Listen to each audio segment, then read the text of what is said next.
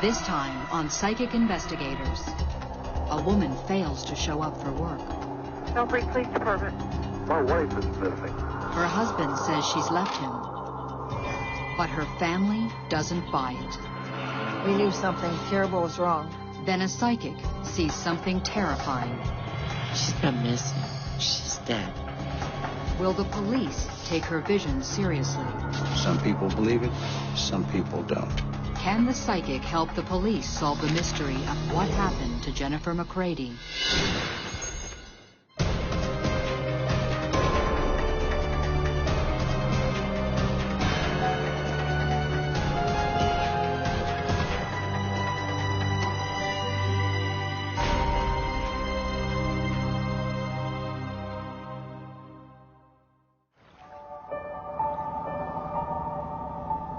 Along the Ohio River, reminders of the booming coal industry float by the town of Belpre, Ohio.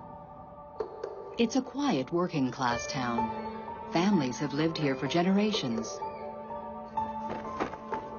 An unlikely place for the drama about to unfold with a phone call to the local police, Thursday afternoon, September 19th, 1996. Belfry Police Department. Hi, this is True McCready. Uh-huh. My wife is missing. I'll have an officer come in and give you a call up there and talk to you. Okay. The call comes from Ohio State Trooper Jack McCready from his post in Marietta. Trooper McCready and his wife Jennifer, a nurse, are well known around Belpre. A seemingly happy family. They have 2 small children and are very close to Jennifer's parents. The greatest thing for Jenny was being a mom. She just dearly loved those 2 boys. Jack McCready is a respected state trooper with 5 years service. He was named the county's Trooper of the Year. He's also a familiar face at the Belpre Police Department. State troopers often use the office when they make arrests in the area. When I worked at the police station, the State Highway Patrol would normally bring people in there, so I got to know Jack from coming in there with people that he's arrested or doing an accident report. They would come there and use our office. The city of Belpre is very small, 6,000 or 7,000 people, an 11-man department. He knows everybody that works there. He was born and raised in the area.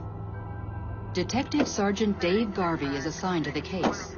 At first, the detective treats McCready's call about his wife as routine. Husbands and wives have problems. If any police department actively pursued every missing husband and or wife in the first 3 or 4 hours, probably wouldn't get much work done.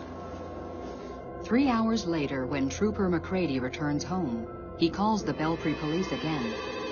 He confirms Detective Garvey's initial thoughts. She is apparently not missing. Okay. She's cleaned out pretty much everything what she owned. Okay. Wedding rings were laying on the kitchen counter. Apparently she's all right. But is she? When Jennifer's parents hear the news, they're shocked. Unlike the police, they refuse to believe Jack's story. And he says, she packed her clothes and took $3,000 and left. Jenny would not leave on her own and not tell us that she was going someplace.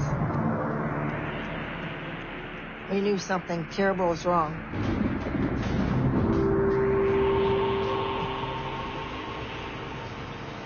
"12 hours later, Belpre police find Jennifer's red Blazer abandoned in the park along the Ohio River.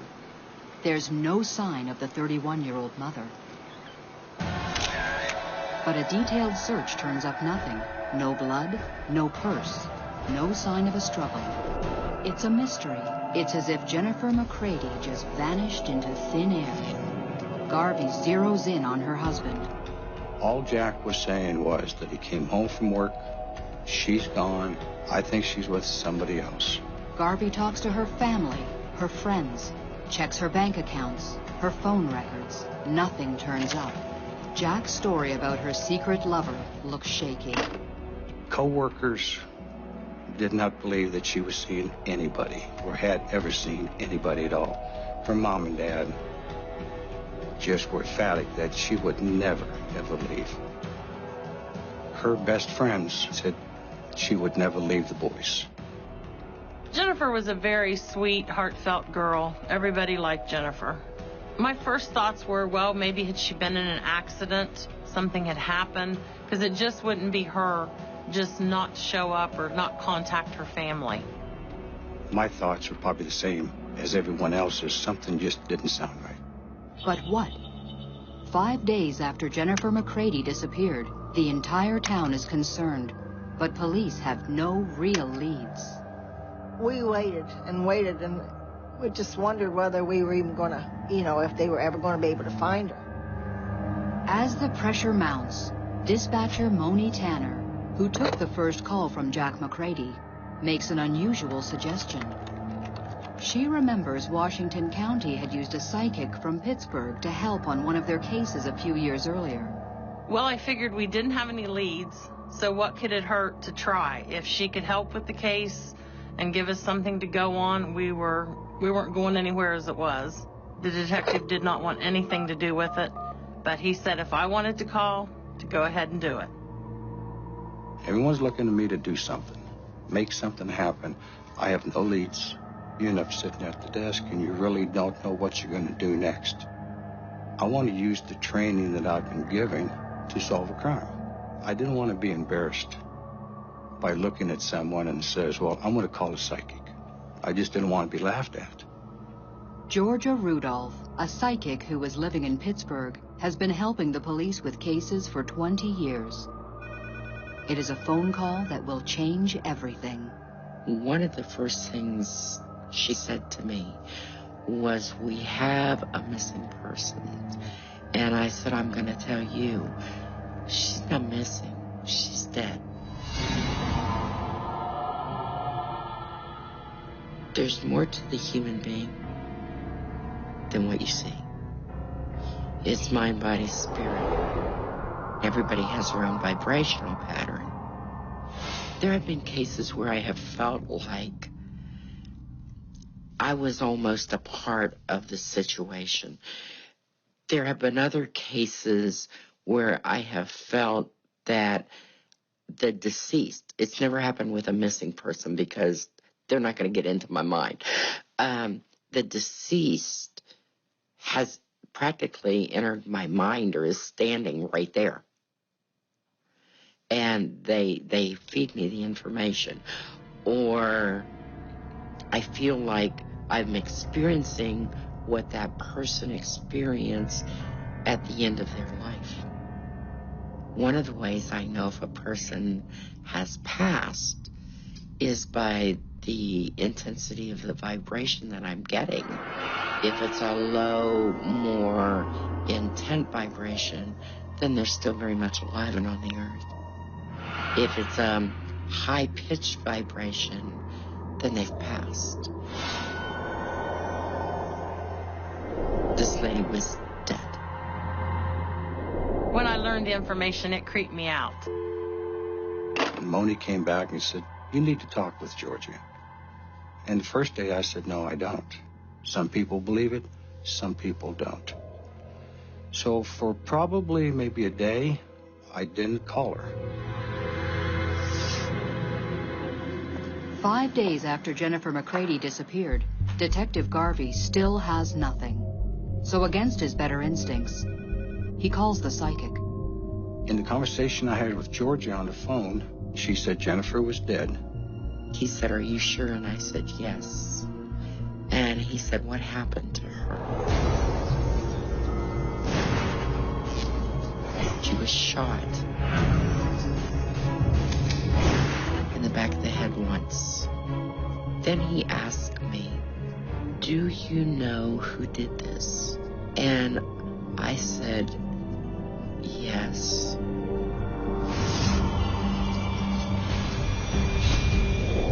The man you are looking for would remind you of a lumberjack. His physique, not his face. He said, do you know what he does for a living? And I said, like a cop? The detective's mind is racing. Could the psychic be talking about Jack McCready? At 6'2" and 200 pounds, the cop is built like a lumberjack. But if Jennifer McCready is dead, where is she? I told them I don't know where she is, but I can tell you how to get there. I said, you want to get on the main road going outside of your town, and you stay on that road and you go south, and you're going to come to a town.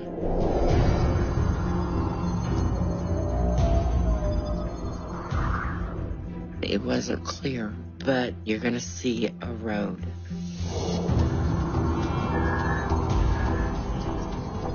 And the numbers to it are 298. And you're going to see a dirt gravel road that goes up. And you walk up that road, and you're going to find the body of Jennifer McCready. A psychic with no prior knowledge of the case has just told the detective that a heavily built cop killed Jennifer McCready with a bullet to the head. She's also given him mysterious clues about where to find the body. Could the respected state trooper really have killed his wife? The word of a psychic is not enough for the detective. South of town, 298. Had to look up. I really didn't know what that meant. Then, 24 hours later, there's a call to the Belpre police station that will blow the investigation wide open. The following Monday, after I talked with Georgia on the phone, a local citizen came to the office. They told me that they were south of town. They saw a state highway patrol car coming down a hill on Township 298. And she said, the look he gave me, you just need to look into that. And I knew the area that she was talking about, Torch, was south of town, near Township 298. Could this be the trail the psychic described? The similarities are so strong that Garvey, still skeptical, decides to check it out. He drives south of Belpre on the road leading to Torch, Ohio. At Township Road 298, he finds an abandoned oil field road. This is the road where the caller had seen the trooper's car. And unable to access the oil field road, you have to go up a hill. So if you actually went ahead and sat on 298 and looked up the oil field road, you're looking up a hill.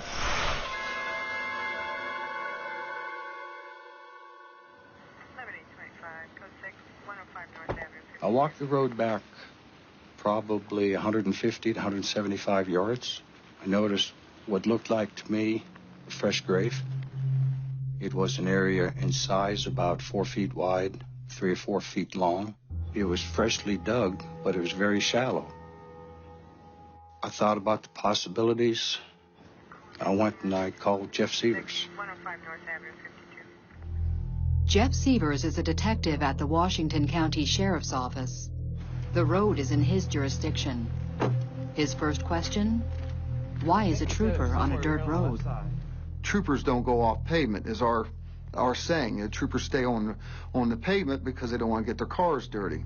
So when I heard that information, that's an immediate red flag up to me. As both men head to what looks like a gravesite, Garvey tells Severs about the psychic's eerie visions. I can recall talking with Jeff about what Georgia had said. And we both joked about it. Jeff took his fingers and just dug into the dirt. And he came up with a blue nylon slick surface. And we moved a little bit more dirt away, and we found a zipper.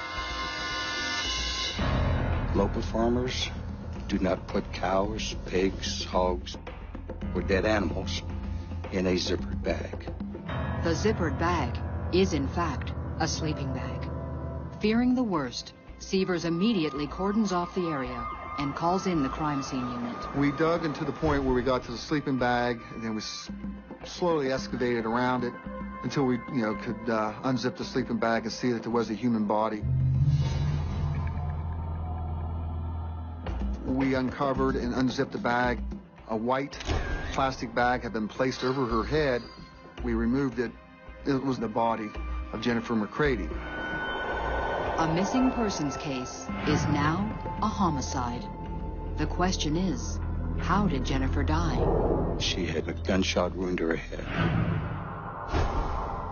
It looked like it was a single shot to the right side of her head, just above her right ear, and it didn't look like there was an exit wound at that time. She was wearing a pink pajama bottom and a sleeping shirt. And her feet were bare, and the bottom of her feet were clean. Common sense would say that she was shot at her house. From the location of the body to the way she was killed, it seems the psychic was correct. I never doubted it. Jennifer McCready wanted to be found. The doorbell rang about 2:30 in the morning, October 2nd, and it was the sheriff and the police, and they said, "We found her." It was a closure. To at least know, because sometimes people don't even get that. At the highway patrol post in Marietta, Garvey delivers the bad news to Jennifer's husband. Jack broke down, dropped his head, covered his eyes, and he sobbed and he cried. And I left the room for about 5 seconds, and I got him some towels to wipe his eyes. And I handed them to him, and he wiped his face, and he handed them back to me, and I looked down, they were bone dry. Something else disturbing. McCready never asks where his wife was found or how she was killed. Is he the cop the psychic said committed the crime? The detective now believes he is. We talked to him and told him that he needed to tell us what had happened, and Jack just wouldn't say anything at all.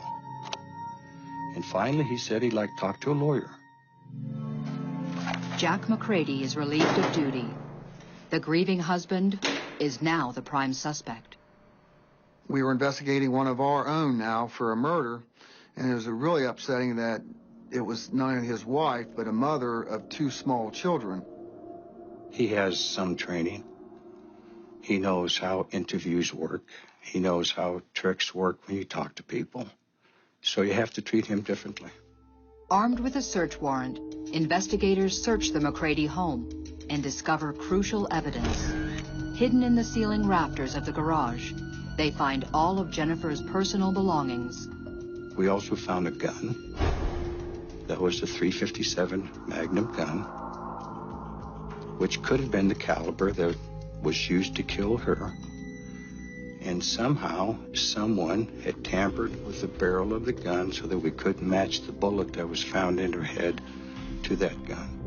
Also, out in a shed outside of the residence, we found a shovel. The dirt on it came back with the same consistency of the dirt found at the gravesite.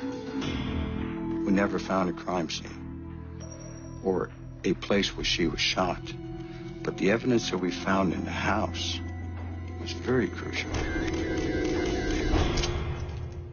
3 days after finding Jennifer's body, police charged Jack McCready with murdering his wife. He pleads innocent. 18 months later, on October 20th, the trial begins. The prosecution of Jack McCready was a circumstantial evidence case. There was no confession from Mr. McCready. There was no eyewitness who was able to take the stand and describe for the jury how he or she saw the crime being committed.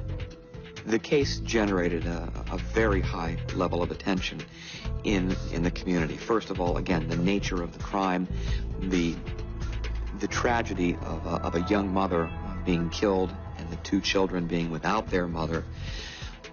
Added to that, the fact that the defendant was a law enforcement officer. And I think by and large in this community, law enforcement officers still have a fair amount of respect of the people. And this really shook that belief. Yet the discovery of Jennifer's body allows the prosecution to argue that Jack has lied about his wife's disappearance from day one. When the body was located, she was wearing the kind of things she would have worn to bed. It's not something that a woman would wear when she was running off for a rendezvous with a secret lover. That was obviously a crucial piece of evidence. The trial also revealed that Jack lied about his marriage. A co-worker testified Jennifer had told her that she was planning to leave Jack and take the kids. The prosecution argued that on the night of September 19th, Jennifer and Jack fought over her decision. Jack wasn't going to let that happen. He took his gun, and while his kids slept in their room, he shot his wife in the back of the head. To catch any blood loss, he put a white plastic bag over her head. To move the body, he stuffed her inside a blue sleeping bag. Using her red blazer, he drove to the abandoned oilfield road outside of town.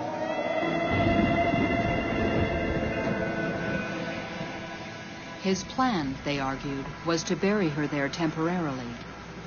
Later, he would return and move the body to a place where it would never be found. To create a false trail, he ditched the car at the Belpre Park and returned home to his 2 sleeping boys. The jury in Marietta, Ohio, deliberated for 14 hours before reaching its verdict. Guilty. Psychic Georgia Rudolph's amazing visions helped to put a cold-blooded killer behind bars. George's information made a world of difference. It solved the case. Without that information and the resultant discovery of Jen's body, I don't think there would have even been a charge filed against Mr. McCready. It would have been simply an unsolved missing persons case. Following George's guidelines or thoughts, whatever you want to say, led us to finding Jennifer. We found Jennifer. We found the bad guy. He goes to jail, and the family feels better. A psychic's insight not only helped to solve this case, but helped to change some skeptics into believers. People did not want to believe that Georgia could do it or a psychic could do it, but after it was over with, there was different feelings. Not only did she say where the body would be discovered, she said she was dead before anyone else had reached that conclusion. And then she also said, and she described who had killed her, and then she said, and you might not want to hear this, but the person who killed her was a cop. And so all of those bits of information, I think, were remarkable. Now, looking back, it all, yeah, well, sure, everybody knows that. But when she made those statements, that was not something that most people believed. There is some ironic coincidences there. When you talk about the name early in the investigation, that the man that killed Jennifer was a very strong, well-built man, and she actually used the name of a lumberjack, and ironically, Jack's name is Jack. How Georgia Rudolph acquired the information, I have no idea. It is, I simply can't explain how she was able to provide that information, but thank goodness that she did. From the beginning, Georgia never questioned her insights. For her, it was always about helping people. I got a wonderful letter from the prosecuting attorney. He made it very clear to me that the people of Washington County owed me a debt of gratitude.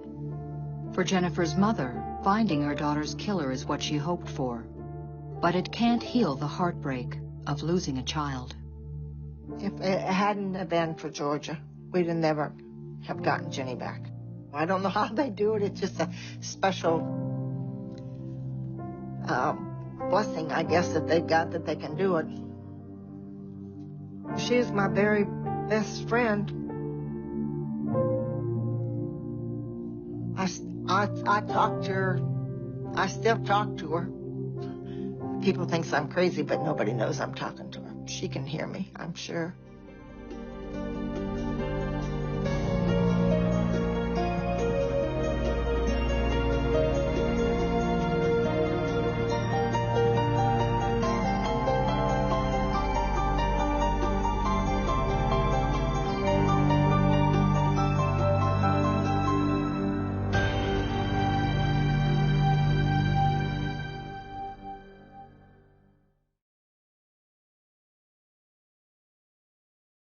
This time on Psychic Investigators.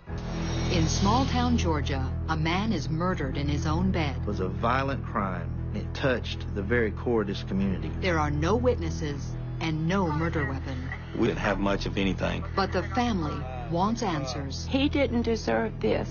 Our family was desperate. They call in psychic Phil Jordan. Can he find the killer among them? I realize it's a woman. She's horrified herself she's doing it and amazed that she can do it.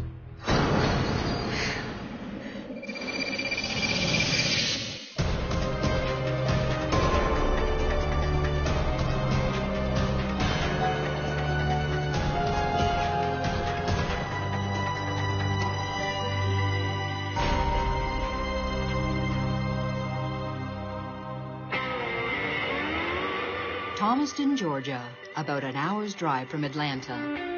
An old mill town that's seen better days.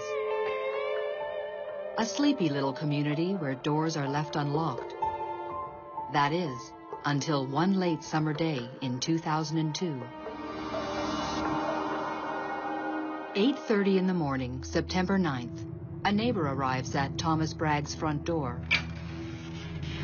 Bragg, a roofer, has recently broken his leg in a fall. His neighbor has offered to take Bragg on some errands. Mom! When no one answers, the neighbor steps inside.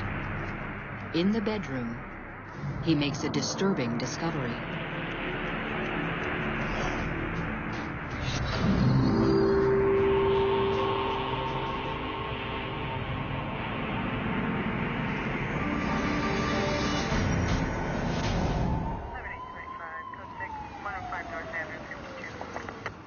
When we arrived on the scene, Mr. Bragg was in the bed.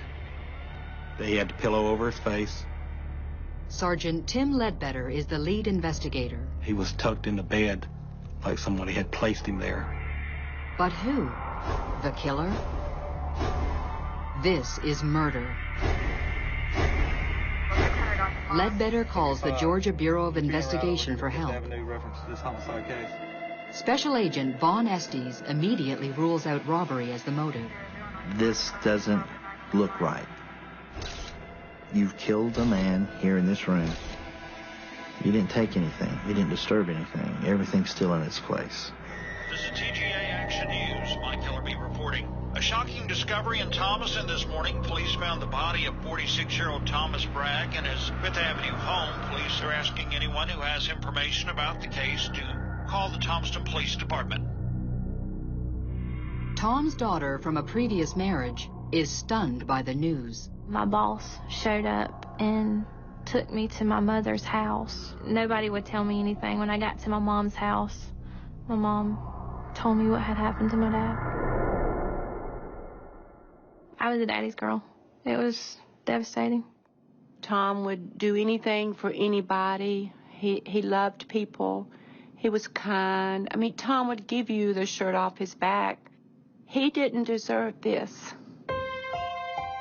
Tom and his twin brother Tim ran a roofing company in Thomaston. Everyone knows them. This case was a violent crime, and it touched the very core of this community. Everyone wanted closure to this case. And they wanted answers. someone walked right in the front door, killed a man in the bed, and walked right back out the front door, and no one could believe that that could happen in Thomaston. It's a quiet, sleepy little town. But there was nothing quiet about Tom's marriage. His wife, Mary Ann, had been meeting men on the internet. Tim had been there earlier that day, and he said that they were fighting. My dad, he was pretty upset with the relationships that she had on the computer. But they had always fussed and fought. They had never gotten along. So this was nothing new to me. I told Tim Ledbetter that Mary Ann did not kill Tom, but I knew there was someone out there who did. Anytime you have a husband killed in the marital home, the spouse is going to be one of your top suspects. When Mary Ann Bragg arrives home, she's informed of Tom's murder and taken in for questioning. We took her into interview custody, towed her vehicle to check it out for any blood, any fibers. But during that interview, something disturbing emerges. Mary Ann is not acting like the grieving wife. There was no concern. There was no talk of the funeral. There was no talk of who killed my husband. There was no talk of anything emotional. It was very cold. During the interview, I was not getting the impression that she was a grieving widow. I was getting the impression that she had just been happily divorced. The clothes that she had on was sent to the crime lab. Despite Mary Ann's unusual behavior, police have little to go on. Her vehicle and clothes come back from the lab, and they're clean. Even her alibi checks out. She was in LaGrange, 30 miles away at her psychiatrist's. There is no hard evidence to tie Mary Ann Bragg to her husband's death. Weeks go by. Tom's friends, family members, co-workers, and neighbors are interviewed and re-interviewed. But nothing. With no new information, the case is going nowhere fast. There was always that hope that something new would turn up. A little bit of information that could be the glue to put a lot of puzzle pieces together. Weeks turn to months, then years. The investigation goes stone cold. 2 years after the homicide, we still didn't have much of anything. I was more or less at my wit's end. You want to bring closure for these people, and when you know, beyond any shadow of a doubt in your mind, you know who did it, you know why they did it, but when you move from that into the trial, you have to have something substantial, and that's where we were not at. You may get one bite at the apple and miss. We called the police department every week, but after so long, you kind of grow used to, not having hope. I felt like Tom's murder will never be solved. I have got to find someone to help with this case. And then one night, she does. Tom's sister sees a television program about Phil Jordan, a psychic who has helped police on hundreds of unsolved cases. A psychic had never crossed my mind in my life. You hear so many horror stories about psychics, but we were desperate. When Linda calls Jordan at his home in upstate New York, all he asks for is a photo of the victim. No other information. When I work a police case, I take a picture of the person involved in the case, and I look at that picture and mentally perceive them as if it's like an intense daydream or a video going on in my head. Sometimes it moves rather slowly, but most of the time it moves very, very rapidly. It's very much like I'm walking with that person.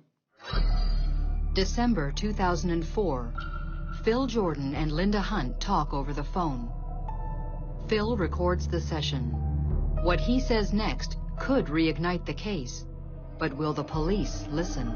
Some sort of a blunt instrument, but having a sharp edge on one side of it.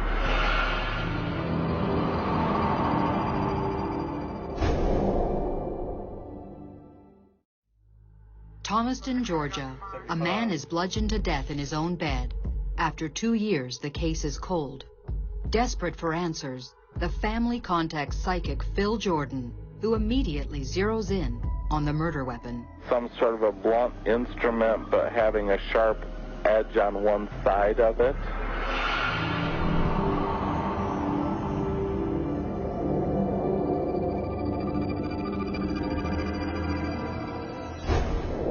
There's going to be a white one-story building.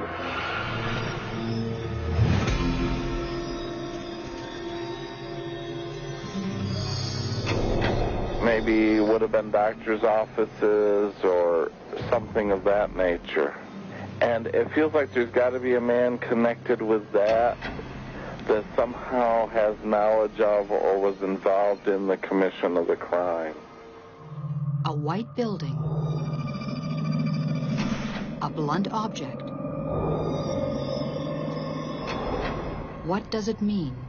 When I hung up that phone, I was on cloud 9. I knew we were fixing to get some help with Tom's murder.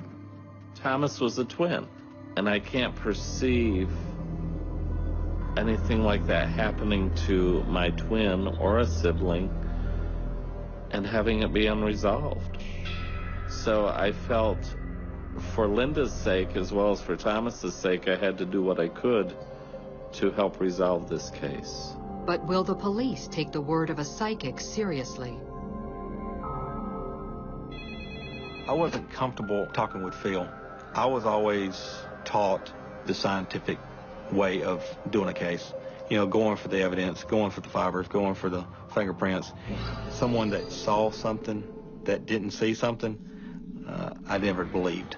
But we heard several things that nobody else would have known about the case except for the ones that were working the case. We still felt that Mary Ann was the key suspect, but still in 2004 we did not have the proper evidence to convict her, but we were still hopeful. 7825, code 6, 105 North Avenue. Although skeptical, the police have nothing to lose. They decide to bring Jordan to Thomaston. First place we went to was the location of the murder. No one had lived there since the murder. 7825, code 6. We allowed Phil to be on his own. We let him guide us. You immediately begin to feel the morbidity, the darkness of what happened there.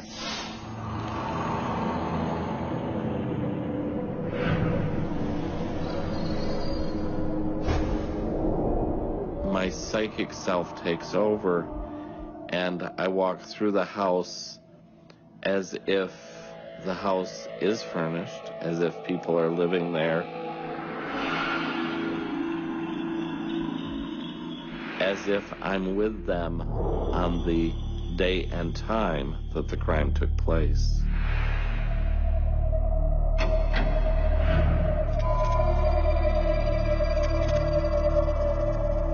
He kept seeing dollar signs. He mentioned that the reason that Thomas was killed was a good possibility that the motive was for money. When Phil, he was giving us the impression of what he saw, he didn't know that we knew about the insurance policy.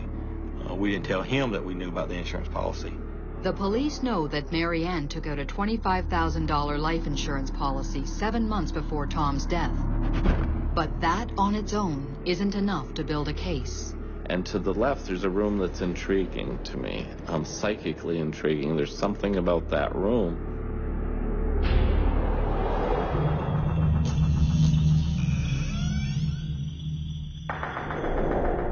So I go in and I stand in the middle of the room and I realize this is where this man died.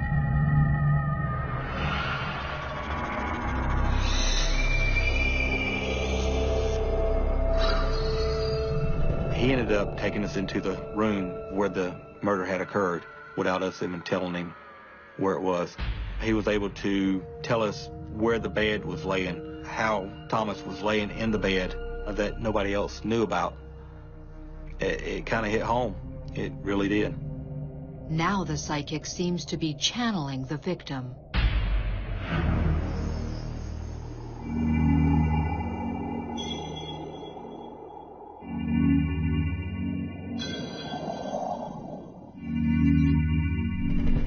Suddenly I'm hit in the head.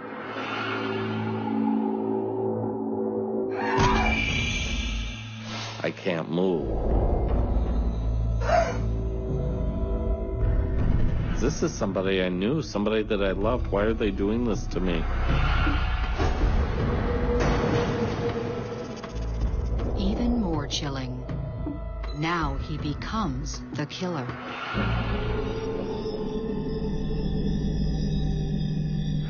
I realize it's a woman. She's horrified herself. She's doing it and amazed that she can do it.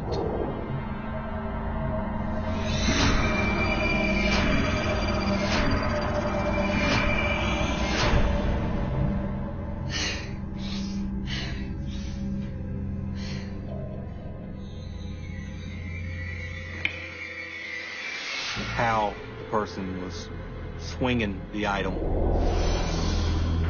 He gave us the picture of a hammer, where she might have stood.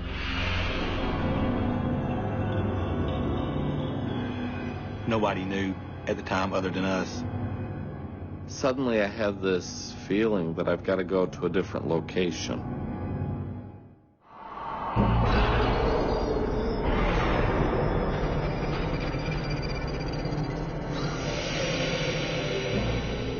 I leave the room, tell the detectives we've got to get in the car, and I will direct you to where we have to go. He wanted to get in the car and drive.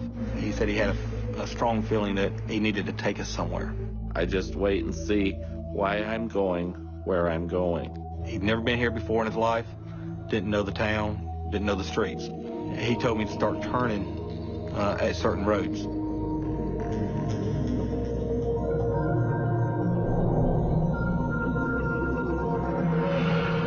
Now we have to go 2 blocks. We'll turn left.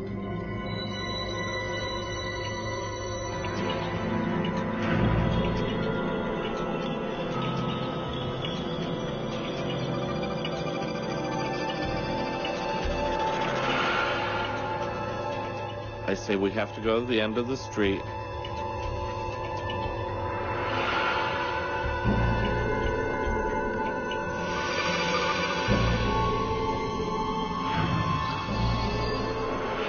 And turn right. We turn into a driveway, and I guess this is when I get cold chills, just thinking about looking back over it. At the same time I was getting cold chills then. There's something about that apartment that is connected to this crime.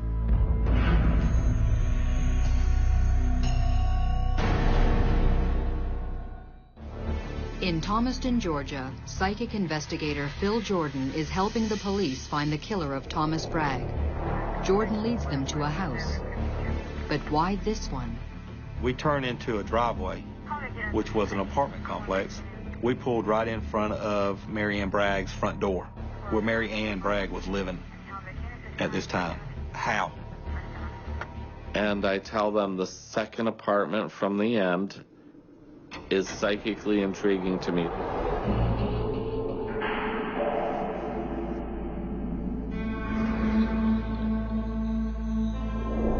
There's something about that apartment that is connected to this crime, and there is no doubt in my mind. That was just amazing. Without being told anything, Jordan has taken the cops straight to their original prime suspect's new home. They are convinced now, more than ever, that Mary Ann Bragg killed her husband. Before leaving Thomaston, Jordan offers the police more intriguing psychic clues. I sense copper, Louisiana,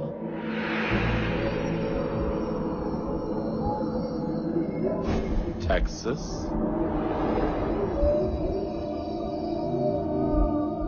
when I left Georgia, they said this case is going to end in conviction, and I knew that it would be resolved. Then, a few weeks later, the cryptic clues, copper, Louisiana, and Texas, become clear. When an anonymous phone tip leads the police to Mary Ann's best friend. And her name was Penny Carter. So we thought, copper, Penny. And when we started looking for Miss Carter, she was no longer in Georgia. When they first interviewed Penny after the murder, she said nothing. Now, guided by Phil Jordan, the police track her down in Beaumont, right on the Texas-Louisiana border. Phil was on the track again. We were probably less than 30 miles from the Louisiana border and on the other side of Texas where we located her. We took her to one of the local police departments where we sat down and interviewed her. She drops a bombshell. Penny had been told by Mary Ann, not on one occasion, but 2 occasions, that she had killed Thomas. Phil Jordan's extraordinary insights and Penny Carter's explosive new information reignite the case. Take everyone's case file, everyone's interview, and categorize everything and get everything in a workable order, and then see what you have. Investigators re-examine Mary Ann's alibi for the time of the murder, a psychiatric appointment in LaGrange. Mary Ann's psychiatrist has steadfastly refused to break doctor-patient confidentiality. White, one-story building, maybe would have been doctor's offices. Got to be a man connected with that somehow has knowledge of the crime. But could the psychic be right? Does the key to this case lie in his session notes with Mary Ann on the morning of the murder? We were able to get the judge to issue the search warrant. We thought the information that was involved was more important than the patient confidentiality. And we were right. That was a pivotal piece of information. She's reporting to her psychiatrist, my husband's dead before the body's been discovered. I thought she was telling me the truth, and I believed her for a long time. Mary Ann Bragg is arrested on November 7th, 2005. 10 months later, the trial begins. Miss Bragg, did you kill your husband? No, sir. The prosecution argues that Mary Ann Bragg struck her husband repeatedly on the left side of the head with a blunt instrument, covered his head with a pillow, and left for her doctor's appointment in LaGrange. As the trial unfolds, it becomes clear that Phil Jordan's visions were dead on. First, the cryptic connection to copper when Penny Carter tells the court what Mary Ann told her. What would you do or say if I killed Tom? Did you go to the police? No, I didn't. I was scared. Then, the doctor's notes from the morning of Tom Bragg's murder. Did Mary Ann Bragg see Dr. Andrews that day? The notes say that she did. Heath English is the assistant district attorney. The doctor's log indicated when he met with Mary Ann, she was quite upset. The reason for her state that morning was that her husband had been found dead. At that point in time, no one had contacted Mary Ann Bragg. And finally, the motive. The main motive in this particular case was money. After a 4-day trial, Mary Ann Bragg is found guilty and sentenced to life in prison. Her lawyers immediately file an appeal. When talking to people, and they ask me who is the most cold and diabolical and ruthless person I've ever encountered, I say the name Mary Ann Bragg. Without the visions of psychic Phil Jordan, the evidence leading to her conviction may never have been found. How did he see what no one else could? I think many times people's skepticism allows them to close a door that they may have wished could have been left open. Her statements to Penny, the statements made to the doctor, helped bring everything together. And without those two, to this day, I don't think you have a complete picture. Dealing with Phil throughout this case, it opened my mind to think more outside the box. Phil Jordan, with the help of the detectives, I give all the credit to. Phil Jordan is my hero.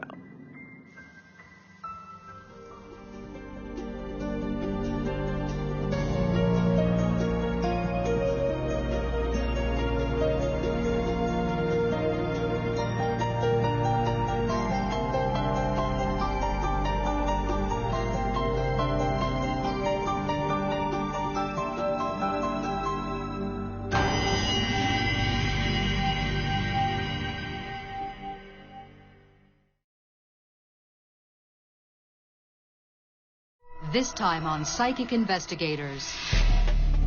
A wealthy businesswoman vanishes on a shopping trip to Tucson. We've seen a number of homicides, robberies, kidnappings. Is it kidnapping or something else? The police have their suspicions, but no proof. He was tall and handsome. He could talk snow off a snowflake, and he took over her life. A psychic warns the police to act fast. I just got a really, really bad feeling. Or the truth could stay buried forever.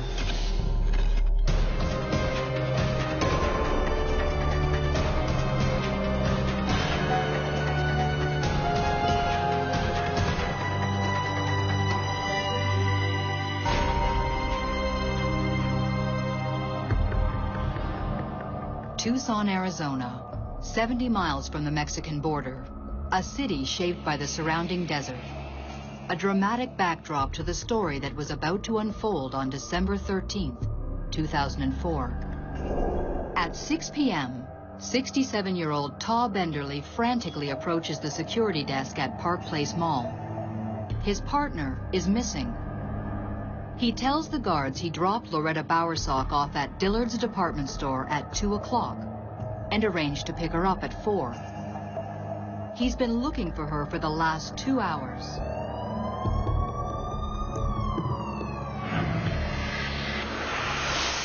The police are called, and Detective Fabian Pacheco is put in charge of the case.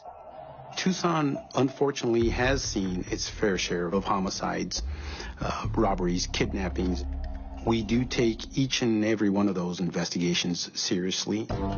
Immediately, Pacheco recognizes the name of the missing woman. Loretta Bowersock and her daughter Terry own a successful chain of furniture stores. Their commercials have been on the air for 20 years. Thanks to you and Mom, Terry's consignment furniture has expanded again. There's a beautiful Bernhardt sofa, and you saved $1,400. Police kick the search into high gear. They had searched all of the Dillard store to include the Park Place Mall, the surrounding neighborhoods, without any success. At first, Pacheco wonders if Loretta may have been abducted for ransom. After all, she is a high-profile millionaire.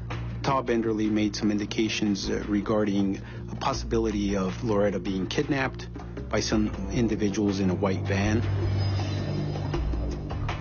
And this information further heightened our response to this investigation. Taw calls Loretta's daughter in Phoenix. I jumped in my car and drove down to Tucson in 45 minutes, which is normally about an hour and a half. I just remember feeling very frantic. The fear of her being kidnapped was probably the worst for me. I started getting hold of all of the local newspaper because I'd been on the news a lot. And I got pictures of her off of Taw's computer, and we started making posters right away. Terry and Loretta were like Arizona's success story. We had watched them grow up on television. They started their business together, the consignment business. They were in our living rooms for 20 years. My mother was a very smart lady. She was very attractive, very talented, full of life. For 18 years, Loretta has shared that life with Taw Benderly. The story Taw tells police is that they left Tempe, the Phoenix suburb where they live, that morning for a 5-day vacation. They checked into the Residence Inn in Tucson at 12:30 p.m. and went to the mall at 2 o'clock. Police check mall security cameras and make a startling discovery. We saw that there was no Loretta to be found anywhere within that video. Does that mean there's something wrong with Taw's story? Taw said he searched for Loretta in the mall for 2 hours. The video surveillance actually shows them coming into the Dillard's department store and almost immediately going straight to the customer service counter and reporting her as a missing person. Police get a search warrant for Taw's hotel room and ask Terry to look through her mother's belongings. and there was a lot of stuff all over the bed that he had taken down, guns and ammunition taken from my mother's house. There was a lot of valuables there. But I think probably the most crucial moment was when I saw the jewelry. That probably was the first moment where I thought this wasn't just kidnapping, this was something else. But what? Police search his vehicle and make an incriminating find. A shovel and a pickaxe. Those are red flags right away, especially looking at these tools that look like they have dirt and dust on them like they've been used. Detective Pacheco contacts the police in Tempe. They get a warrant to search Ta and Loretta's home. And in the garage, another disturbing find. Detective Trent Luckow is with the Tempe police. They found a van parked there, and in the back of the van they found a purse, and inside that purse there were credit cards and a checkbook and ID that all came back to Loretta Bowersock. The purse, the pickaxe, the valuables, it all points to foul play. Based on evidence that we had, we were confident that Loretta had never made it to Tucson. Tucson police bring Ta in for questioning. He's defensive and, curiously, unconcerned about his missing partner. You need to respect the fact that I'm trying to give you information in as clear a form as I can. I was not prepared to have to account minute for minute for my time. Plain and simple is she never made it down here. This whole thing is gonna come down like a deck of cards. The police believe they have a murder on their hands, but without a body, they cannot lay charges. They let Ta Benderly go and put him under surveillance. But Terry isn't content to just sit back and wait. She hears from a friend about a psychic who might be able to help. Yes. Mary Ann Morgan is a medium with international credentials and her own radio program.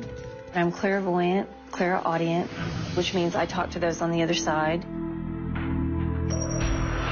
The capability of like jumping time with my mind, like look at everything on a TV screen and it plays out in front of me.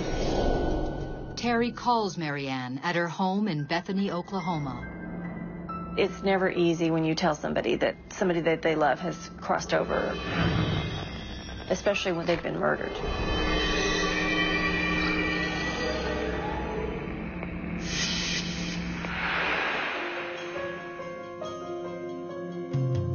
Arizona businesswoman Loretta Bowersock has been missing for 2 days when a psychic shares a devastating vision with the woman's daughter. Not only is she dead, she's been murdered. I think that it took a little while for me to get through, and it was hard to hear those things. Using her paranormal powers, Mary Ann Morgan claims to see Loretta's last moments. I kept getting all these visions of screaming and yelling in a fight. And then I saw somebody coming up from behind and putting something over somebody's head. Then I saw somebody suffocating, fighting to save their life. And the more she fought, the worse it was. And then eventually there was just no life at all. Then the killer appears before the psychic. When I started seeing this man, I described him in depth and in detail to Terry, and she said, yes, this is the person that her mother had been involved with for a very long time. And I said, Terry, you don't know this man. This man has lied to you. He's got all kinds of money problems, all kinds of financial things that he's created. He's a con artist. And she understood that. However, she really didn't want to believe it. And there's another psychic bombshell for Terry. I saw Loretta Bowersock open the door and her be handed a set of papers, and I saw how angry she got, and I knew that the house was in foreclosure and And this was something that she had no idea about. I said, that's crazy. There's no way that my mom would let her house go into foreclosure. She loved her house. Could the psychic be right? Terry decides to tell the police about the foreclosure. We don't use psychics.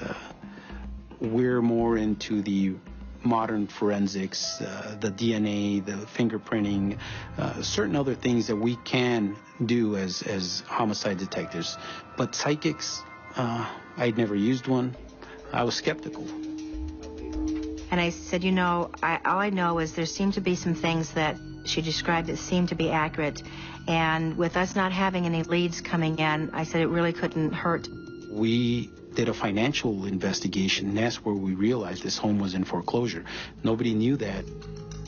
That was really astounding, and began to think, well, maybe the psychic could be of service.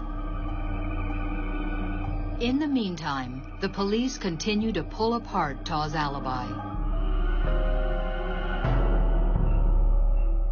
Taw says he and Loretta left Tempe at 10 a.m. and checked into their Tucson hotel at 12:30. However, the desk clerk says he checked in at 2:48, alone. And his credit card and bank receipts also tell a different story. At 11 a.m., he used his credit card to buy 2 baseball caps at the outlet mall. And at 1:15, he bought 2 sandwiches at the truck stop, just 4 miles down the highway. We are now faced with a 2-hour block of time that we're trying to determine where exactly was he. And it's very important to us to account for that time. Police think that during that time, Taw was busy burying Loretta's body somewhere in the Sonoran Desert. We were headed in a direction to prosecute Taw Benderly for the murder of Loretta Bowersock. Then, an explosive turn of events. 1 week after Loretta's disappearance, the psychic has another revelation. All of a sudden flashed before me this vision of Taw Benderly. And I just got a really, really bad feeling. Either this man's going to kill himself or he's going to try to escape. The net is tightening. All the evidence of Loretta's disappearance points to Taw Benderly. The psychic immediately calls Detective Pacheco. We were very concerned for Taw Benderly's welfare. Obviously, we don't want anyone to harm themselves. And most importantly, we still don't know where Loretta is. If something ever happens to Taw, the chances of finding Loretta are gone along with him. At Mary Ann's insistence, the police check up on Taw. He seems fine. The next day, Terry calls Taw several times, but he doesn't answer. In a panic, she contacts the police. At that point, police probably need to go out there and make sure that he's okay and that he's fine, or that he had not fled.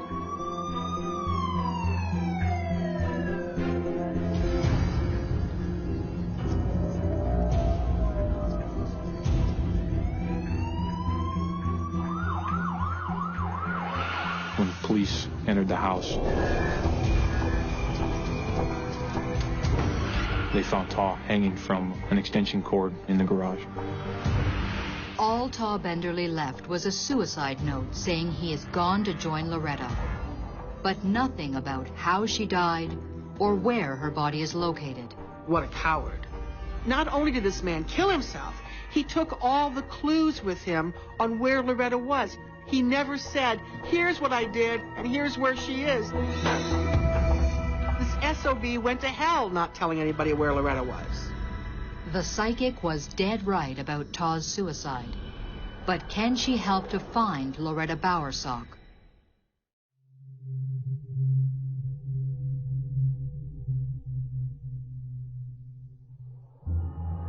Taw Benderly has taken the secret of Loretta Bowersock's burial place with him to the grave.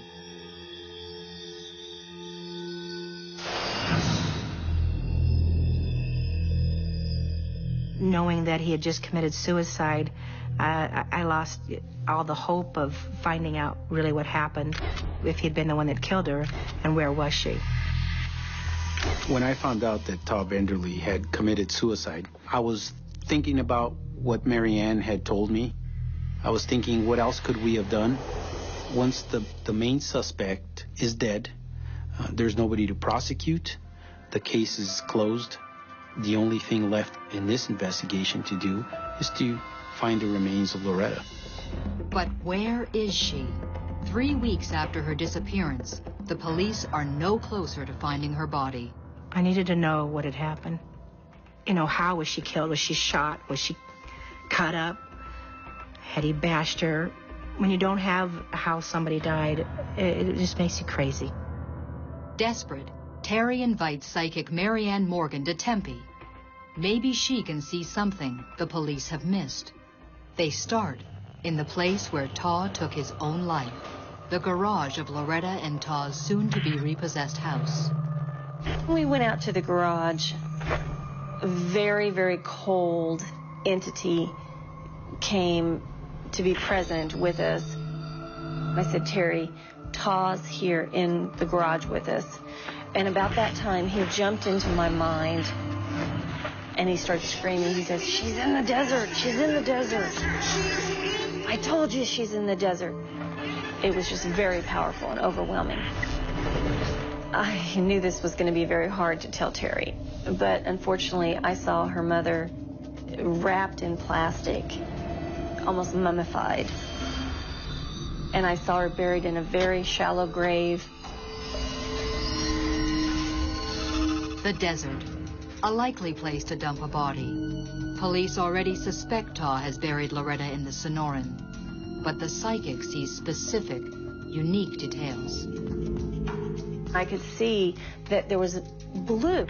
I felt like I was surrounded with blue. And then I heard children laughing. And I could see and I could hear children going around and around on a merry-go-round. So I thought, oh my gosh, that's going to be the biggest, one of the biggest keys to this is that she is not even 150 yards from this merry-go-round. A merry-go-round, the color blue. Mary Ann shares the details with the police, who have a lead of their own. Taw made a cell phone call around the time police think Loretta was buried. Detective Landon Rankin of the Pinal County Sheriff's Office led the search for Loretta Bowersock. Mr. Benderly's cell phone had pinged on a certain cell phone tower in central Arizona in our jurisdiction of Pinal County. The cell phone records show Taw had made a phone call at 12:30 in the Sonoran Desert, 94 miles from the hotel in Tucson, where he told police he was. And he had made that call during the 2-hour time gap that he couldn't account for. I believe it was his dentist had called, so Mr. Benderly opened up his cell phone, returned the phone call. So that basically put his footprint in our area. The police think Taw was burying Loretta's body in this area of the desert. But even with hundreds of volunteers, they're looking for a needle in a vast haystack. People who ask the question, how hard is it to find a body in the desert, have never been to the desert. The desert is so enormous. I mean, even with clues, you can't find a body in the desert. 6 months pass, and there's no sign of Loretta. With limited resources, the police halt the search. But Terry Bowersock refuses to give up.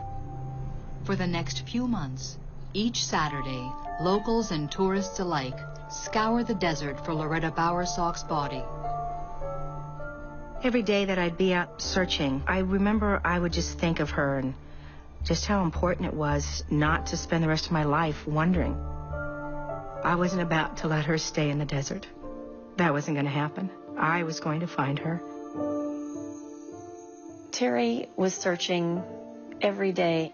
I finally just had to tell her that it was not her karma to find the body, that hikers were going to be in the desert about a year later from the time that she disappeared, and that they would come upon the body.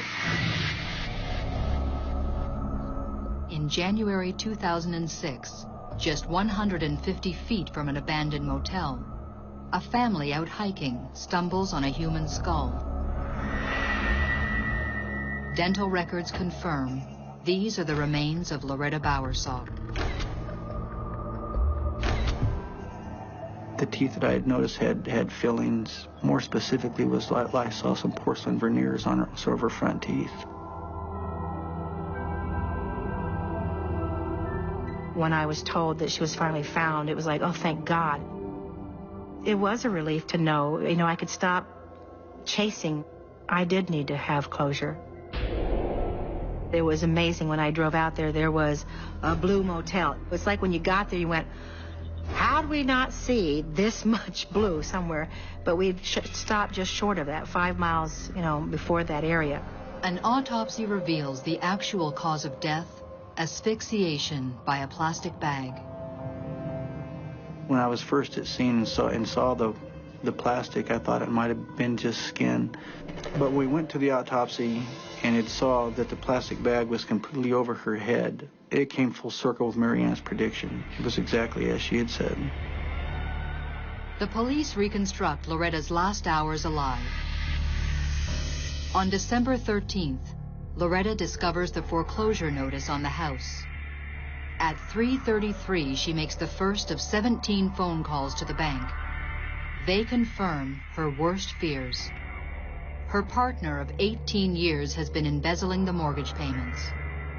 When she confronts Taw, he panics, fearing his web of lies is about to be exposed. He sneaks up behind her, places a plastic bag over her head, and suffocates her, just as the psychic predicted.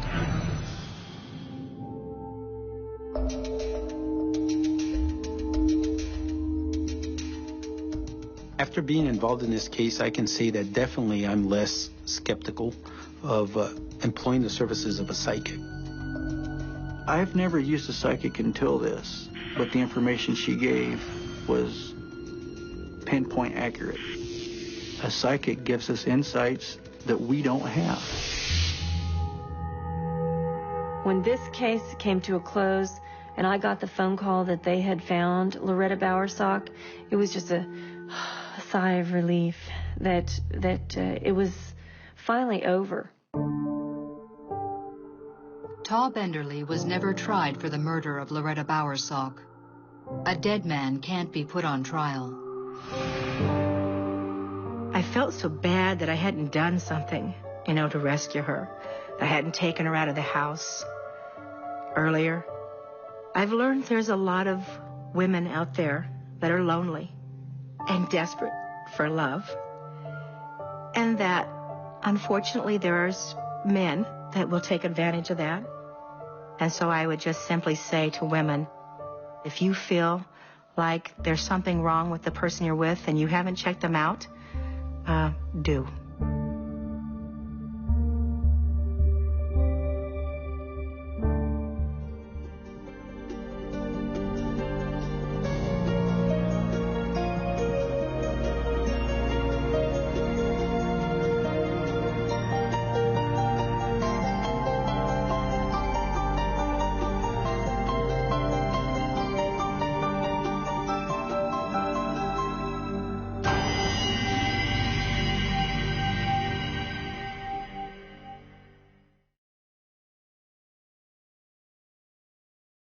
This time on Psychic Investigators, a young woman vanishes without a word.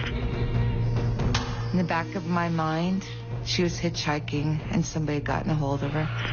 The police think she's run away, but a psychic sees murder. I feel it was a crime of passion. The case goes cold for almost 30 years. We thought that, something more could be done on the case. Let's take another look at it and see where it goes. But can a psychic's visions crack a cold case from so long ago? You really can't expect somebody that's been lying for 25 years to all of a sudden say, I did it.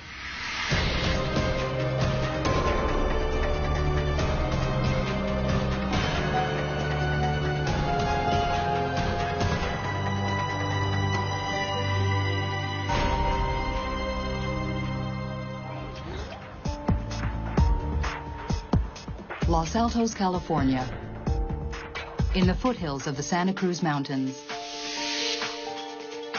Once known for its orchards, by the late 1970s, it's become a bedroom community for Bay Area commuters. It was a very quiet, calming place. It was affluent as it is today. The people who lived here cared greatly about their community. Los Altos is a safe haven, a good place to raise a family, or so it seemed. On March 28, 1978, 17-year-old Laura Ann Byerly, a student at Los Altos High, vanishes without a trace.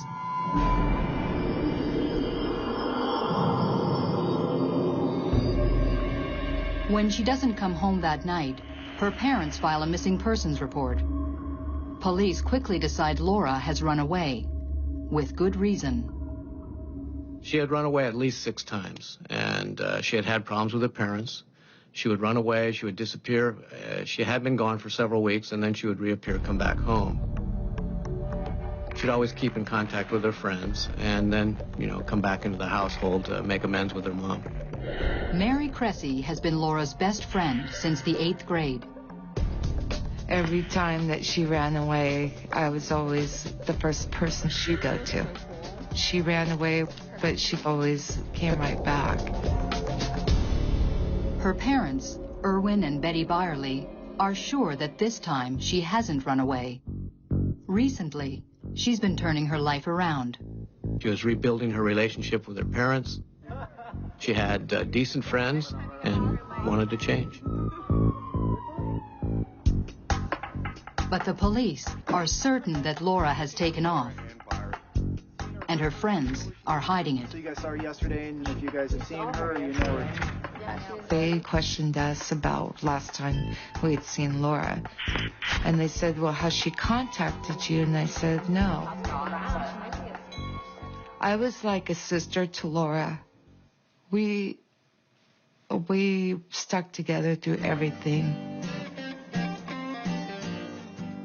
We would take her parents' station wagon out, and we'd unhook the speedometer so they wouldn't know we were going somewhere. We would say we'd be in town going shopping, but actually we'd hit Santa Cruz. She was just a social butterfly. She trusted people.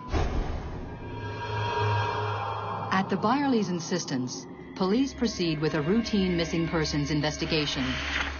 They discover that the day she disappeared, Laura broke up with one young man, Scott Schultz, and made a date with another, John McFoland. The day she had disappeared, she had gone to school that morning. She had the same class as this John McFoland in the morning. 2 witnesses say they saw her leaving, going into the parking lot area. She did not go to her second period class. She was never seen again.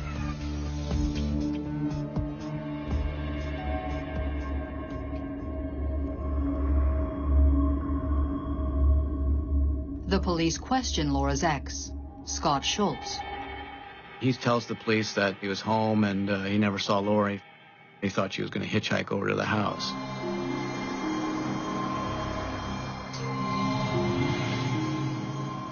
The police have no reason to doubt Scott Schultz. Laura is known to hitchhike. With no witnesses and no evidence of foul play, the investigation winds down. But there's still no sign of Laura, and her mother won't give up. She didn't know why she would run away. She didn't know why she just disappeared. She had no idea what happened. Betty felt in her heart something had gone wrong. I was the one that suggested to hire a psychic, and that's where Annette Martin came in. Annette Martin is a well-respected California psychic who's helped to solve crimes for law enforcement agencies across the country, including the FBI. 10 days after her daughter's disappearance, Betty Byerly visits the psychic and provides her with a photograph of Laura. I close my eyes and I take a couple of deep breaths, and immediately I begin to receive impressions from that photograph. Laura did not run away at all. The police are wrong.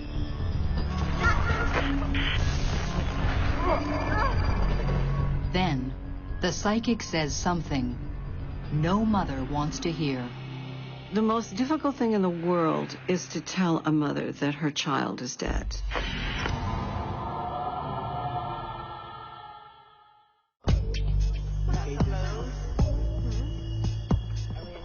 "17-year-old Laura Byerly has gone missing from her Los Altos home. Desperate to find her daughter, Betty Byerly has met with a psychic. What she tells her is devastating. My daughter's dead. It feels that way. Oh my God. It feels that way. Oh my God. I'm not getting any impulses of life here. She's very cold. Very cold to me. Then the psychic offers another striking revelation. She names the killer. I saw a name, and the name was Scott. She goes, "That's her boyfriend." Then I saw that he had taken her to this place that was in the woods, and saw him driving down towards Santa Cruz. They were arguing and fighting. I saw him shaking her. I feel it was a crime of passion.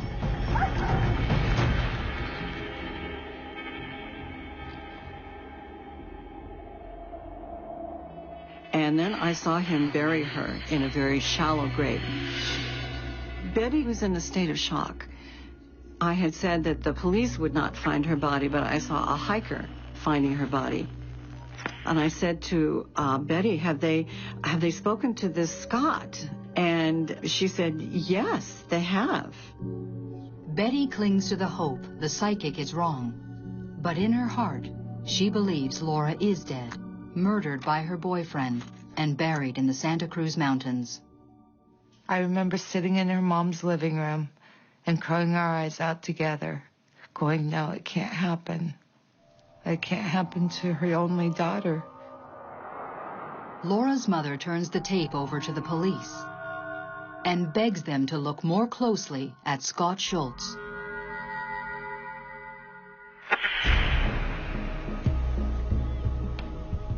She tells them that Laura and Scott have been dating for 6 months, that he's bad news, controlling and possessive, a dropout who's going nowhere.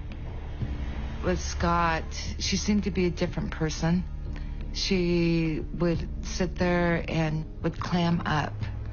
I felt in my heart that she was almost afraid of him. But Laura was moving away from her boyfriend. The morning she disappeared, she broke up with him in a long phone call Laura's mother describes to police. The phone call started about 1:40 in the morning, and they talked for 4 hours. According to Laura, they talk about their relationship, how she's, no longer wants a relationship with him. He's very emotional. He cries on the phone several times related to them breaking up, and that she's going in a different direction. In the morning, she notices that Laura's crying, and Laura tells her, hey, I just broke up with Scott. I broke up with him on the phone. I feel bad that I didn't do it in person. And the mom just tells her, hey, don't worry about it. Just go to school. Things will get better. It's the last time Betty Byerly sees her daughter alive. Despite the psychic's suspicions, the police still have nothing to link Scott to Laura's disappearance. The police have nothing on him and no reason to believe Laura has been murdered. However, they search a small section of the mountains where the psychic says Laura will be found. but they find nothing.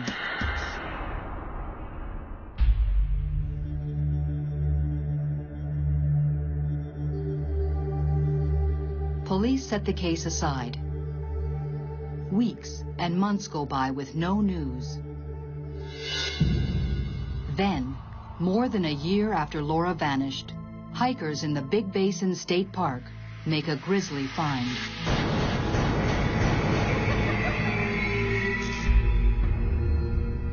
April 1979, some hikers in the Santa Cruz Mountains going along a trail. Their dog goes off to the side, and he brings out what appears to be a bone. The people kind of look at it, and then they discover that, hey, this is a human mandible. They also find some clothing and some other items, and they gather all these items. So they go alert the ranger who then calls the police department, and they recognize it as a crime scene. The Santa Cruz County coroner concludes the young woman has been dead for at least a year. Her name is Laura Byerly.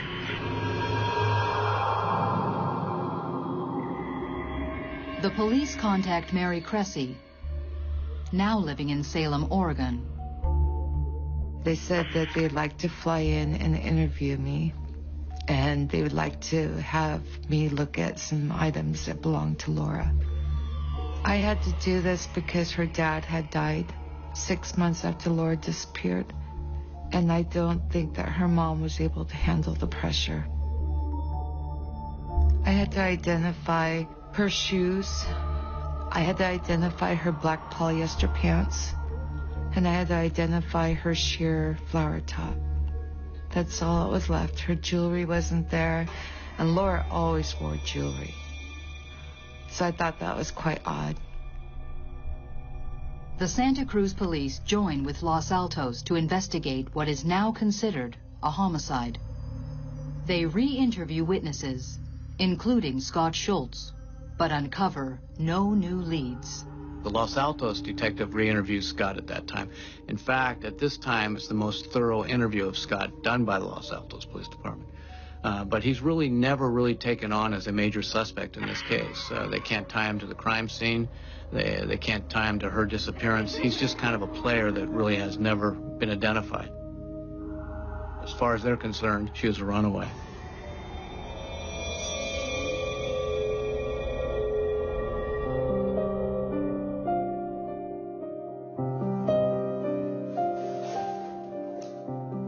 Again, the case goes cold. In 1996, Betty Byerly dies in a house fire. With both her parents dead, it seems Laura's memory is dying too.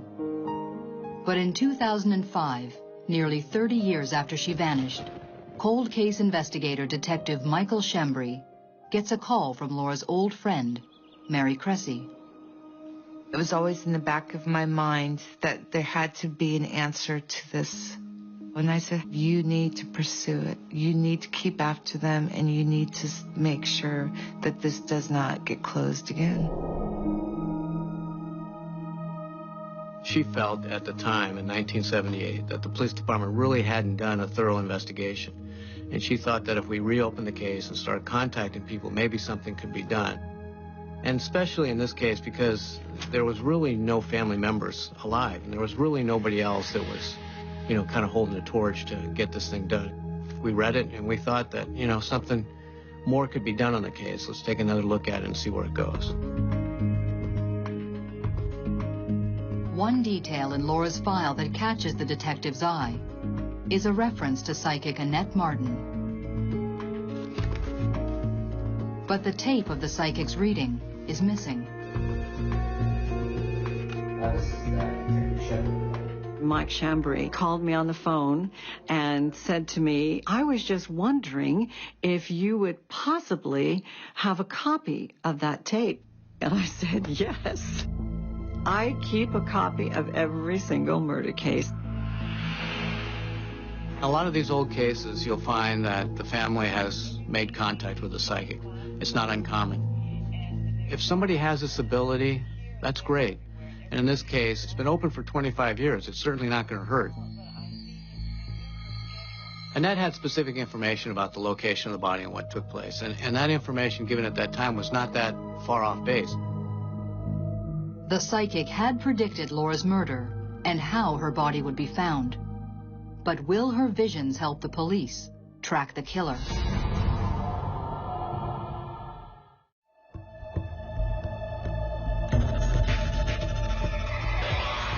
It's been nearly 30 years since the remains of 17-year-old Laura Byerly were found in the Santa Cruz Mountains. Her killer has never been found. Cold case investigator Michael Shembry listens to the long-lost tape of a psychic reading. God definitely has something to do with her disappearance. He's very sick. In it, the psychic zeroes in on the boyfriend, Scott Schultz, who police eliminated as a suspect all those years ago. So I wanted to talk to her to see if there was any other information or any other feelings that maybe I could take a look at or would point me in a direction where I would get other evidence that would really help in this case. When you're listening to a psychic statement and you're reading the psychic statement, you're still a police officer. So you know that you're just taking this information and you're going to take it and see if you can do anything with it. Will it provide me a witness? Will it give me a better look at the crime scene? Will it show me a different location where they could have been earlier? Or give me something that I didn't have before? So that's how I looked at her information. Because you realize this information is not admissible in court. You can't walk into court and say, the psychic said that Scott Schultz killed her, so therefore we rest our case. The deeper Shembry digs, the more his suspicions match the psychic's. There were several facts that just didn't make any sense. The fact that she had talked to him that morning for 4 hours. She had gone to school and she had made a date in her first period class with her new boyfriend, John McFolin. Then she had a hair appointment later on at 3 o'clock in the afternoon. To me, a young lady that had just made a date with her new boyfriend, that had a hair appointment, she wouldn't run away. She wouldn't disappear unless something specifically happened to her.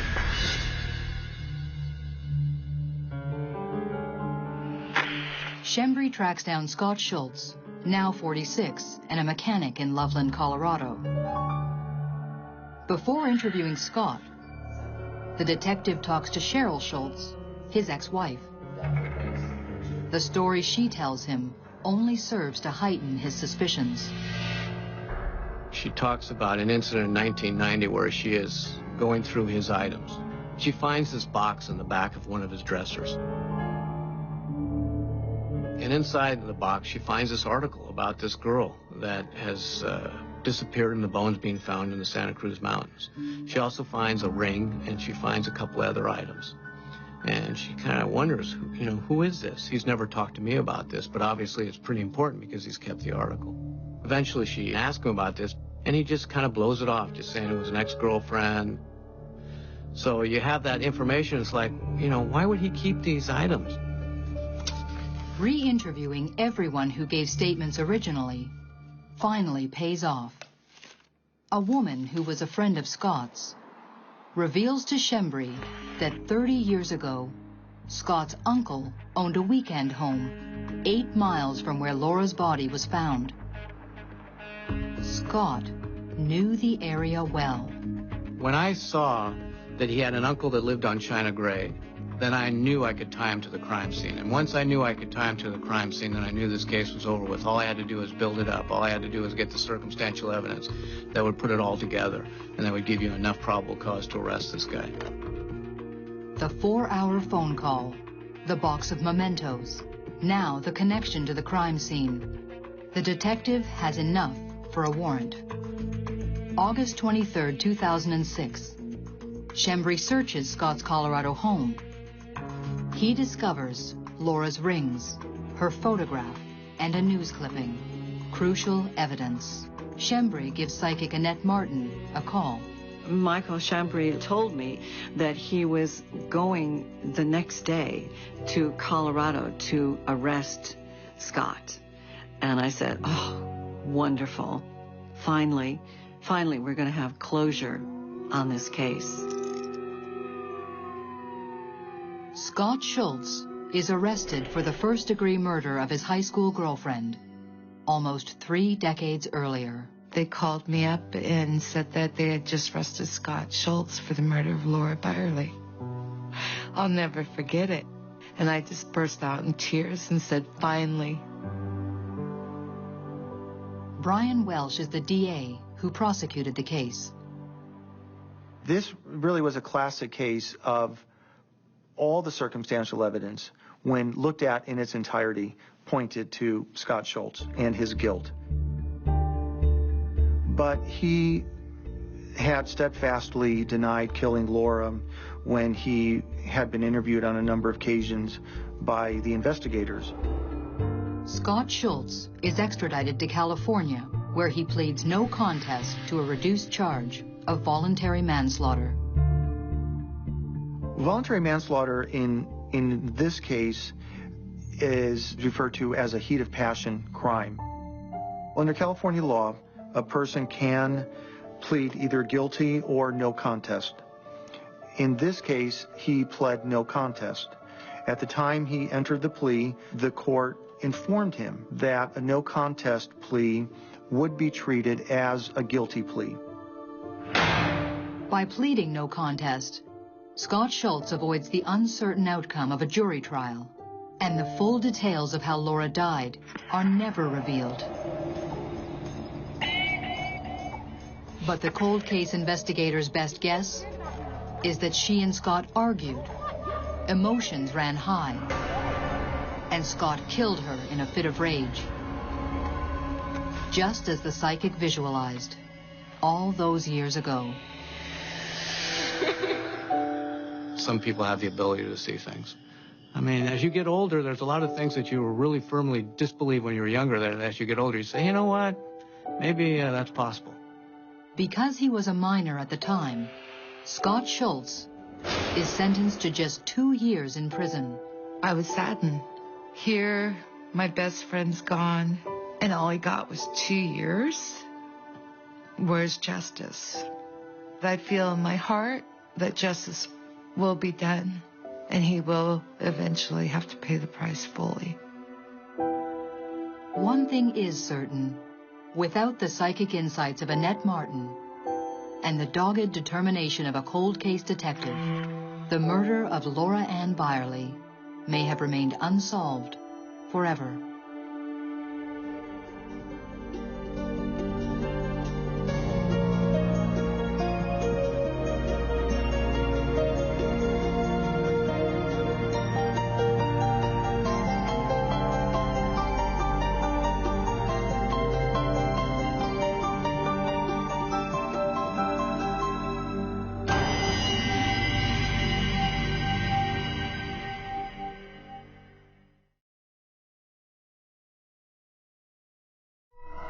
This time on Psychic Investigators.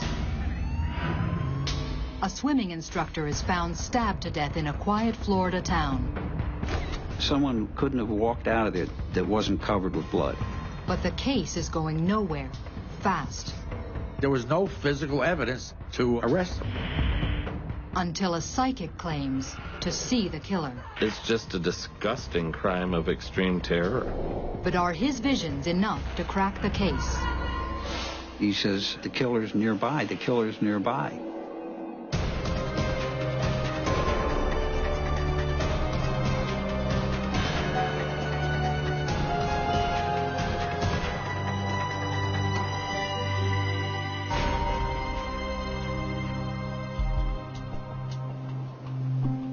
(1977), Boynton Beach, Florida, an hour north of Miami. A quiet coastal town where people escape the troubles of everyday life. Violent crime generally happens someplace else. It's August, and Mae Wentz, a part-time swimming instructor, has run into trouble with her neighbors. Mae, unmarried and living alone, has a habit of leaving her door open for her beloved German Shepherd, Duke.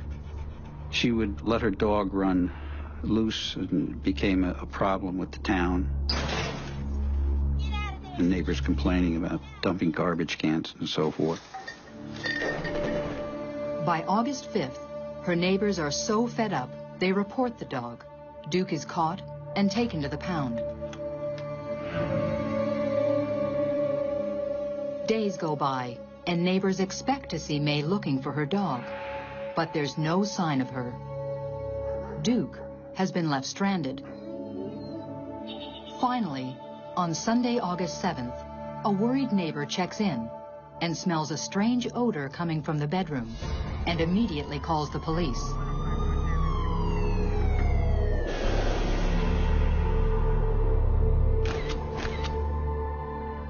May Wentz was lying on the floor next to the bed.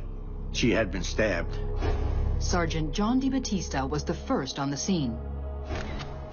There was a lot of blood all over the bedroom, on the walls, on the bed, on the floor. Lieutenant Ed Hillary is the lead investigator in the case. There were 2 pieces of a knife at the crime scene. One was the point of the knife, and then one was a broken part of the blade. We never found the handle. Aside from this, the killer has left little evidence. We were able to lift several latent fingerprints, but they were subsequently identified as belonging to May Wentz. From the state of decomposition, police determine how long May Wentz has been dead. We had a possible time span of when the crime occurred, and that was 2 to 3 days. But this only makes things harder for the police.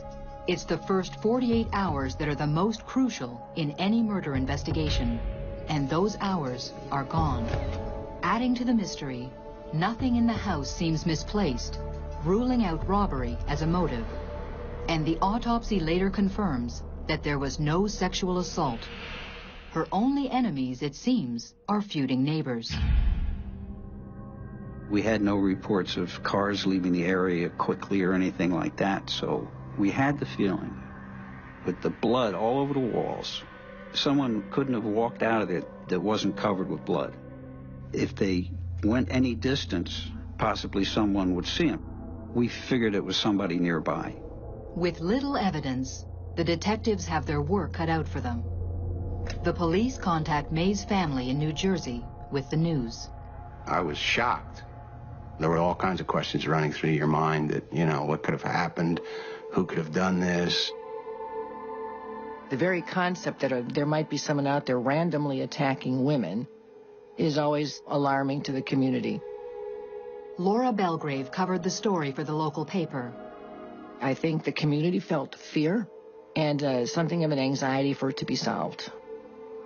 It was a woman brutally murdered in the kind of fashion that in particular scares all women. And because no one knew who the killer was, you have to worry, is there some crazy out there? Is this someone who could break into my house? She was just an everyday person. Over the next few days, the police learned more about the 41-year-old swimming instructor.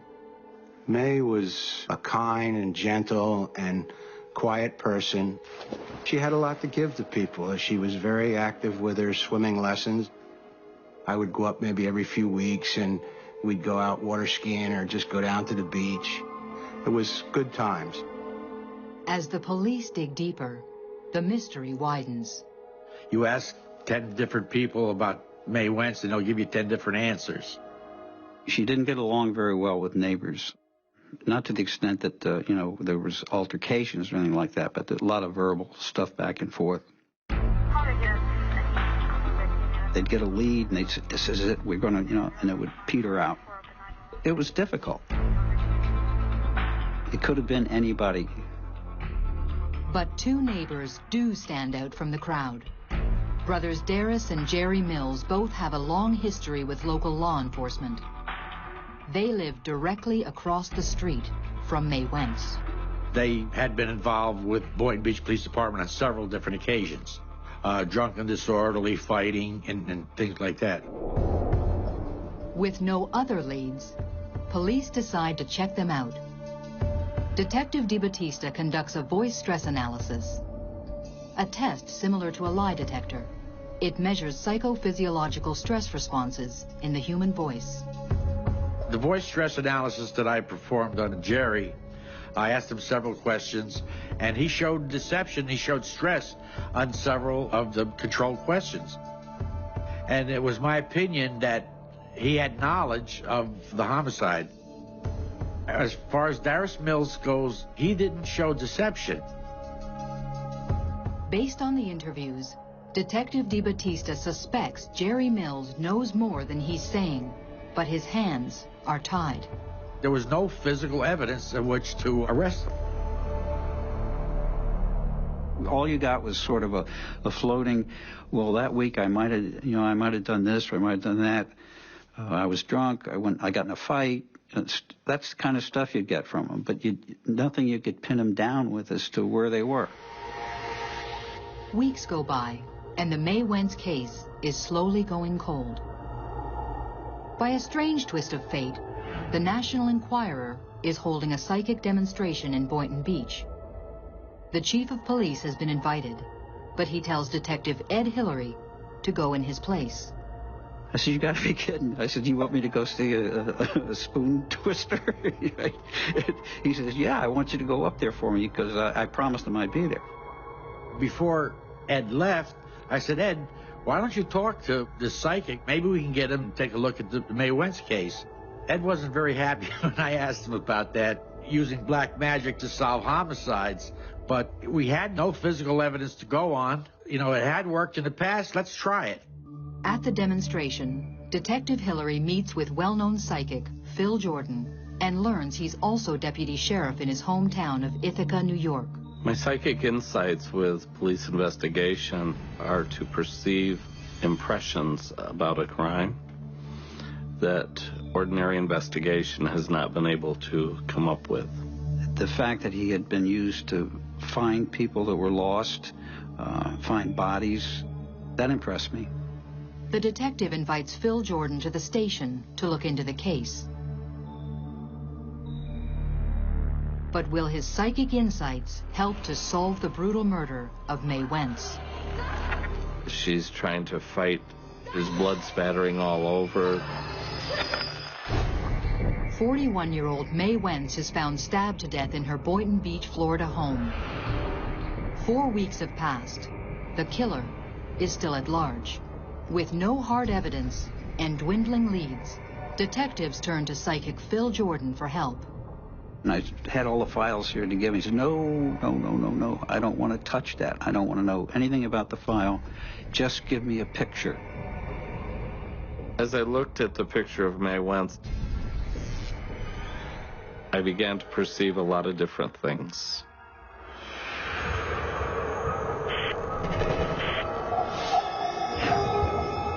I felt her to be a very independent woman. I felt she was a good person, but very much an individual, very much to herself.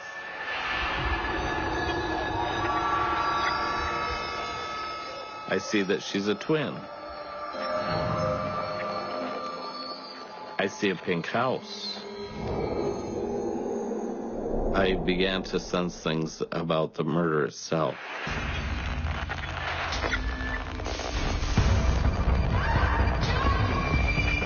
And I see them violently stabbing May Wentz.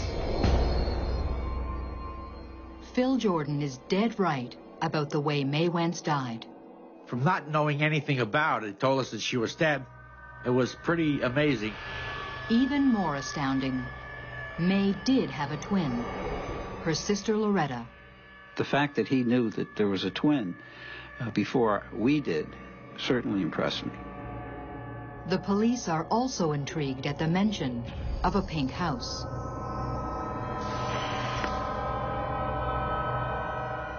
They took me to the scene of the crime. They told me that this was the house the crime occurred in, and I was taken back a bit because I perceived the house to be pink in color. As it turns out, the house was pink. We noticed right away that the house was a different color because the owner of the house had repainted it after it was cleaned up, and I guess he was getting ready to try and rent it or sell it.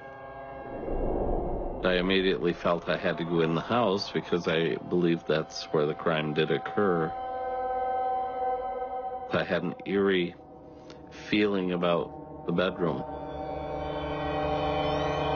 I stood in the doorway and I began to sense things. I see a person. I see him coming into the house. I see that he's wearing a brown uniform.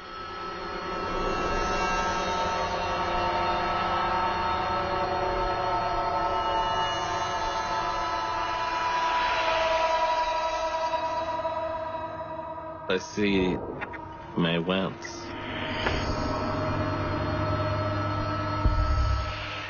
And I see the crime beginning to be created. She's trying to fight. She was aware of who was doing it. And I see him stabbing her with a knife. Her body's being punctured with that knife. There's blood spattering all over. You actually feel the knife penetrating your own being where it penetrated her being.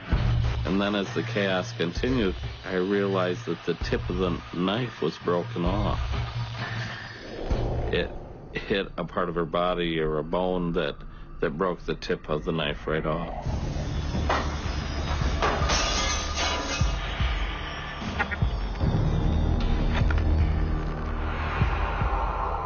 Then I feel the need to get out of there.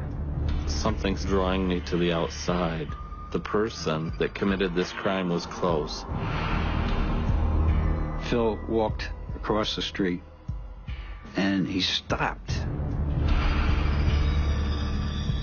It's almost like a suffocating feeling. A fear or a paranoia overcomes you. He says, my God, the killer's nearby. The killer's nearby. And he's looking right at the Mills brothers' house. That really got me. Now I'm becoming a believer because we never told him that the Mills residence was where we had suspects.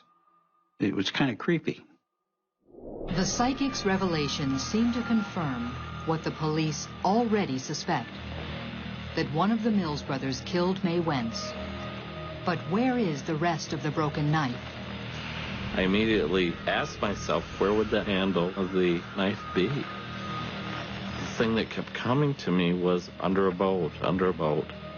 Where is the boat? The boat is where the perpetrator of the crime lives. John and I both looked at the backyard looking for this boat. But they find nothing. Phil Jordan returns to New York, leaving the police to figure out the meaning of the brown uniform and the boat. Driving back in the car, John and I were looking at each other and say, this guy's on point with things. Let's tell the guys that we possibly should be looking for someone in a brown uniform, maybe a delivery guy. Find out if we can develop any suspects in the area. Intrigued by the psychic's vision of a boat, the detective has an idea. John says, you know what we got to do? We have to look at those aerial photographs. As far as aerial photographs, that's a standard operating procedure, any homicide, for the crime scene investigator to go up and take aerial photographs of the neighborhood. We went back to headquarters. The first thing we did is we checked the photographs, and we found a boat. Phil Jordan was right. There was a boat at the Mills residence. Could this be where the murder weapon was thrown on the night of the crime? On the day the photographs were taken, that was just shortly after the event. When Phil came, there was no boat behind the house. It had been moved. Although the police now have evidence that there was a boat, they can't get a search warrant on the word of a psychic. We had no reason to go on the Mills property because, you needed probable cause, and we had no probable cause. But now, there's another twist. Investigation brought to light that Darris Mills worked for a landscaping company that wore brown uniforms. Is this the brown uniform that Phil Jordan claimed to see? Prompted by the psychic's remarkable visions, May Wentz's neighbor, Darris Mills, is now the prime suspect. But without any concrete evidence, how can the police prove he is the killer? A small Florida town is gripped in fear when a swimming instructor is brutally murdered in her home. With the help of psychic Phil Jordan, police now have a prime suspect in their sights, but they can do nothing. In any murder investigation, you're going to have to be able to tie the victim and the perpetrator together. You got to have some physical evidence or eyewitness or something. It's very frustrating that you can't make an arrest. When you know deep down that somebody committed the crime. Sergeant DeBattista and I were particularly bummed out by this because we had a perfect record. It was a thing of pride also for us. And we were working real hard on it. That's the part that hurt, was we wanted to continue that record. We wanted to get this bad guy off the streets, and we just couldn't get it done. The detectives believe Darris Mills is the killer, but with no proof, the case slowly goes cold. The investigation continued for several months till everything just sort of ran out. It was looked at less and less and less. Over 3 years, it had petered out to the point where it was a cold case until it just went away. But it didn't go away in our minds, I'll tell you that. The community really wanted an end and a resolution to the May Wentz case. There was a loss that shouldn't have been.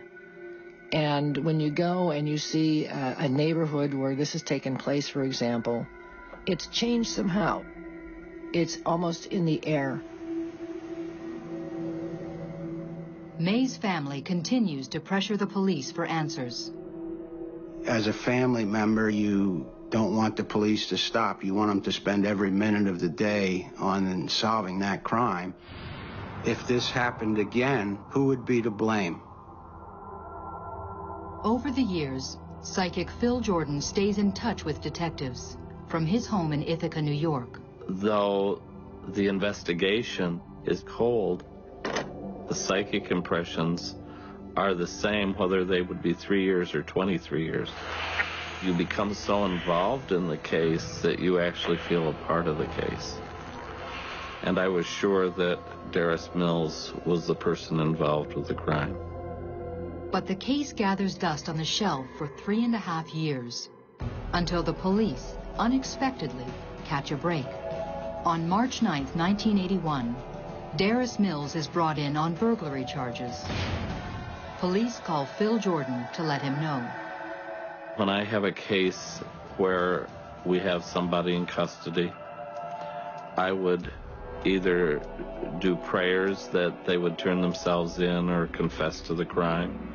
That doesn't always have to be verbally done. That can be done just through concentrated effort and thought.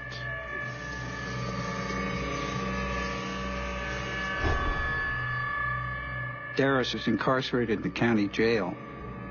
In the middle of the night, he woke up screaming and hollering. The jailer went to him.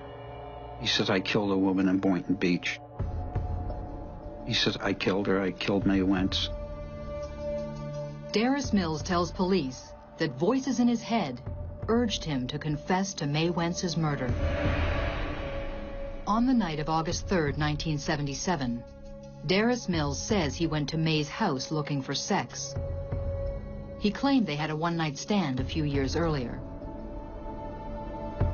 Since she always left her door open for the dog, Darris had easy access to the house. He had a knife. He woke her up. They started to fight. Darris choked her and stabbed her until the knife broke. He then fled the house with the handle and threw it in his backyard.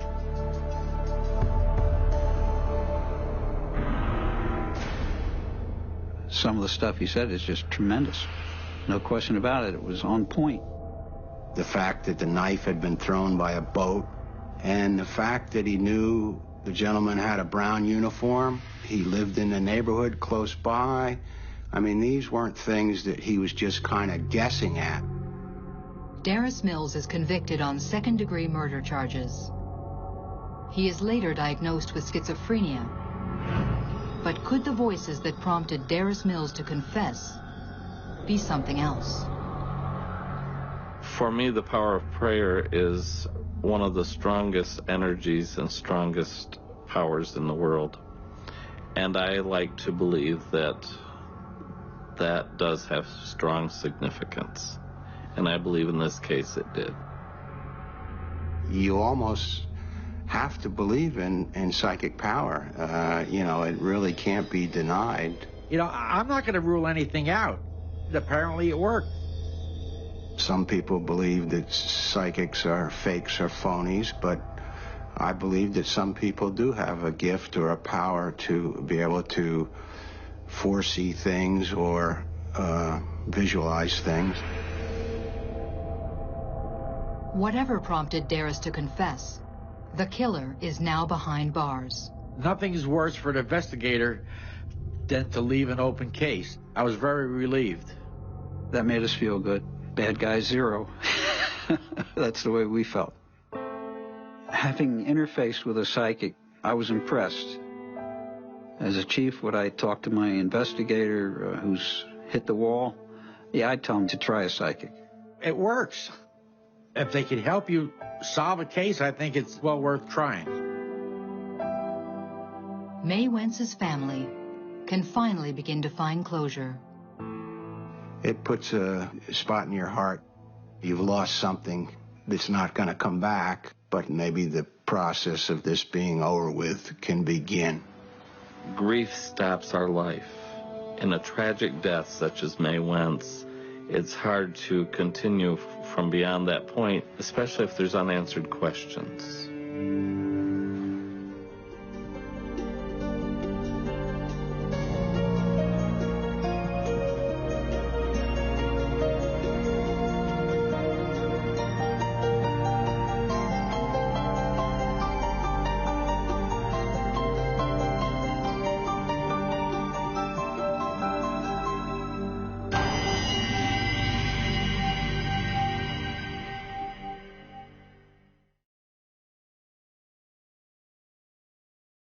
This time on Psychic Investigators, a young mother vanishes. Send me a sign. Where are you? And the police can't find her. No leads came, nothing. Until a psychic tunes into her spirit. Little blips of things that were coming through. And claims to see what no one else can. Could feel her getting dizzy, heart fluttering. But are his visions too late? I didn't feel she was alive. Is the damage already done? Wasn't adding up. People involved, they got away with something.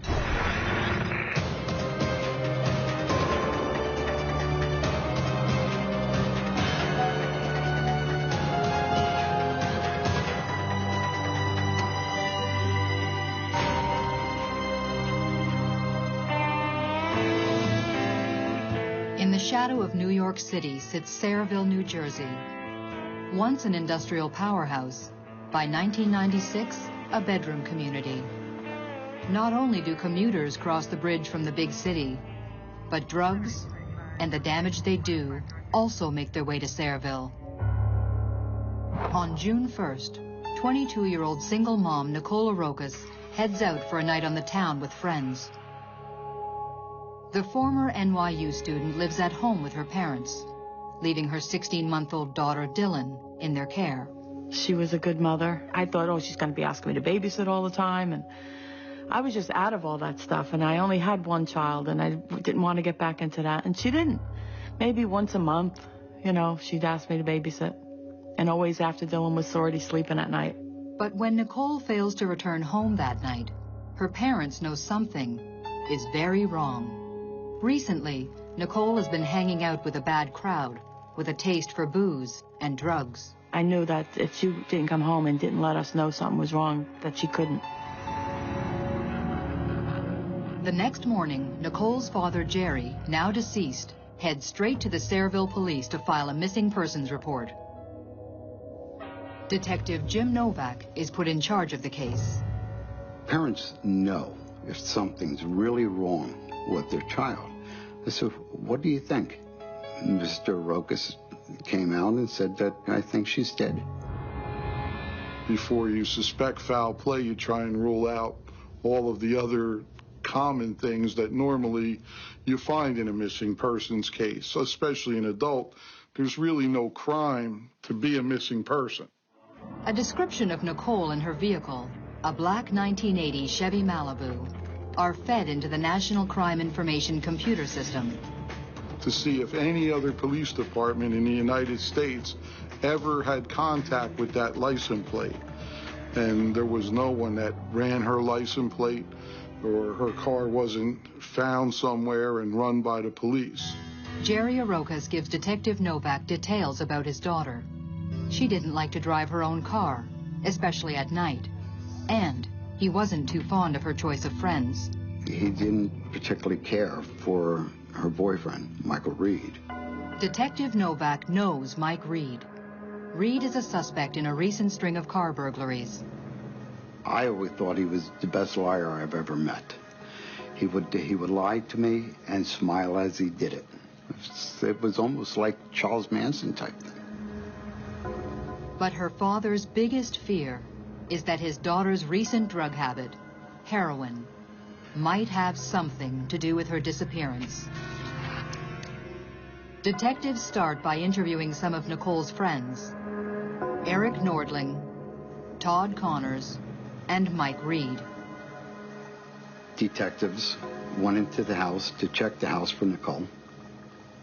Other detectives interviewed the three occupants, Eric, Todd, and Michael. And everyone denied having any further contact other than seeing Nicole leave that night to go what they called out to several bars to do some drinking.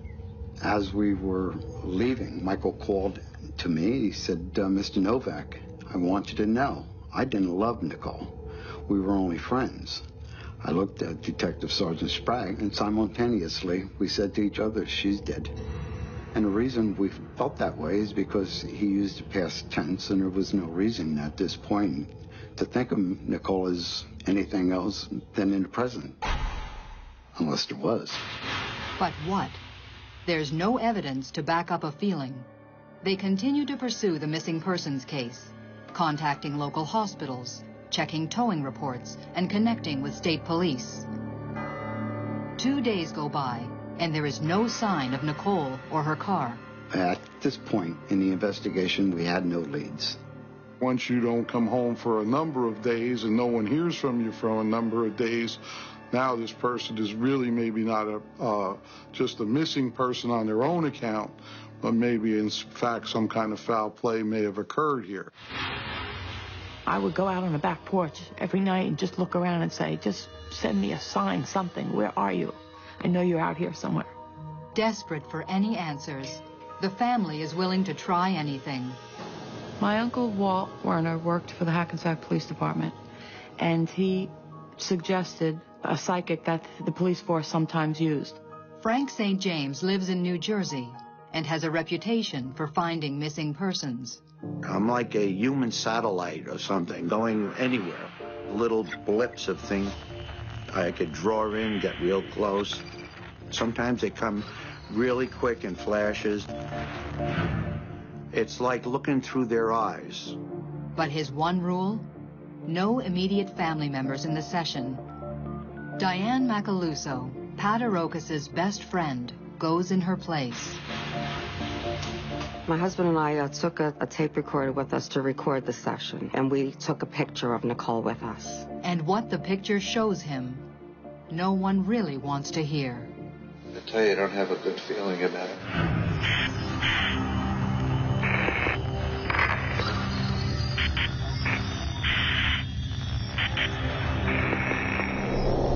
She did expire sometime Sunday morning.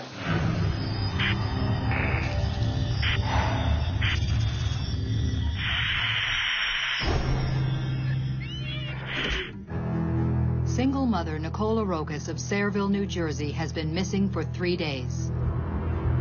Psychic Frank St. James says she's dead. She did expire sometime Sunday morning. Oh, my heart sank when I heard that because I was still hoping that maybe she just went off with friends. The psychic claims to be picking up images of Nicole from the night she went out with friends. I pick up some drugs Saturday. The turnpike is off of there on one of those little side roads. She's not moving. She's not too far from home. I do feel something by Thursday. Is the psychic right? Will they find Nicole by Thursday? I didn't have hope that she was alive. I knew that when she didn't contact us and didn't come home, I knew it. But I just had to find her. The Arokas invite the psychic to their home. Maybe here he can get a clearer picture of where their daughter might be. Left alone, he moves through the house. It's in the kitchen where Frank claims to connect with Nicole's spirit. Nicole started to come through really easy. It looked like I was flying up above, near water, a dirt road, bridges,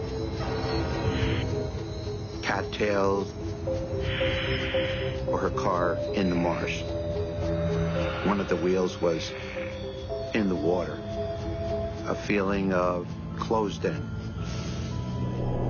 I felt that if I was standing 25 feet away from where she was, I wouldn't be able to see her. I couldn't see it from the road. The only way is from above. Nicole's father takes the tape of both psychic sessions to Detective Novak. The investigator is skeptical, but he's also reached a dead end. I am not so naive to think that just because I don't have this special ability doesn't mean it wasn't given to someone else. No leads came, nothing. And it's not like we sat on our hands. I thought it doesn't hurt. Began checking all the areas that would resemble areas described by the psychic. There was an old railroad bridge, area where it was tall cattails, area where it was marshy land, ponds, lakes. We came up negative. And then the detective remembers something else the psychic had said.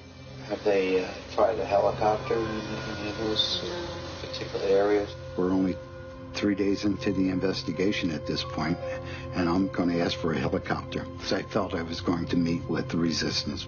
But the next day, Novak gets his helicopter. It's Thursday, June the 6th. One of the pilots asked why we're using the state police helicopter. And I said, well, we're following the leads of a psychic with respect to a missing person. I'm saying to myself, oh, please, God, please let us find something. Because if we don't, I am never going to live this down. 5 minutes later, above a secluded marshy area, very similar to what the psychic visualized, they do spot something. The pilot asked what type of vehicle we were looking for, and I explained to him it was a black Chevy we were looking for. At that point, he said, I think I see something down in the weeds right along the Raritan Bay. As the helicopter made several circles above it to find a landing spot where we could land the helicopter, you could see that there was, in fact, someone inside the vehicle. But what they see from the air is not so easy to see on the ground. Well, it was necessary to land on the beach area because of the tall cattails and debris. It was a landfill, maybe a mile square, just covered with cattails. You couldn't see anything. We each went in different directions, and as I approached this one curve, I was surprised because suddenly I saw the car, maybe 25 feet from the curve. The psychic indicated that you could be 25 feet from the car and not see it. The psychic had also said that he had a bad feeling about Nicole, that she was dead. Look in and I see the remains of what appeared to be a female. I noticed the position of her body. Car doors were locked. I radioed in the registration, confirmed that it was in fact Nicole's car. Once we opened the door of the vehicle, she didn't appear to be seated behind the driver's seat, that she happened to be more in the center of the vehicle between the driver's and the passenger side, that the vehicle was still in gear and the ignition wasn't all the way on. Inside, police find a letter in Nicole's purse, dated June 1st, the night she disappeared. That appeared to be a semi-suicide note. Yet, there was no evidence that a suicide had occurred here.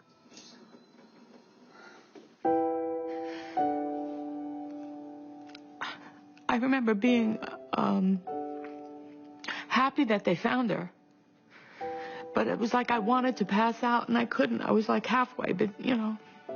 My heart just ached for Pat and Jerry and Dylan. The autopsy finds the cause of death acute morphine toxicity, a heroin overdose. The county prosecutor rules her death a suicide, but was it? It didn't make any sense to me that she would do that. It doesn't add up for the detectives either. First, there's Nicole's letter found in her purse. The ink on the date was a different color than the body of the letter, and I thought that was strange. Her mother confirms that Nicole often recorded her feelings, however dark. Nothing that went through her mind wasn't written down somewhere. Because she was living a dangerous life, and in case something happened, she wanted to make sure that people knew things, especially Dylan. Then, the location of the car. And I kept in mind what Nicole's father had told me. She didn't like driving at night, and she would have to drive over discarded railroad ties and roofing material that was discarded in the area. There was no way that Nicole drove herself to this particular location, especially at night. Somebody had to have driven her car there. And some of the things that really stood out were what wasn't there. No drug paraphernalia, there was no needles, no syringes, other than a ligature on the floor. And then Detective Novak remembers what the psychic said on the tape.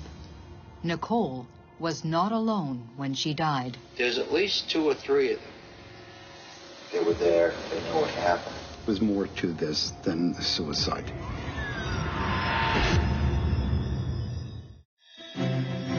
"22-year-old Nicole Arokas has been found dead inside her car, abandoned in a secluded New Jersey marsh. It's ruled a suicide, but a psychic says others were involved, and the lead detective thinks so too. Anyone reading that letter could easily draw the logical conclusion that this was a suicide. However, they didn't have the information that I had. Her boyfriend, on the first day of the investigation, referred to Nicole in the past tense. The position of her body, the fact that the car was locked. Most families, once a loved one commits suicide, kind of realize after looking back that the signs of suicide were there. They were depressed or they were having some type of problem. The parents were pretty insistent that they didn't believe that Nicole had taken her own life. And if she did in fact do that, then the crime scene would have been totally different. Usually when you die from a heroin overdose, the death is pretty instantaneous to the injection. There isn't time to remove the syringe from the vehicle, clean up the papers, dust off the dashboard, and make the car kind of neat. If you're going to inject yourself, you probably would have the car in park. The vehicle had actually been left in gear. If she had been, say, trying to leave the scene and all of a sudden the overdose kicked in and killed her, then that vehicle would have run out of gas before the police found her. Yet once we put the vehicle in neutral and turned the key on, it started right up. The suicide note was folded up in her pocketbook. You would probably leave it out in the vehicle. So everything that seemed to be a suicide just didn't seem to be adding up. If she didn't commit suicide, how did she die? Novak suspects Todd Connors, Eric Nordling, and her boyfriend, Mike Reed. Couldn't imagine why people I suspected would do such a thing to a friend. For the detectives, There seems to be only one answer. Under New Jersey law, if you cause someone's death by giving them a narcotic, it's technically a homicide. I brought in the people involved. Got nowhere. The case is officially closed, but for Novak, it's still open. Sometimes it's better to take a step back, let the people involved come to the belief that they got away with something, and they begin to talk and tell friends. Over the next 3 months, his strategy starts to pay off. Just as much as I was repulsed by what had happened to Nicole, the friends of Eric, Todd, and Mike Reed were just as repulsed, because we began getting information through informants with respect to what is being said. Mike Reed shot up Nicole, and she OD'd, and he dumped her out in the landfill. That information wouldn't have been admissible in court because it's hearsay. To have any chance of charging Mike Reed, they need confessions from the people who were with Nicole when she died. They keep waiting. After the call was processed at police headquarters, it was parked outside for the longest period of time. And every time I left police headquarters, I would look over at the car and I would say, "Come on, Nicole, help me out here."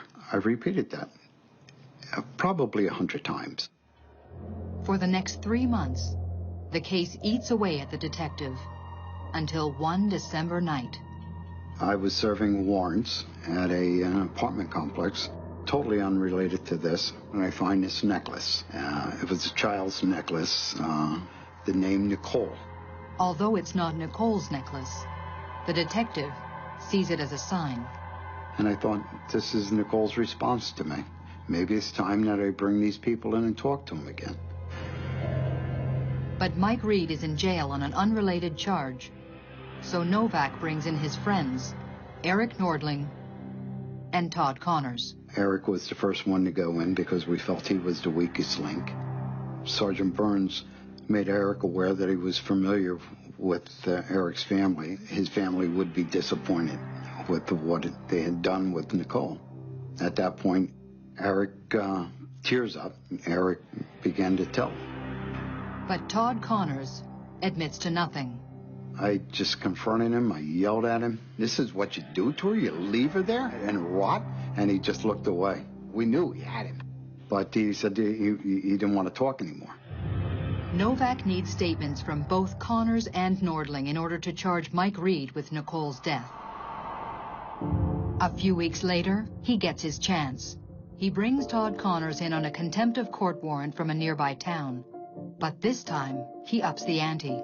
Novak brings in an investigator from the county prosecutor's office. She threatens to charge Connors with obstruction if he doesn't talk. It's Connors' last chance, and it works. Todd finally corroborates what Eric Nordling has already admitted, and what the psychic saw 6 months earlier, that Nicole was not alone when she died. According to their statements, around 8 p.m. on June 1st, 1996, Nicole, Todd, Eric, and Mike Reed head out to buy drugs. A half hour later in Perth Amboy, Nicole cashes her welfare check. At 9 p.m. in Newark, Mike Reed buys heroin. At a rest stop off the Garden State Parkway, Eric and Todd shoot up. Mike Reed shoots up Nicole. Todd and Eric fall asleep. When they come to, they're at the landfill, and Nicole is unconscious. Unable to revive her, they panic. But Mike Reed shows them the letter, the one the police initially took as a suicide note. He wipes down the car, removes all the evidence, and locks the doors. All three walk the 2 miles back to Todd Connors' house. She would have never done that to them. That's what bothered me. Never. Even if she had to be found guilty, she would have never done that.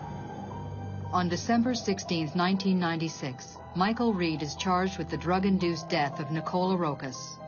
He pleads guilty and is sentenced to 10 years in prison. Todd Connors and Eric Nordling walk free. Obstruction charges against them are dropped in exchange for their statements. We had nothing. We found Nicole based on the information supplied to us by the psychic, Frank St. James. And that's it. It's just, I don't see how anyone could dispute it. I can't explain it, nor would I even attempt to. I would certainly not have a problem with talking to a psychic or talking to the devil himself if it would help us solve some of our unsolved crimes. I've done hundreds of cases. This was particularly gratifying, I guess, too, and sad at the same time, but I felt I helped the family at least.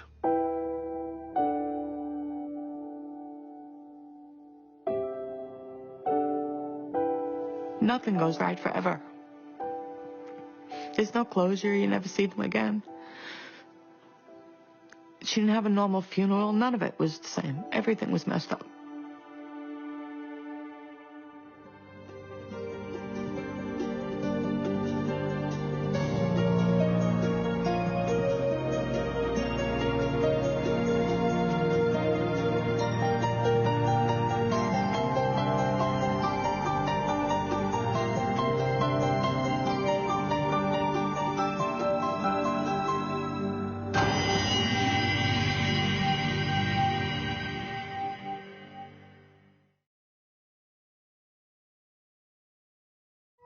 This time on Psychic Investigators.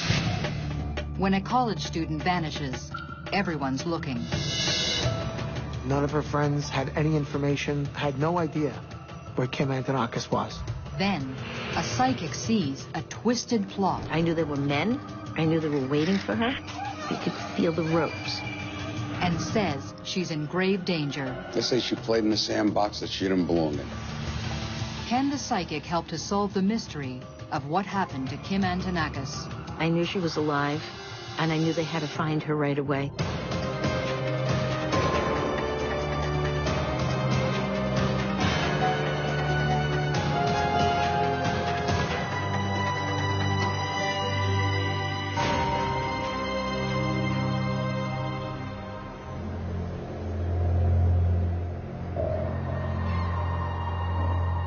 Brooklyn, New York. In 1995, the borough suffers more than its fair share of the city's long tradition of crime and violence. A place where sometimes innocent people get hurt. It's nearly 4 a.m. on March 1st.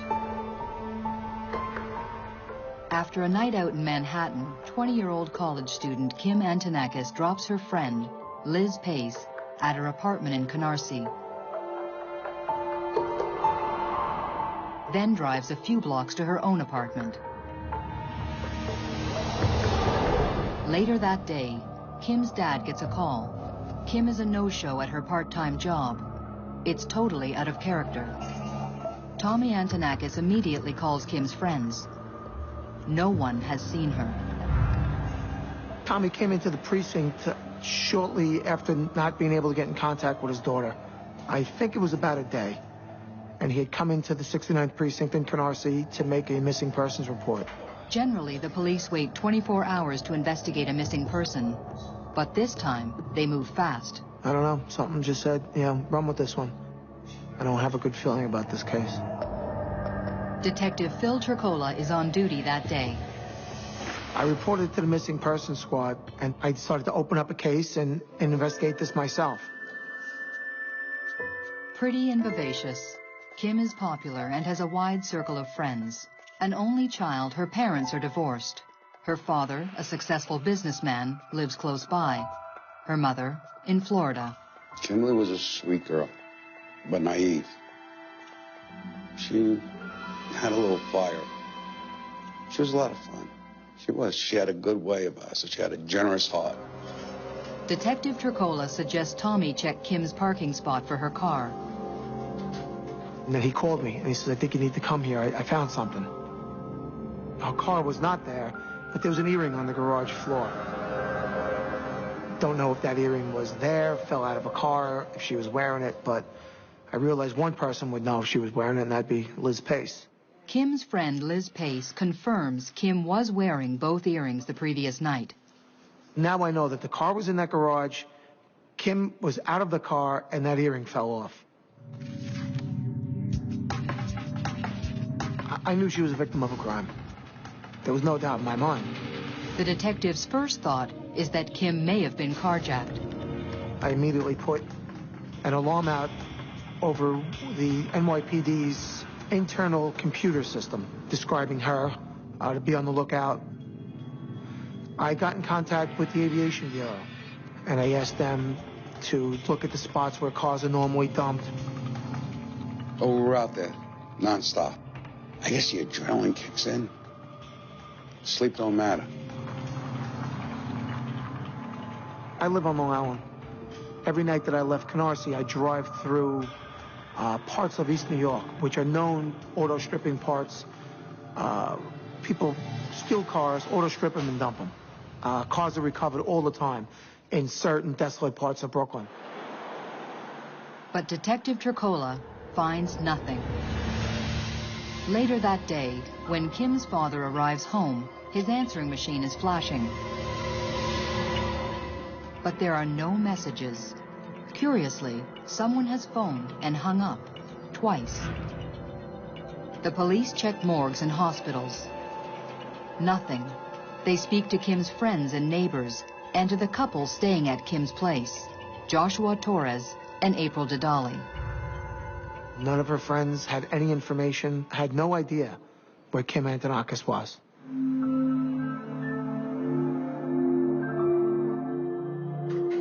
2 days pass with no sign of Kim. Her mother, Marlene, arrives from Florida.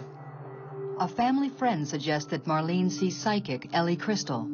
A woman called me, quite hysterical actually, and she asked for a reading. She had to have it that night. It was an emergency. This was Kim's mom, Marlene, who had called me. Host of her own local cable show, Crystal calls herself a medium. She says spirits come to her from the bridge outside her window.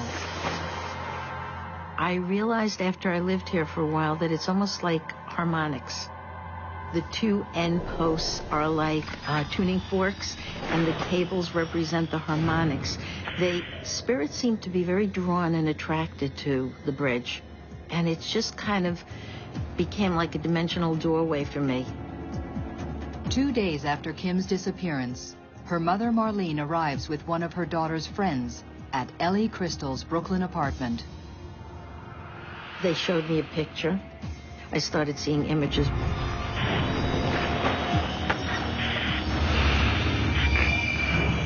I knew she was alive, and I knew they had to find her right away.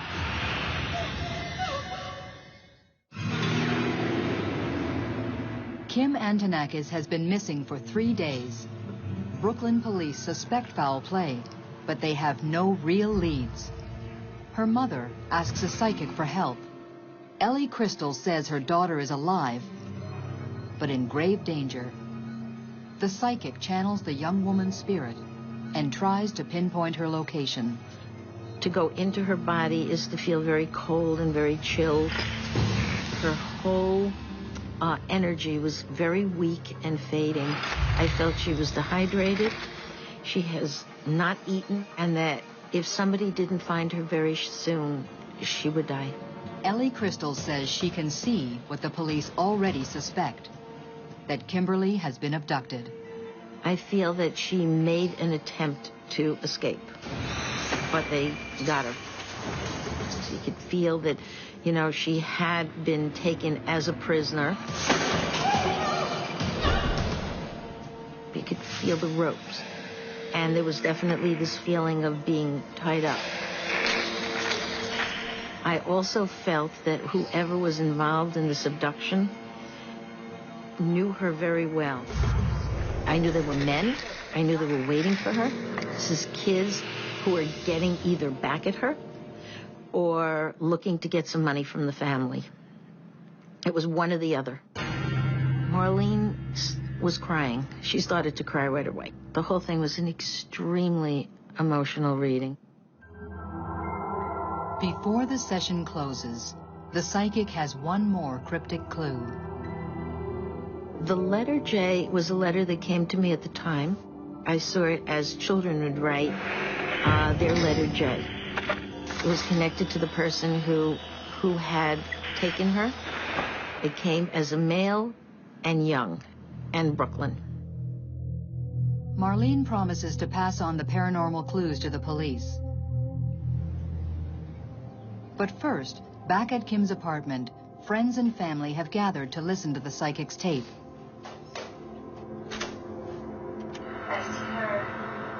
Tied up. Abducted. The letter J. Suddenly, Kim's roommate Josh Torres and his friend Julio Negron jump to their feet. They say that they're going out to search for Kim.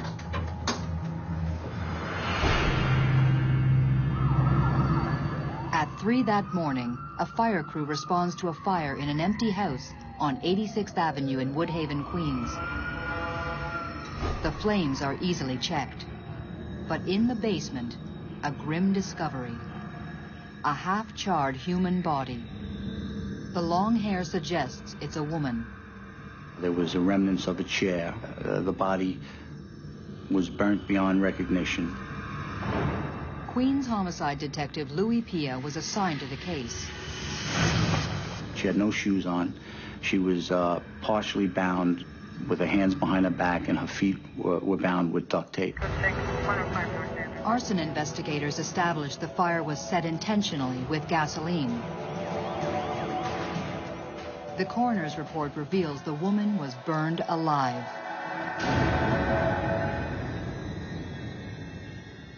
We started making calls. We had a body, and we wanted to see if people had reported anybody missing. So we called the missing person squad. We were told that there was 2 individuals, one of which was a female in the 6-9 precinct who was reported missing a few days earlier by her father. And that's when the phone rang. And it was Queens. And they had said they had a female, deceased, victim of a homicide that fit the description of Kim Antonakis. A description that includes some unique body art. Kimberly Antonakis had some very distinctive tattoos on her back, on her leg. The tattoos. An infinity sign. A scorpion. It's almost certainly Kim Antonakis. I got Tommy sitting at my desk, and I walked out. I couldn't even look at Tom. I went into another office, and I sat there.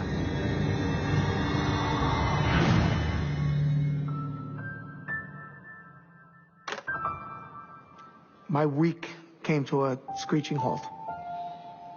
And my worst fears came true. I just couldn't bring myself to go back out and talk to Tom. I knew I had to, so I did. And he's like, "What's going on?" I said, "You know, Tom," I said, "there's some guys going to come in here and talk to you in a couple of minutes." That was it. My case ended. Case closed. So we took a ride over to the 6-9 precinct. It was very difficult to tell him that we had a body that was burned beyond recognition, and we're going to need dental records to positively confirm that the individual was his daughter. A missing person case is now a homicide investigation.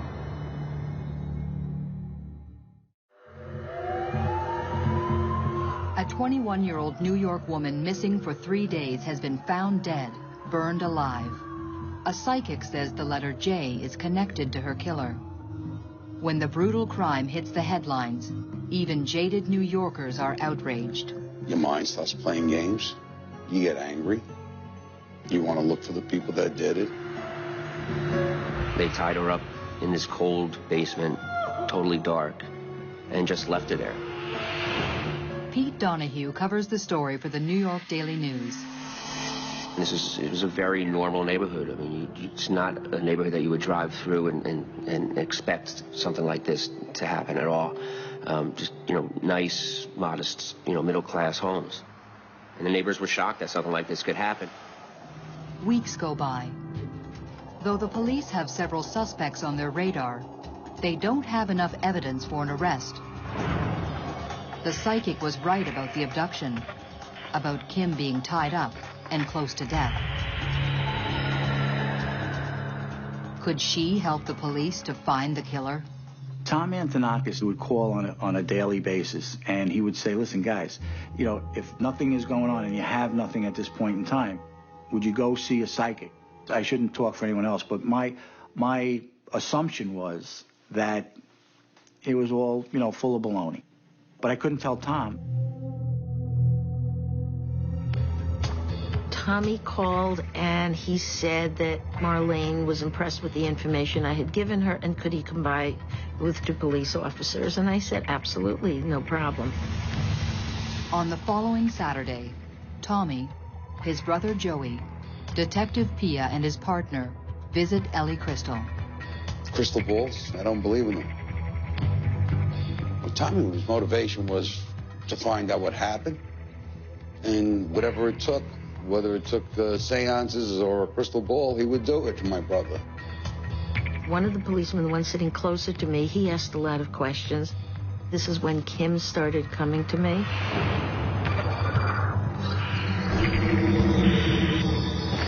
She told us that there were 4 individuals involved in the homicide. She said that she saw the letter J as being the first letter of the names of the individuals involved. She kept seeing the letter J. The letter J resonates with the police. Joshua Torres, who is temporarily staying with Kim with his wife and baby, is a suspect, as are his friends Jose Negron and Julio Negron, who despite their names are not related. Another friend of Torres, Nicholas Libretti, goes by the street name Little J. 4 suspects, 4 men whose names start with J, one of whom was living in Kim's apartment. What do you look for? Justice? Vengeance? So many things go through your mind. I mean, this was front page news. It was shocking and puzzling, and it was very difficult for people to come to grips with what happened. People were petrified. They didn't know, you know, who was walking down their sidewalk in the middle of the night, you know. Despite the psychic's clues, it seems the police are no closer to closing the murder case. Weeks, then months pass. Then, on September 6, 1995, 6 months after Kim Antonakis disappeared, the police catch a major break. Friends of Joshua Torres, the guy who was temporarily staying at Kim's apartment, say he's been bragging about her murder. And I got a call from the detective, and he basically said to me, listen, I got this girl and guy in here, and they're alleging that this guy Joshua Torres, confessing that he burned Kimberly Antonakis, abducted her for a ransom, and so on, and gave all the particulars. From that point on, the investigation started to go full force. First, the police bring Joshua's friend Julio Negron in for questioning, and he eventually cracks. We interviewed him at great length, and he actually confessed, and he agreed to cooperate with the district attorney's office.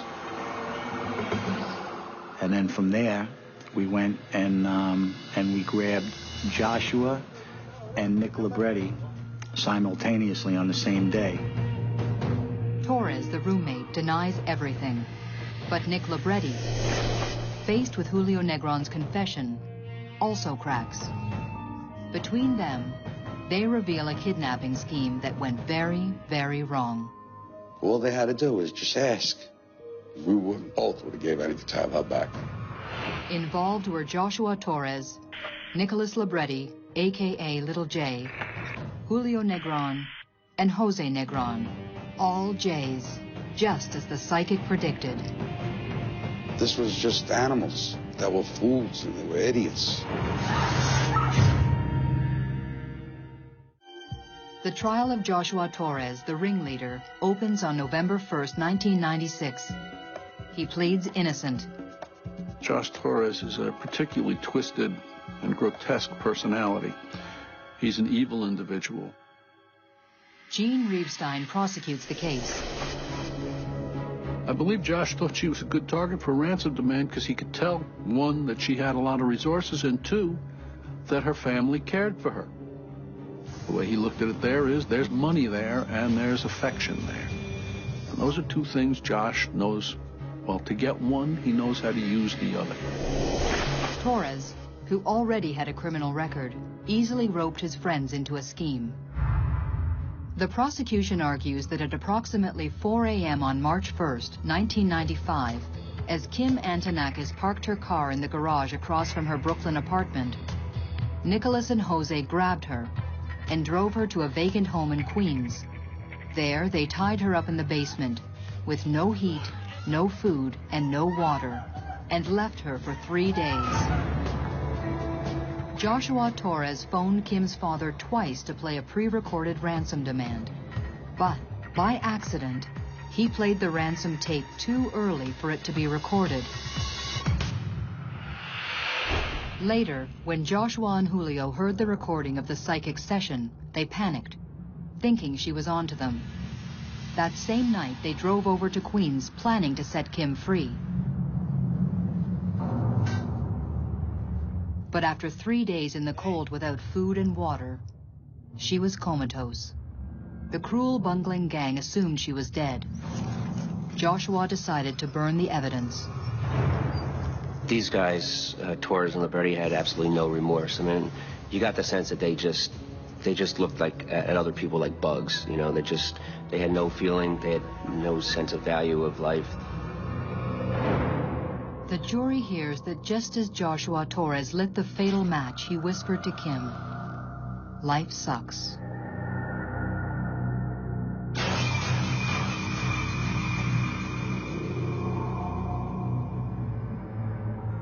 Despite the evidence, Joshua denies all the charges, but the jury thinks otherwise.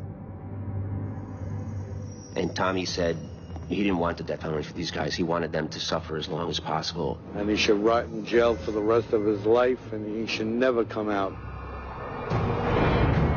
Joshua Torres is convicted of arson, kidnapping, and first-degree murder, and sentenced to 58 years. As for Nicholas Libretti, or Little J, he's also sentenced to 58 years, but dies in prison of AIDS less than 2 years later. A year later, in November 1996, Julio Negron is sentenced to 6 years as an accessory because he did nothing to stop the crime. Jose Negron never gets to trial, as in June 1995, he was gunned down on a street in Queens. From the beginning, the psychic seemed to key in so clearly to Kim and her killers. One of the things from Ellie's reading that I was present at that was astonishing was that she was right on the money with the letter J. I mean, you had Joshua, you had Julio, you had Jose Negron, okay? And you also had an individual that we were looking at in the investigation that was known as Little J. I think there are psychics out there that are good at what they do. I think they do have that extra sense. It's kind of like an enhanced gut feeling. The last time I saw Tommy, he told me that everything had been taken care of. There was a feeling with Tommy of completion, that whatever this whole scenario was that involved his daughter's kidnapping and murder and the capturing of the criminals, it had come to a conclusion already. It was over. After that, I knew I wasn't going to see Tommy again.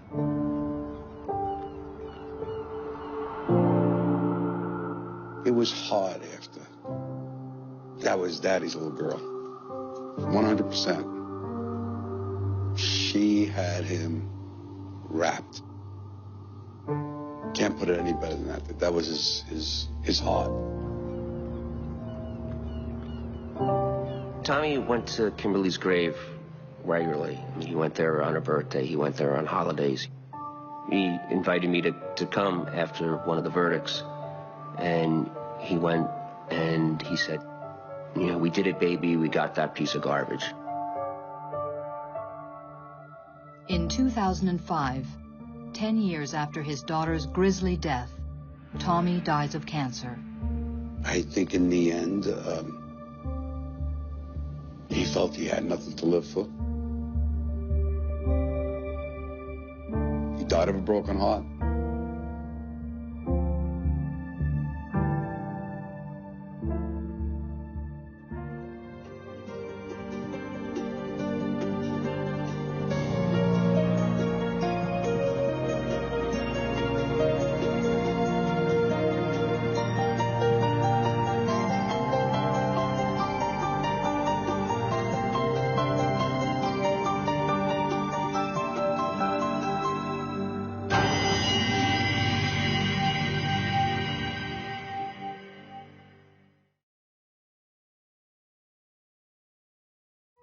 This time on Psychic Investigators. In small-town Maryland, a chicken farmer vanishes. We have searched the whole county. We couldn't find nothing. We didn't know what was going on. It's a mystery, even to the police. Maybe she was not missing but had become the victim of foul play. Until a rookie psychic takes the case. I said, it feels like something just hit me in the head. And uncovers a secret no one could imagine.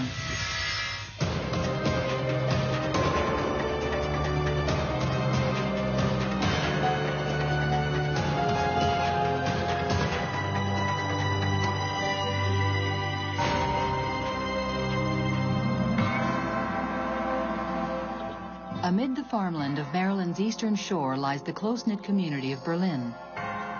In 1991, a sleepy place where family ties run deep, and so do their secrets. July 29th, and 55-year-old chicken farmer Mildred Louise Williams, known to friends and family as Miss Louise, says goodbye to her elderly mother and leaves for her cleaning job in nearby Ocean City. Miss Louise tells her mother she'll be back at noon. She's never seen again.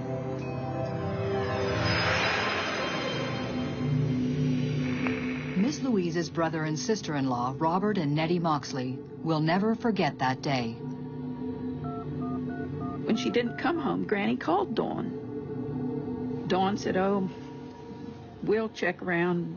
She's probably gone somewhere running around, Mom. Don't worry about it. Dawn is Miss Louise's 32-year-old daughter who lives nearby with her son and her husband, Billy. Dawn doesn't seem too worried, but Granny Moxley is. Miss Louise is never late. If she told you she was going to be there, she was there. At 7:30 that night, Dawn turns up at the farm with Miss Louise's red truck. She tells her grandmother she found it in the parking lot of the supermarket. Dawn says her mother is probably out drinking, and she doesn't want her driving under the influence. By midnight, there's still no word from the missing woman. Granny Moxley convinces her granddaughter to call the police. She said, Dawn, if you don't call the cops, I'm calling them. And so Dawn did call the police, but she told them that this is my crazy grandmother. My mother's run off with a man, and my grandmother's just hysterical. It's okay. The police aren't overly worried either. Miss Louise is a recent widow, fun-loving, and someone who likes to party. She played. We all do. She loved to drink once in a while. Everybody remembers parties with her. She was always joking around. But Miss Louise's siblings believe something is wrong. The day she went missing, a family vacation was planned. And Miss Louise never misses a party.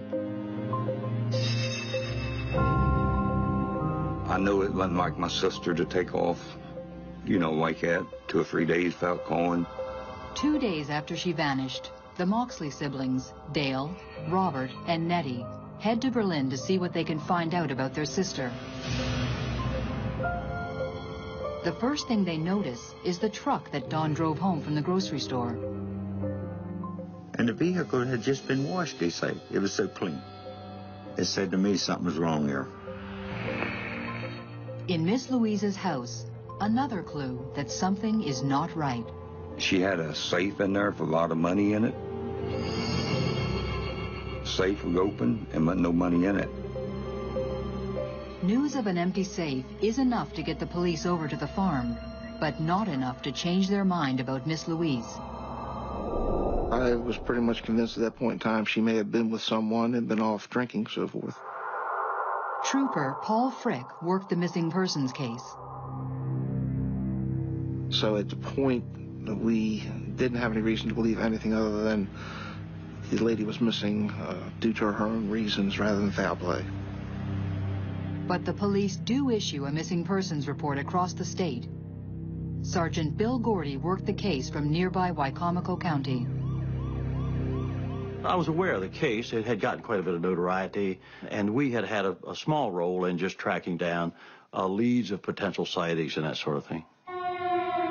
But every lead comes to nothing. The Moxleys take matters into their own hands. We called hospitals. We called nursing homes. We walked the woods. I think we have searched the whole county, but we couldn't find nothing. We didn't know what was going on. It seemed like I wanted to just turn everything upside down just to find her, but you couldn't. You just kept running into dead ends. Dawn and Billy even appear on television, tearfully asking viewers for any news of Miss Louise. Please come home or call. A few days after Miss Louise disappears, her brother Dale Moxley stumbles on a magazine story about Deborah Heinecker, a Maryland psychic. She has been praised for locating Vader, a search and rescue dog gone missing from the Canine Police Unit in Montgomery County. Dale calls the family immediately. And I just said, maybe this is how we could, get some help here. Deborah Heinecker, a former computer programmer, is new to the world of psychic investigation. I can focus on a subject or something that belongs to the victim. That's when I start to get the pictures, or sometimes I will hear sounds. I will allow myself to be the victim so that I can get a better picture of exactly what happened to them in their final moments. The psychic agrees to come to Berlin, but first, she asks the family to send her a photograph of Miss Louise, along with some of her personal items. I started to tune in, and the numbers 335 came to me. I saw a white horse. It also came to me that Miss Louise was getting ready to go on some sort of vacation. I clearly saw a building, and I made the angle of the metal roof. 3 days later, when the Moxleys pick up the psychic at the airport, they're not prepared for what she asks them. I read the numbers and I said, do these numbers mean anything to anyone? She said 335. My brother-in-law said that's Don's and Billy's address.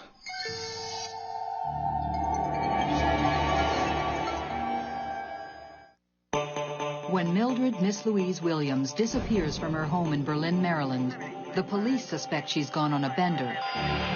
But a psychic sees a set of numbers, and that arouses suspicion. She said 335. That's Don's and Billy's address. Could Miss Louise's daughter and son-in-law have something to do with her disappearance? They had got in a fuss 2 weeks before because Louise had told him that she had changed her will. Dawn and Billy had recently stopped Miss Louise from seeing her grandchild. In retaliation, Miss Louise threatened to disinherit them. After my sister disappeared, Billy Warren would never look me in the eye. Deep in your hearts, you have a funny feeling. With Dawn and Billy present, the Moxleys say nothing. But what about her other visions? The vacation. We planned a family reunion in North Carolina for a week. Every one of the Moxleys were going to meet. We were all going to, go on vacation. But the white horse and the metal roof are a mystery. The Moxley siblings drive the medium to Billy and Dawn's farm, the very address she saw in her vision. We went to Dawn and Billy's house, and there was this white horse in the fence right alongside the road near their house. It was spooky. Still unaware of the siblings' own suspicions, the psychic becomes uneasy as she nears the house. She takes Nettie Moxley aside. When I had her a bit to herself, I basically said, I'm afraid of Billy, so don't leave me alone with him. And she agreed. I think she had no intention of leaving me alone with him. They enter the house and go into the kitchen. When Deborah got to the kitchen, she got a terrible headache. She felt a terrible pain.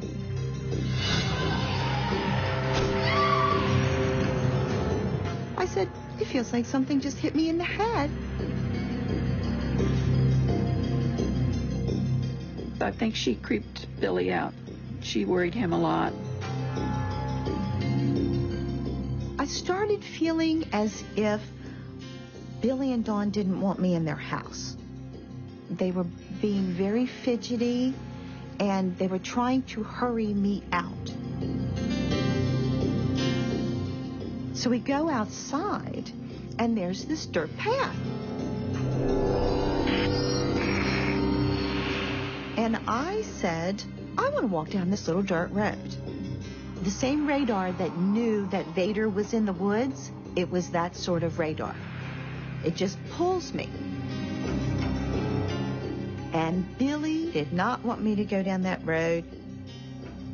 He said, you don't want to go down there? That place is full of snakes. So that was enough to deter me from going back there. The psychic's intuition matches the siblings' growing suspicions. They believe Billy and Dawn are hiding something. But what? Deborah Heinecker returns to Catonsville, Maryland, but she's not finished with Miss Louise yet. Over the next few weeks, she continues to experience strange, extrasensory flashes. I was hearing the buzzsaw, and I felt as if I had been pushed into almost quicksand, like I was being pulled down and the mud was just coming into my mouth, coming into my face, just being covered with mud, and that I was going to drown there. It was very frightening. A buzzsaw, drowning in mud. Is Deborah Heinecker looking for a missing person or a dead body? Her psychic intuition tells her Miss Louise may have been murdered. She makes a difficult phone call to Nettie Moxley.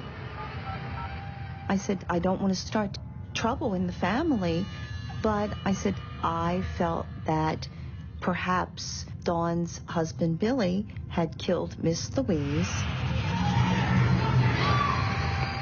and buried her either in or next to the pond behind their house. Her response was that they believed that also, but they needed me to help them prove it. But proving it is easier said than done. Billy is an upright, church-going member of the community, not your typical murder suspect. Mr. Warren had a stable and positive life. He had a nice job, a home, a family. The Moxley siblings pass along the psychic's unnerving visions to the police, but they fall upon deaf ears. They still believe the most likely scenario is that Miss Louise has run off with a drinking buddy.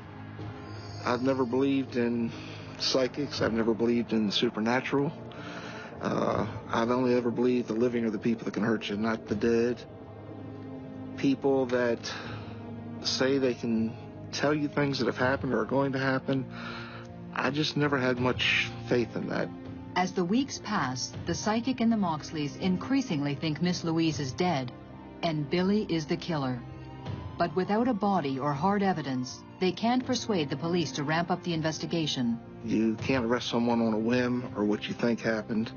You have to be able to prove what you're accusing someone of. If that's the case, as I felt at the time, but couldn't prove anything more, I couldn't in good conscience do anything different than what I was doing. I didn't have enough evidence. The police won't forge ahead on the word of a psychic, but Miss Louise's family can, and does. She just made our search even stronger. She made our will stronger. And it just gave us extra strength as a family to go search even harder.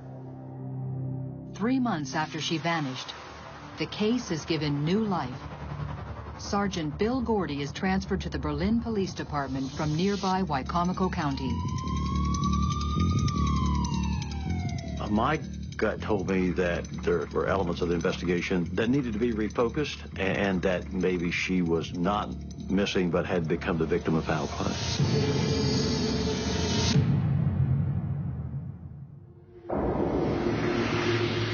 In Berlin, Maryland, local chicken farmer Mildred Miss Louise Williams is missing. Her siblings and a psychic suspect her daughter and son-in-law. With a new detective on the case, their suspicions are suddenly taken seriously. We met with the Moxleys and tried to work out something with them that would be a cooperative type effort in the investigation. Miss Louise's sister, Nettie Moxley, calls Deborah Heinecker with the news. And detectives drop their earlier skepticism and begin consulting with the psychic regularly by phone. I view a psychic as much the same as an investigative aid as, say, a polygraph. It can many times put pressure on a person, and since we didn't have a lot of active leads to pursue, it was believed that this might well present one of those situations. There wasn't a day that went by that I didn't think of Billy and that case, and basically how I was going to get him. Not only do the psychic and the Moxleys have their sights set on the grieving daughter and son-in-law, now the police start watching Dawn and Billy more carefully. We did try to ratchet up the attention on him to let them know that we were more closely scrutinizing their current and past statements and behavior. Billy Warren has been acting strangely, nervous, edgy, short-tempered. He was just not a cool, calm, collected person. Finally, the police ask Billy and Dawn to take a polygraph. They agree, and on December 12, 1991, the tests are scheduled. Billy said Dawn's not going to take the polygraph, and then after just a brief conversation, himself elected not to. He developed a difficulty speaking. He was almost incoherent. He was obviously very frightened, very upset, very unnerved by the entire experience. It was obvious that there was more on his mind than just the refusal of a polygraph test. I think he knew the door was coming shut on him. The pieces were there. It was only a matter of time. For the police, refusing to take a polygraph is a red flag. But it's still not enough to make a move. We had a lot of conjecture. We had a lot of, this doesn't add up, this doesn't look right, but physical evidence to tie him to a crime, zero. Maybe that physical evidence can be found where the psychic had been telling them all along. I told the police that I felt that she was in mucky soil, and Billy and Dawn had that pond right back there, and I had been drawn there originally, so I wanted them to go there. But finally, I asked the investigators that were currently working on the case to go out to Mr. Warren's house. There, two of the investigators head towards the pond, while Trooper Frick waits outside. Suddenly, the door opens and Billy calls out to him. Billy has something to say. He just literally fell to pieces in front of me and started confessing. 5 months after she vanished, the terrible mystery of what happened to the chicken farmer is solved. Billy says on July 29th, Miss Louise came over to visit. He was alone. They argued over Dawn's inheritance. Miss Louise threatened to disinherit Dawn once again. He became enraged. There was a claw hammer there. He'd been doing some home repairs. He picked up the hammer and swung it and struck her in the head. He says she fell, and he tried to get her off the carpet pretty quick. He didn't want her to mess the carpet up. He buried Miss Louise in the mud next to the pond behind his house, washed her truck, and drove it to the grocery store parking lot. It was meant to be found as though she was there and left it like meeting someone. Later, when the psychic nearly stumbled on Miss Louise's burial spot, Billy panicked, dug his mother-in-law up, dismembered her with a buzzsaw, and reburied her under the floorboards of his woodshed. A woodshed with a slanted metal roof. Billy goes on to say that his wife had no knowledge of the crime.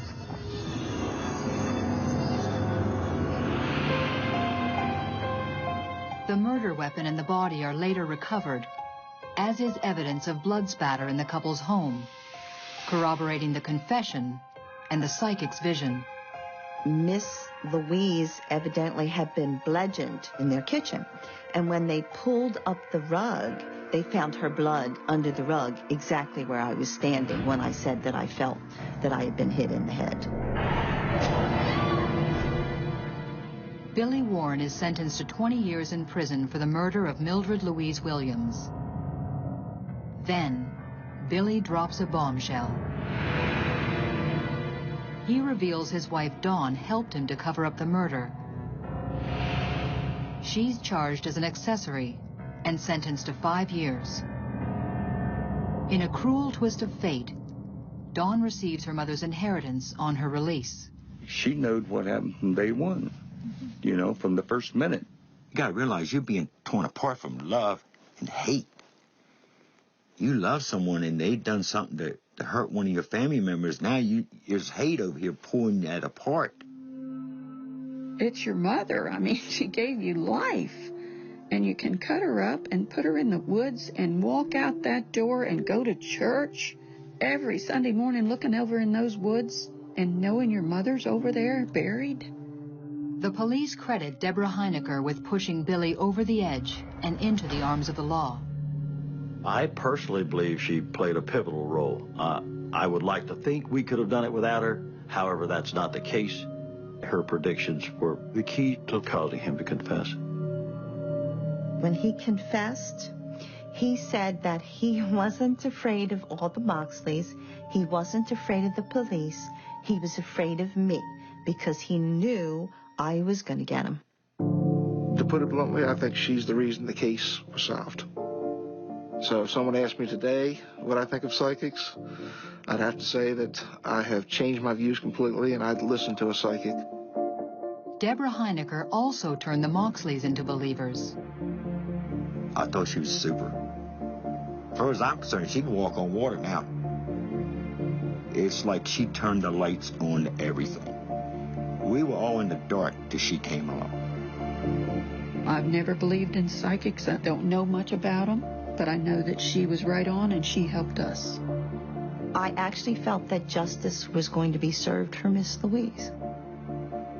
I felt that Miss Louise deserved to have that confession. The Moxleys have never gotten over it.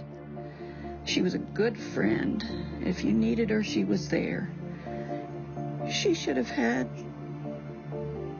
a peaceful death. I just miss her.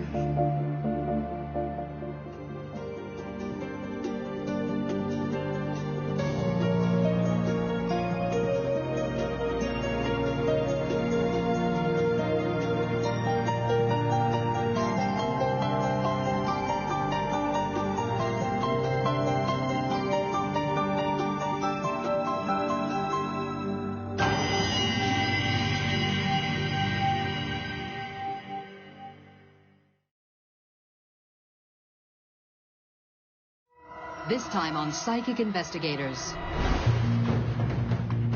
When a local dentist is found brutally murdered in his home, everyone is shocked. And I said, well, what's so bad that I can't go in? And they said, you really don't want to see this. The police suspect his closest friends. Now, all of a sudden, we're under a light for everybody to watch our every move. Until a pair of psychic sisters share a disturbing vision. I felt a lot of blood pooling around my feet. And I had a flash of a bat. And all of a sudden, spirit guides just screamed out, law enforcement.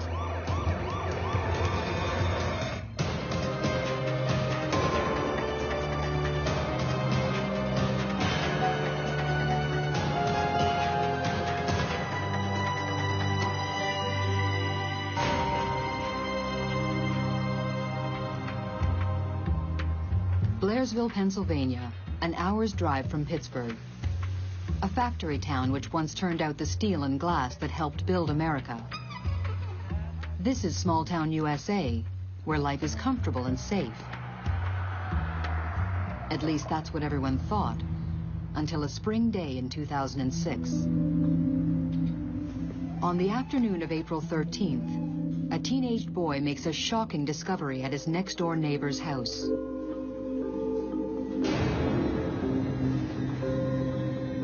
He was so upset, and I'm like, what is wrong? What is wrong? I thought maybe Zachary got hurt or what have you. He's like, you have to come now. It's John. He's dead. Melissa Yuse's neighbor is Dr. John Jelinek, a local dentist. She immediately calls 911.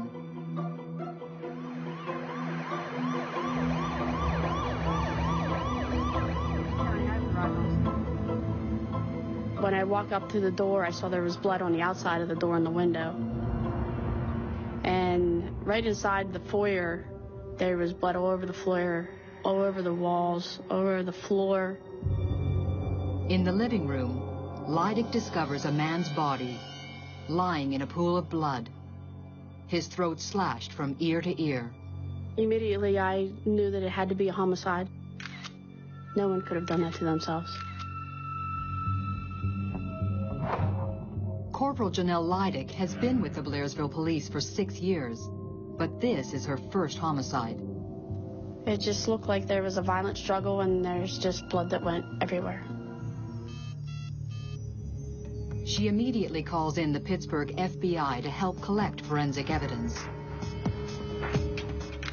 Throughout the house, the killer has left a trail of blood.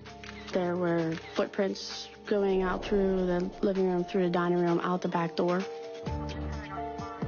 The footprints may belong to the killer, but he's wiped his fingerprints clean. Investigators notice there is no sign of forced entry. Nothing of value appears to be missing. Jelnik's 4 guns, stored upstairs, remain undisturbed. Corporal Leidig verifies that the crime scene hasn't been contaminated. Everybody who was on scene, I had them give me their shoes, and we made shoe prints of what they had on before I would even let them leave. And we compared them to the shoe prints that were found going through the dining room and kitchen, and none of them matched. The victim's hands are bagged to preserve any trace evidence under his fingernails. As the crime scene is photographed, the police conduct an exhaustive search of the victim's house and neighborhood in hopes of turning up more clues. We sealed off the area as far as you could see or hear. And I had officers walk up and down roads, look in the areas of, like, the grassy areas, the bushes, everywhere, to see if we could find any kind of murder weapon. We searched the entire house, and we just were unable to find any type of murder weapon. Outside, Blairsville is in a state of shock.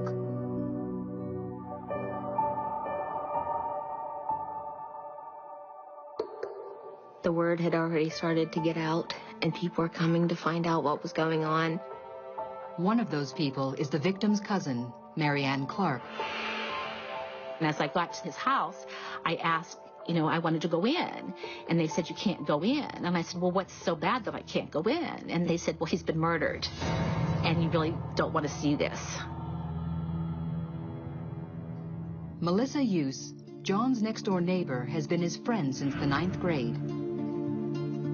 He was an awesome guy. He was an awesome father who loved his son very much. He was a good neighbor, and he also made a difference in our community. John was probably the kindest, most gentle, generous, fun-loving person you would ever meet. If you met John, you loved John. John Jelinek had recently moved back to the neighborhood after splitting with his wife of 9 years. The divorce was a really bitter divorce. Every time they would get close to a settlement, Michelle always wanted something more. Including custody of their 9-year-old son. But after 5 long years, Michelle and John finally agreed to a settlement. John finally saw an end to this dark tunnel that he was going through. But John never got a chance to sign the papers. I don't think anyone in Blairsville had any idea that this could be anything other than random. There was no reason for John Yelnick to be murdered. Jennifer Mealy follows the sensational story for the local television news. That's when you saw the neighbors start to lock their doors at night, something they'd never done before, keeping their porch lights on and watching things a little more closely. Living right beside John's house, my kids were terrified. We didn't sleep for, I bet, over a week. We were just so scared to be in our home. In the days following the chilling crime, the police canvassed the area. A neighbor reports hearing 2 men fighting about money in the pre-dawn hours. This casts a new light on evidence found at the scene. Evidence pointing directly at the victim's next-door neighbors, the Uses, the family who first raised the alarm. We were on the coffee table. We found a check that was made out from the Uses to Mr. Yelnick. They didn't want him to cash it yet. So Mr. Hughes was a suspect. He was, I guess, a person of interest is how we call it. Police take the victim's neighbors in for questioning and grill them about the uncashed check. I was going to open a bakery here in Blairsville, and John had given me $15,000 to help open my bakery. But Melissa says he asked for the money back suddenly, saying he needed it to make a tax payment. And I wrote him a check. I said, I only have $14,000 at this time, and then I'll get you the other $1,000 within the next couple weeks. The police aren't convinced by the story. Not only were we losing a dear friend of ours, but now we were actually being considered as somebody that could have done this horrible crime to him. With her husband now a prime suspect, Melissa is desperate to prove his innocence. A month after the murder, she visits 2 psychic sisters in search of answers. Hosts of a regular psychic tea party, Suzanne and Jean Vincent claim to be guided by the spirits of the dead. My psychic insights come to me in a variety of different ways. I start seeing flashes of light. I start seeing scenery and images. I might hear or taste something that would all be symbolic to what is this person all about, or what is the situation all about. And I also have a spirit guide who accompanies me during a psychic session. I see a picture of him that kind of emerges, kind of like a negative, and he gives me these images and these visions of the people that I'm trying to communicate with on the other side. Melissa tells the psychic pair nothing about the murder. And the first thing my spirit guide said to me was there was a grief cloud all around this lady. I just said, oh my goodness, your boys found a body? And she had said, yes, they did. The energy around her was saying that someone might even suspect her husband of doing this gruesome crime, of killing this neighbor.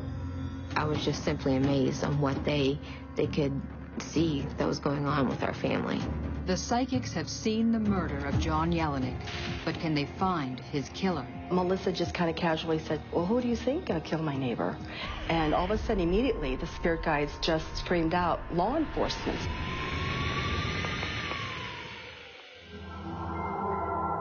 When 39-year-old dentist John Yelnick is murdered, his neighbors become suspects.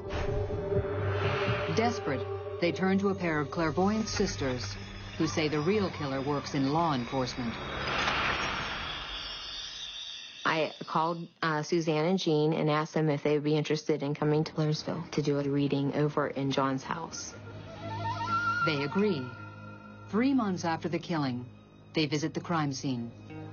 As I was going to the backyard, I was feeling a very strong pull that the person who had done this to John had parked in the back. I had a vision of a maroonish, reddish SUV stalking John Yelnick's house. Hoping that the psychics can help to solve his murder, John's family has given the group permission to enter the house. No longer a restricted crime scene, inside little has changed since the murder. Blood, though faded, is still visible. I was immediately pulled to the dining room, and I looked right down, and I said, whatever happened, happened right here. The energy was very heavy and thick. I was seeing stab wounds. I had seen his neck like jagged and then a straight line. I also felt a lot of blood pooling around my feet. Then, Jean claims to see the killer. John's spirit had drawn me to a shoe print, and as I put my hand over it, I started seeing a person with red hair, someone with light eyes, fair complexion, freckles, and I had a flash of a badge. And all of a sudden, these spirit guides just screamed out, "Law enforcement." John's saying, "He killed me." Melissa is stunned. I knew in my heart who I thought had committed this crime and how much it resembled that person. And the details were just overwhelming. That person is Kevin Foley. He's been dating John Yelenik's ex-wife for 2 years.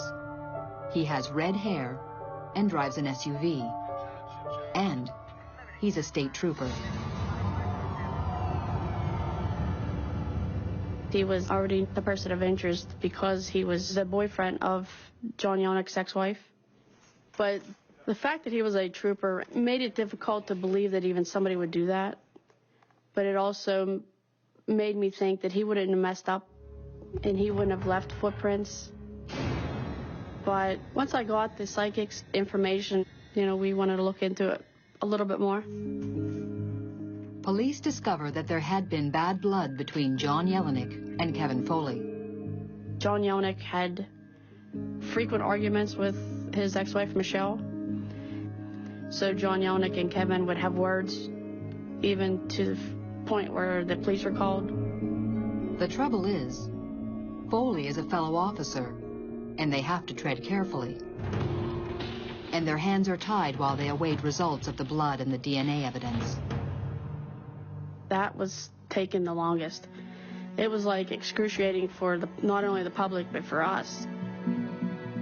In the meantime, analysis of the bloody shoe print has eliminated one suspect. Tom Hughes wears a shoe a full 3 sizes larger than the killer's. It was a relief to know that Tom was cleared of being a suspect at that point.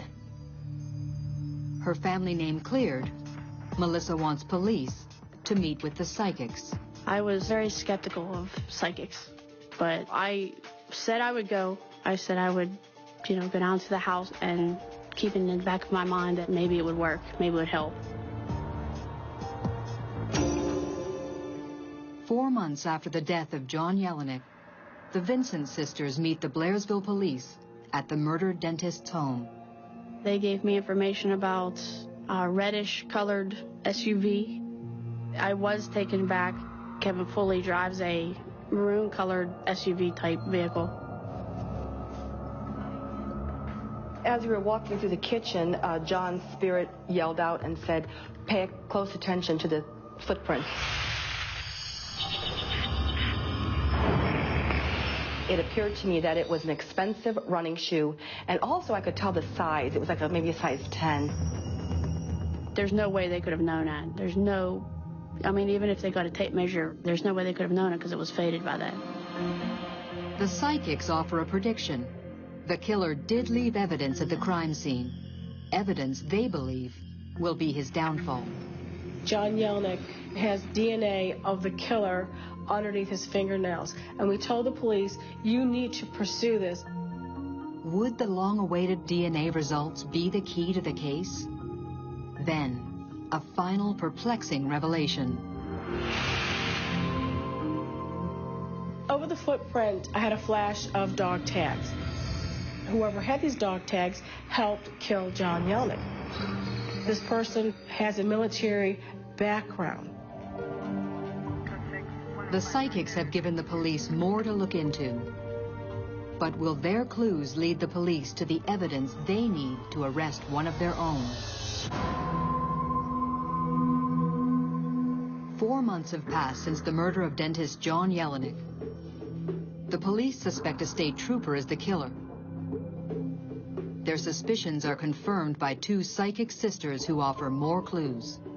The psychics actually gave us things to work on, you know, the dog tags, the military, the SUV, and the footprints. The psychics say their vision of dog tags means the killer has a connection to the military.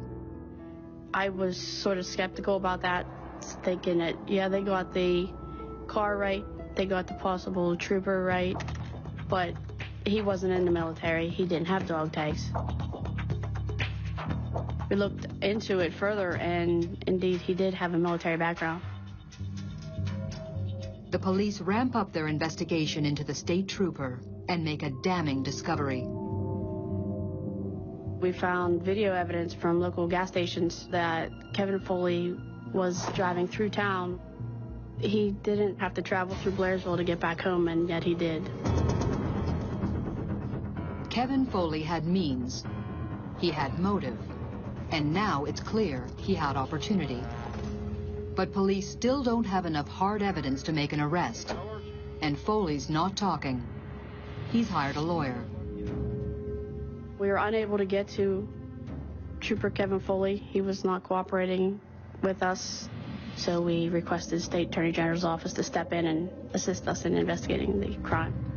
A local police department, like the Blairsville Police Department, does not have the resources or the manpower to investigate a murder for months or years on end. So it became quite apparent that they were going to need help.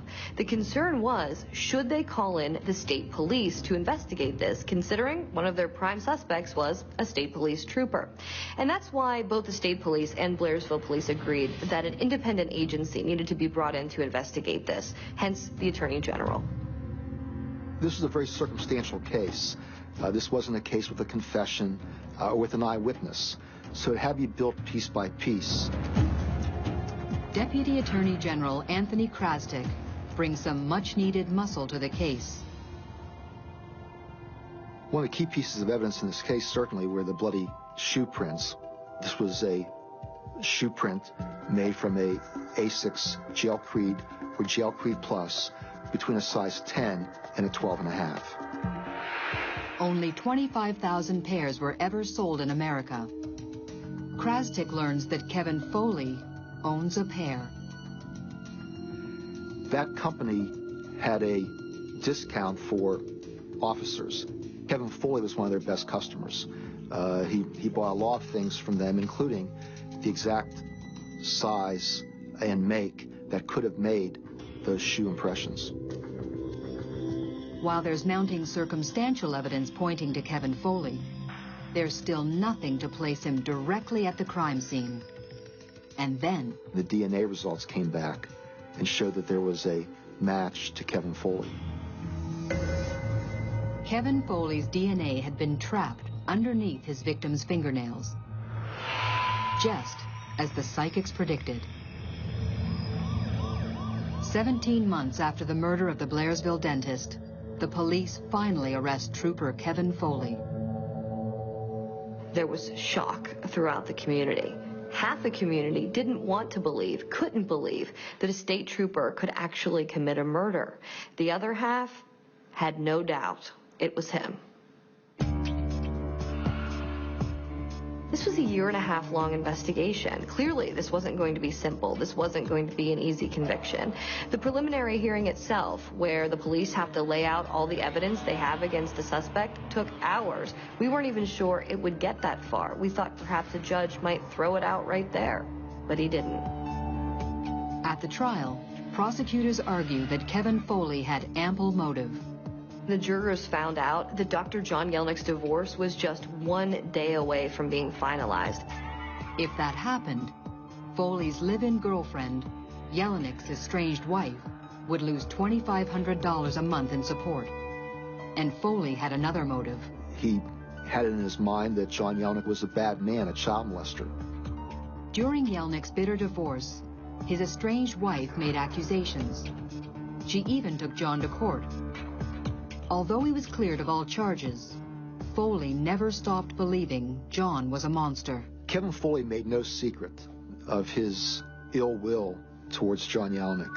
He just would tell anybody that John Yelnick was evil, should be killed, even asked one trooper to help him kill him. The prosecution paints the jury a vivid picture of the events of April 13th.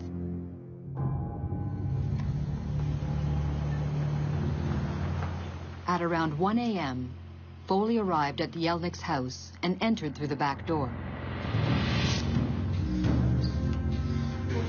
Get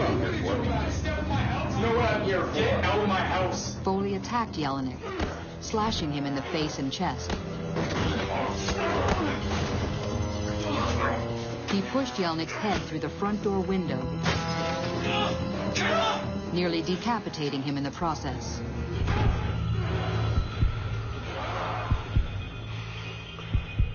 The pathologist testifies it took up to 9 minutes for John Yelnick to bleed to death.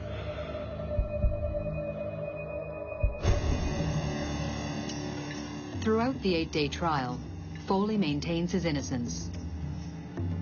But on March 18, 2009, he's convicted of first-degree murder in the death of John Yelnick. He's sentenced to life in prison with no chance for parole. He is appealing the verdict. He was the most wonderful person in the world. He died the most horrible death. And tonight, this is his night. We love you, John, and we miss you. We're never forgetting. For John's friend and neighbor, Foley's conviction means an end to a nightmare. And she credits the Vincent sisters for their part in solving the case. I believe that the psychics were helpful in this case. I felt like it was just incredible, the information that they knew. What we wanted to do from the very beginning was to make sure that we found out who did this to our friend and make sure that justice was served.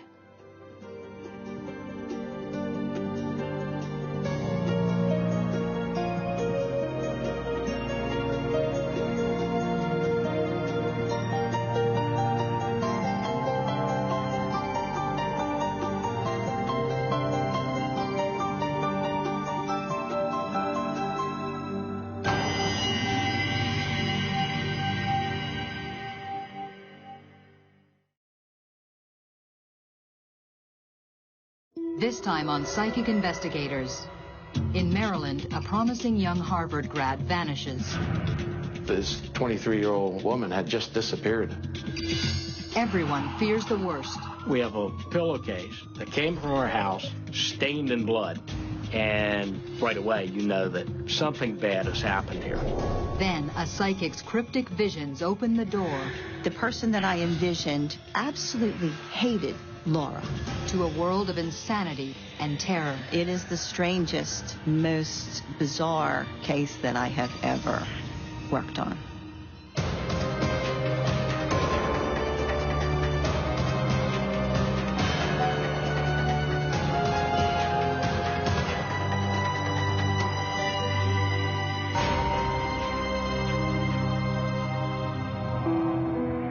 Bethesda, Maryland, an affluent suburb just minutes from Washington, D.C. Home to movers and shakers, professionals and politicians. Home to 23-year-old Harvard graduate Laura Hoatling, who's just moved back in with her mother and landed a job at a PR firm. But on the morning of October 19, 1992, Laura doesn't show up at work. Her co-workers call. No reply. One of them is a good friend. Concerned, she phones Laura's brother. Laura was extremely responsible, and she was very considerate, so she would have called, and I was quite sure of that. I knew something was strange. Warren Hoatling, a teacher, heads over to his mother's house to check. His sister isn't home. By nightfall, there's still no sign of Laura. Increasingly worried, he calls the police. Sergeant Rich Fallon was on duty that night. The police took the report and nothing was done for at least a day. You give them 24, 48 hours to show back up, then after that you start getting concerned. Their mother, Penny Hoatling, is away at a conference.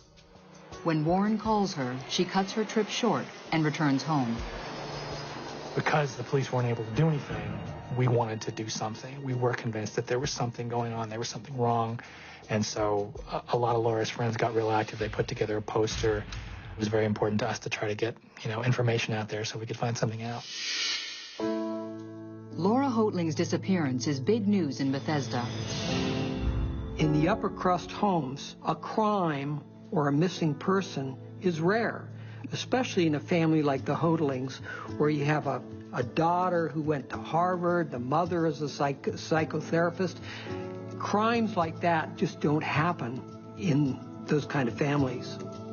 Adrian Havel writes about the story. Laura was virtually the all-American girl. She had everything going for her. She was very accomplished, a fantastic student. She was 6 feet tall, very long-limbed, and she had a really sweet smile. After 2 days, there's still no word from Laura. The police launch a full-scale investigation, starting at her home. There was nothing suspicious, nothing unusual, nothing disturbed in the house. Didn't appear to be any break-in. The police canvass the neighborhood. Curiously, a neighbor's nanny tells them she saw the tall, slim blonde leaving for work at 8 a.m. She said every day, Laura comes out of the house and waves to the children and her. And this day before, Laura had walked out of the house. She was wearing a trench coat and slacks, and nothing seemed unusual except for the fact that she didn't wave. If Laura left home at 8 that morning, where is she now? It really was baffling because this 23-year-old woman had just disappeared. Harry Gearing handled the press for the Montgomery County Police. You have to keep your mind wide open to any possibility. Did she have a boyfriend? Did she have some reason to run away? Was she running away from something? So you have to ask some difficult questions. It was very, very uncomfortable to not know what was going on. Part of you says, don't make things up. All we know right now is we don't know where she is. That doesn't necessarily mean anything. But I didn't have any kind of explanation. And so that was frightening. Police interview friends and family. They search local fields and woods. Then, 4 days after Laura's disappearance, a discovery that throws the investigation in a whole new direction. Half a mile from Laura's house, cadaver dogs uncover a bloody pillowcase. The blood-stained pillowcase was not just your average kind. This was a high-dollar pillowcase. The normal person wouldn't have this in their house. The police match the pillowcase to the linens at the Hoatling home and send it to forensics. This is still a missing person case, officially, because you still don't have concrete evidence to suggest that there's been a murder. But when you have bloody evidence, it really is very strongly suggesting foul play. That was kind of a confirmation for me that something bad had happened, which I already felt pretty strongly was the case at the time. In fact, I remember it was a point of conflict with the police about what kind of investigation it was, whether it was a missing persons investigation or a homicide investigation. The Bethesda community at first was more puzzled than fearful. But when reports began to show up on television about not only Laura being missing, but police crews finding blood, then they began to get worried. 4 days after she vanished, the blood-drenched pillowcase suggests something terrible has happened to Laura Hoatling. But what? A local psychic, famous for locating the missing, claims she can help. This psychic was known to the police because she helped us out in a previous case. I think it was in 1991. We had a police dog go on missing. And with the psychic's help, the officers were able to recover that dog. So when she approached us with information about the Laura Hoatling case, I think the officers were willing to listen. The picture I was seeing was of a woman. but her energy was very masculine. The person that I envisioned was very jealous of Laura. Very jealous. A week after 23-year-old Laura Hoatling vanishes from her Maryland home, police have no idea whether she's alive or dead. A psychic offers to help. Deborah Heinecker claims to read energy from photographs and personal objects to help locate the missing. I call it tuning in, and I basically remove everything from my mind, make my mind a blank slate, and then I focus on whatever it is. A police officer agrees to meet with the psychic to discuss the case. While holding the missing persons poster, the psychic sees a puzzling image.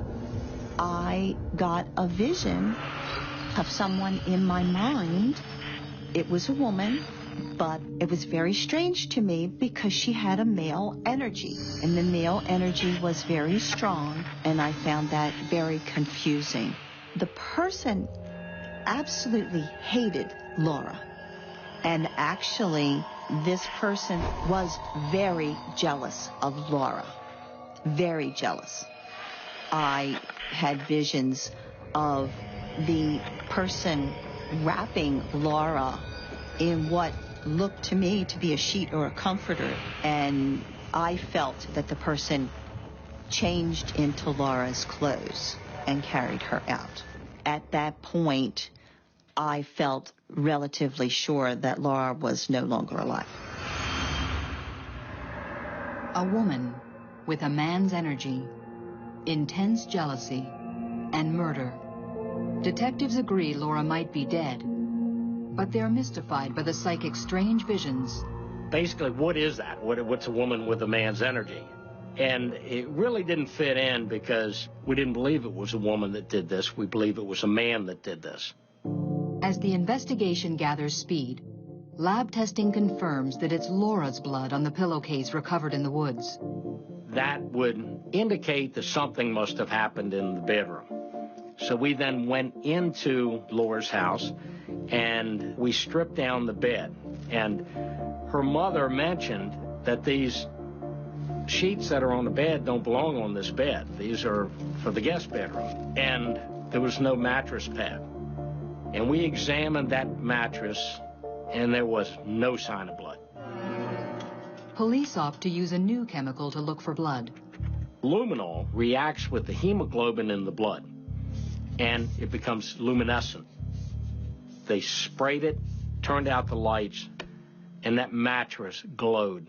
And it was like the 4th of July. All of this blood suddenly appeared, and we couldn't see it because the suspect had cleaned it up. The police are now almost certain that Laura is dead, just as the psychic predicted. What was told to us was that there was blood on the mattress and there was enough blood that a person could not have survived losing that much blood. So that was a confirmation that she was dead. In all likelihood, Laura did not leave her home alive. The idea that she had come out the next morning and was walking down the street did not match at all. The neighbor's nanny, who said she saw Laura leave at 8 a.m. the morning of her disappearance, was clearly mistaken. But if it wasn't Laura, who was it? You have a prominent young woman murdered in her home, so presumably there's a killer running loose. So there's a tremendous amount of pressure to find out who did it and catch him. The police look again at everyone who might have seen Laura. I talked to the mother, asking her about who hangs around here, who are her friends, and Laura Hoatling's mother said, well, we can check with Haddon Clark. Haddon Clark is the family gardener, a homeless man roughing it in the woods outside Bethesda. Laura's mother hired Haddon through a church rehab program and wants the police to leave him alone. She said, he has psychological problems. I'm sure it's not him. He is not a violent person. And I would prefer that you not even think of him as a suspect. Back at the station, Fallon briefs his superiors. The name Haddon Clark has a surprising effect on his captain. And he immediately just said, oh my God. Haddon Clark has a dark and twisted past. He's a paranoid schizophrenic with a string of disturbing arrests, including malicious destruction of property and theft. Worse, he was a suspect in the still unsolved disappearance of a little girl in Silver Spring, Maryland. We brought in and talked to detectives that had interviewed him years before, and they told us, hey, look, you know, this guy is strange. I mean, he is odd, and he's very capable of doing this. With the gardener now their #1 suspect, police start following Haddon Clark. But they can't arrest him. They don't have enough evidence to tie him to Laura's disappearance.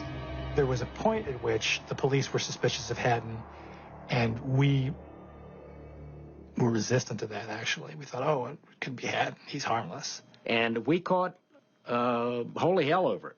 Laura Hodeling's mother was furious that we were focusing in on him.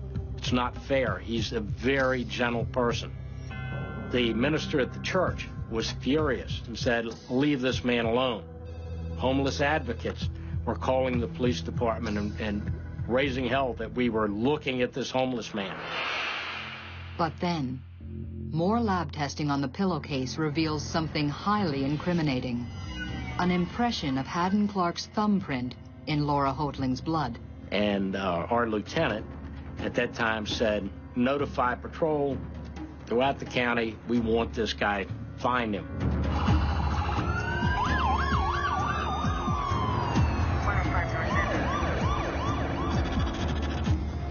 With this new evidence, the police arrest the gardener on suspicion of murdering the Ivy League grad. We trusted Haddon, and we found out that that trust was misplaced, and that was very difficult. But the question remains, where is Laura? 23-year-old Harvard grad Laura Hodeling is set for a Washington law career when she disappears under suspicious circumstances. The family gardener, Haddon Clark, has been charged with her murder, but says nothing. We have a bloody fingerprint and no body, and it's basically a circumstantial case. So there's people saying, you don't have enough to get a conviction, we need to release him. At the bond hearing, prosecutors argue to keep Haddon Clark behind bars while they gather more evidence. For me, what was wrong was that I didn't know what had happened to her, and arresting him didn't answer the question. There was what people thought had happened, but we didn't know where she was. The police ramp up their search.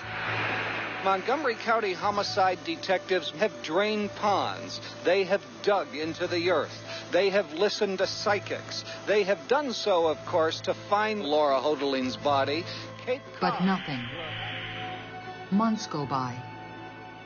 Haddon Clark's in custody, but still not talking. To me, it was a paralyzing experience. I felt very helpless. I knew the police were doing what they could do, and you were just kind of waiting. We knew in our hearts that Haddon Clark had murdered Laura.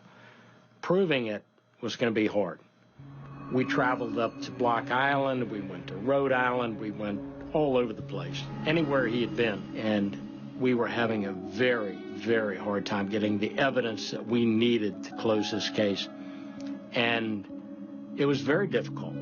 Police are at a dead end. But psychic Deborah Heinecker thinks she knows exactly where Laura is buried. I felt it was relatively close to the campsite, and she was in a shallow grave in mucky, sort of peaty soil. Her nose was partially exposed, and maybe parts of her cheek and maybe a little of her forehead. But the police aren't buying it. They've already searched around Haddon Clark's makeshift campsite repeatedly. You're always going to have skeptics in the police. We're skeptical by nature, and the Montgomery County Police had searched that area over and over again, and they didn't believe that the body was there. But Deborah insisted to the police that they keep looking. On June 13th, 1993, 8 months after Laura vanished, a startling turn of events. Right the day before trial, the scientist has to review all of her findings. She looked at the hairbrush that had belonged to Laura Hodeling and saw something odd and took off a strand of what she thought was hair that just didn't look quite like the others. and examined it, and it was a hair or fiber, as you might say, off a wig. This lone fiber may be the final piece of the puzzle. An earlier search turned up a bizarre storage locker rented by Haddon Clark. We went in, and it was stacked with plastic containers. There were high heels, there was ladies' underwear, ladies' dresses, there were wigs. Just the place was full of female clothing. Then we realized that Haddon was a cross-dresser. Deborah Heineker's vision begins to make sense. I had the light bulb moment and said, oh, yes, that's what I had to have been feeling when I envisioned this person, but with a male energy. The crime lab makes a positive match. Faced with the damning evidence that puts him at the murder scene, Haddon Clark confesses.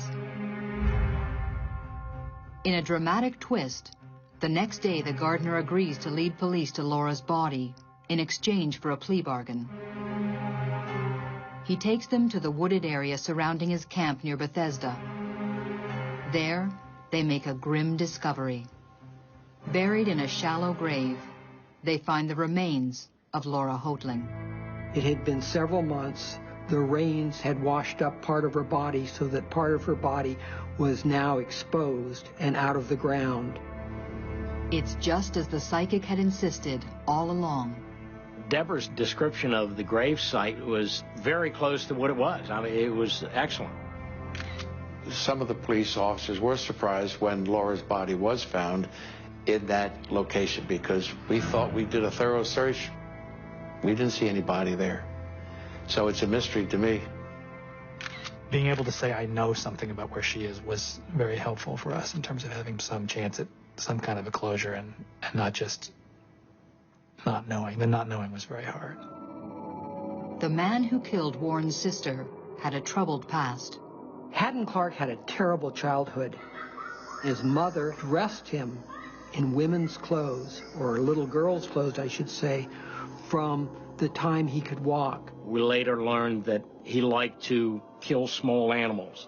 He would shoot cats, kill dogs, put them on the neighborhood's doorstep if the neighbor crossed him. This is the kind of person he is.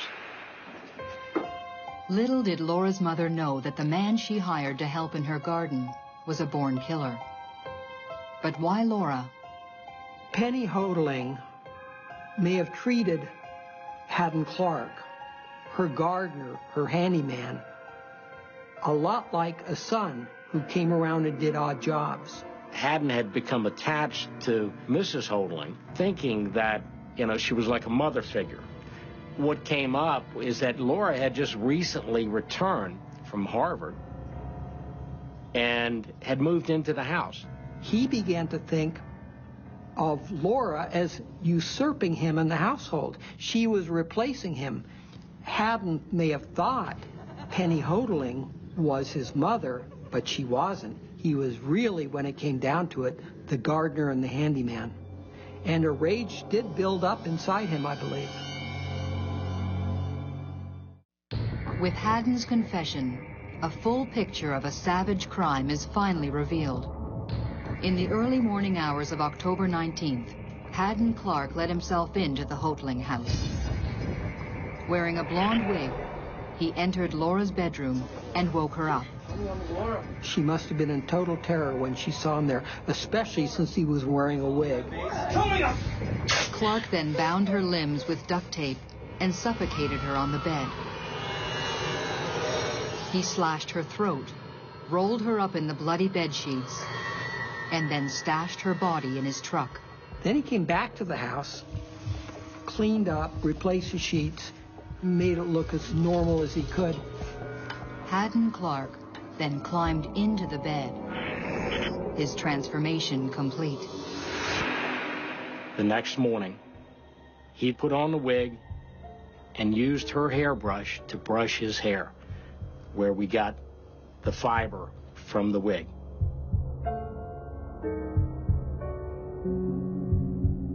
At 8 a.m., he left the house with Laura's briefcase, dressed as a woman and wearing a wig. That's who the neighbor's nanny saw leaving. Later that same night, Haddon Clark buried Laura Hoadling across the highway from his campsite. For me, sadness was the predominant emotion at the time, and disbelief. Murder doesn't happen to people that I know. It doesn't happen to people I care about. And life isn't supposed to be this way. That was all changed for me. With his plea of guilty to second-degree murder accepted, Haddon Clark was sentenced to 30 years in prison for the murder of Laura Hoadling. He later leads police to the remains of Michelle Dorr, the little girl he was suspected of murdering. He claims to have killed others, whose bodies have never been recovered. But the police have recovered Haddon's stash of trophies, including Laura Hoadling's high school ring.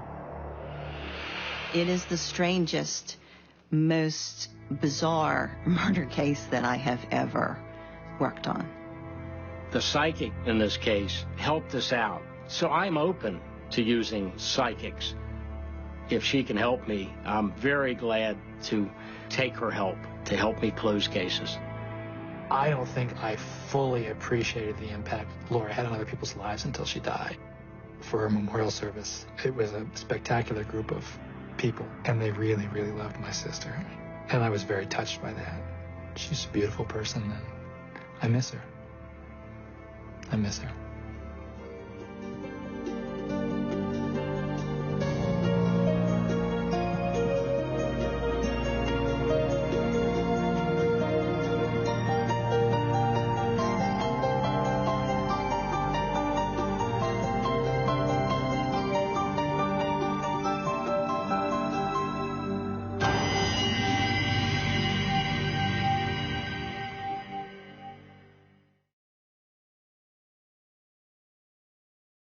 This time on Psychic Investigators.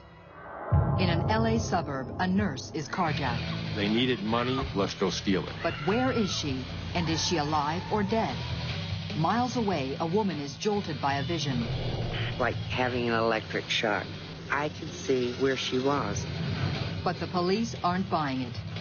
They think she's guilty. And arresting her for murder. Her vision becomes her nightmare. I could feel something. She's in this canyon.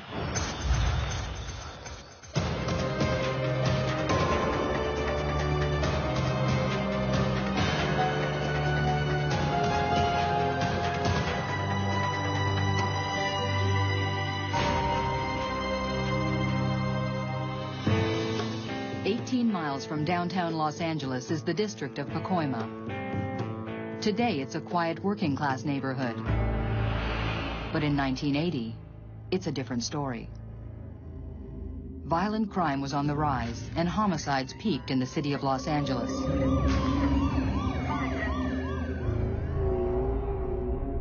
December 15th, around 10:45 p.m., a black pickup truck stops at a light at Foothill Boulevard in Arroyo. A witness sees a woman being carjacked.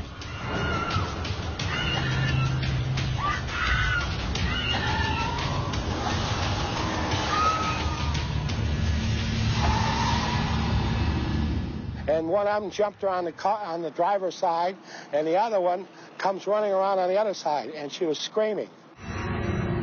6 hours later, 5 a.m., the LA Fire Department responds to a report of a vehicle on fire in the 1100 block of Bromont Avenue. Thinking the truck might be stolen, the LAPD is notified. At 4:30 that same day, a distraught woman enters the Foothill Division of the LAPD. An individual wanted to speak to a detective about a missing person. Patrick Conway was a 20-year veteran with the Los Angeles Police Department. I talked to a lady named Shirley Trissell, and she told me about a friend of hers, Melanie Uribe, who had left for work the night before and never arrived. She and other friends had spent the night and most of the day searching for her. At about 3:30 in the afternoon, she had discovered the truck Uribe was driving on Bromont Street, burned. The same truck that the fire department had responded to at 5 a.m. Melanie Uribe was 31 years old. She was a nurse. She was a single mother, was a very dependable, reliable, responsible individual. I personally, at that point, feel that Melanie Uribe has probably met with some sort of foul play. He starts searching for evidence by checking the woman's burnt-out truck, but comes up with nothing. So what we wanted to do now was find whether there were any other witnesses we were unaware of who might have seen more or knew more. The LAPD goes back to interview the witness of the carjacking the night before. He indicated that the truck, after he'd seen it turn right, had pulled to the curb for a moment. Police check out the spot and find a box of tissue in the gutter. It was later shown to Melanie Uribe's roommate, and she identified it as having been in the truck. So where is Melanie Uribe? The next day, the police ask the media for help. Police have launched a massive search for the vocational nurse, possibly the largest manhunt for Valley Police. Following a door-to-door search in the area yesterday, equestrian patrols set out along the foothills near Lopez Canyon this morning. We focused our attention on Lopez Canyon because Lopez Canyon was a logical location based on the known factors: where the truck was taken, where the truck was burned. It's a remote area that would be a good place to leave somebody. It wasn't the only area we were looking at, but it was an area we were looking at. 10 miles away, in a Burbank aerospace plant, a 32-year-old shipping clerk is listening to the news. About 3 o'clock, there was some kind of announcement that they had found this missing lady's vehicle. What happens next turns Etta Smith's life upside down. But then they said they were making a house-to-house search. I instantly heard as if someone said to me very clearly, "She's not in a house." As soon as that thought registered, it was as if I were looking at a video or a movie. I didn't know if she needed help or what. No matter what I did, I could get away from it for a minute, but as soon as I had a free space in my head, it would come back to me. Why won't this leave me alone?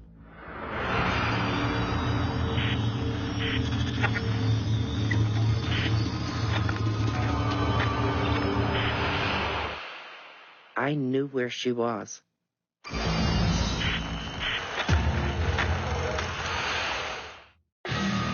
In LA, a shipping clerk has a sudden disturbing vision of Melanie Uribe, a nurse who had been carjacked the night before. I could see where she was.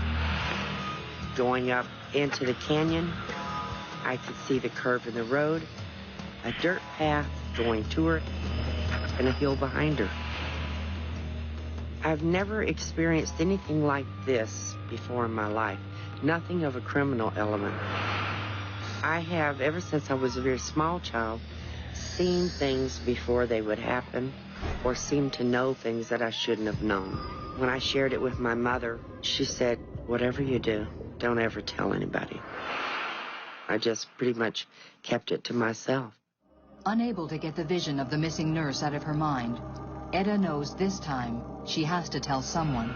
When I get to a certain point, if I turn right, I'm going home. If I turn left, I'm almost immediately in front of the police station.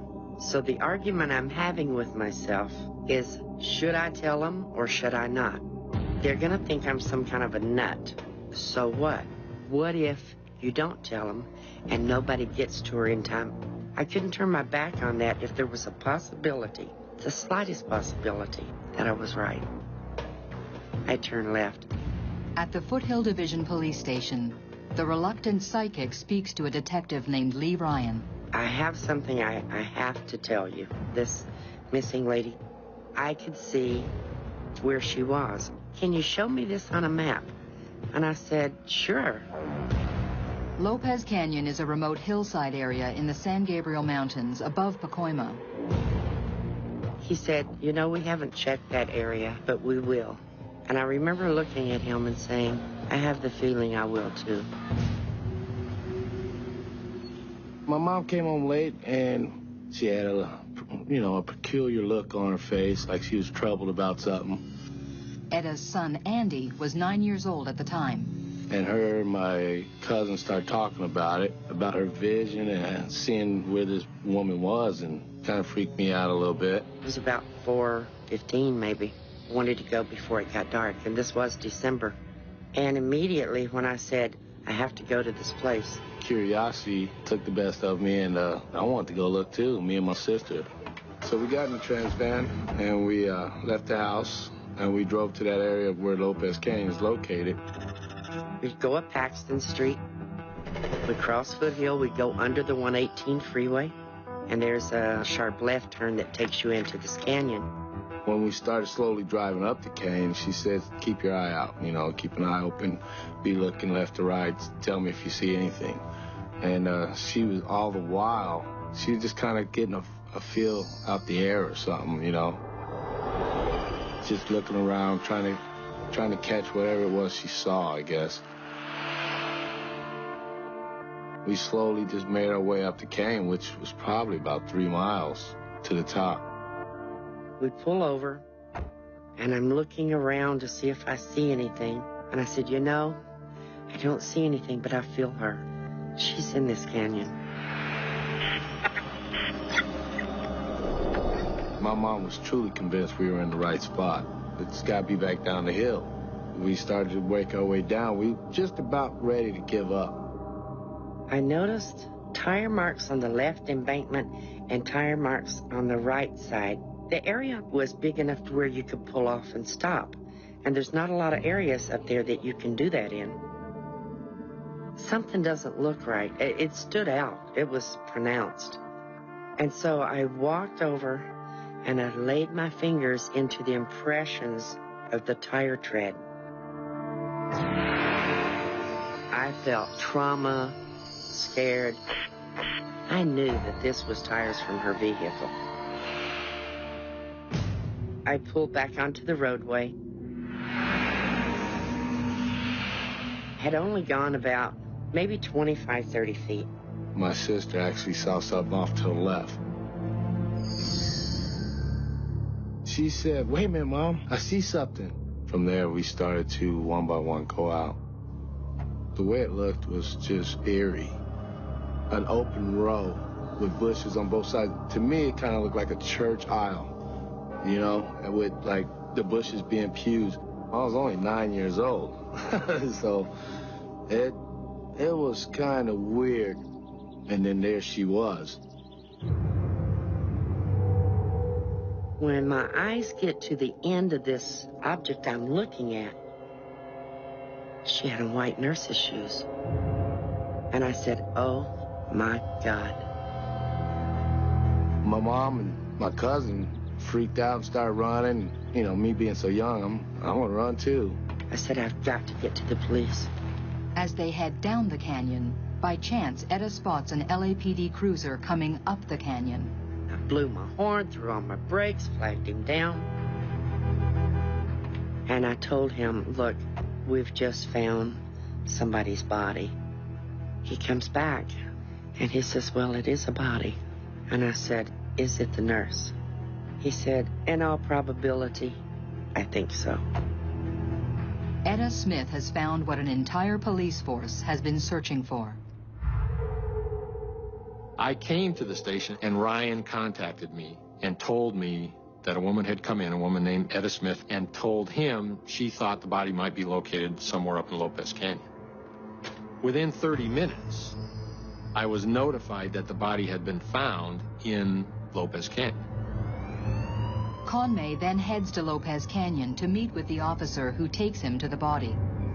And what I saw was a white female laying face down with significant head trauma.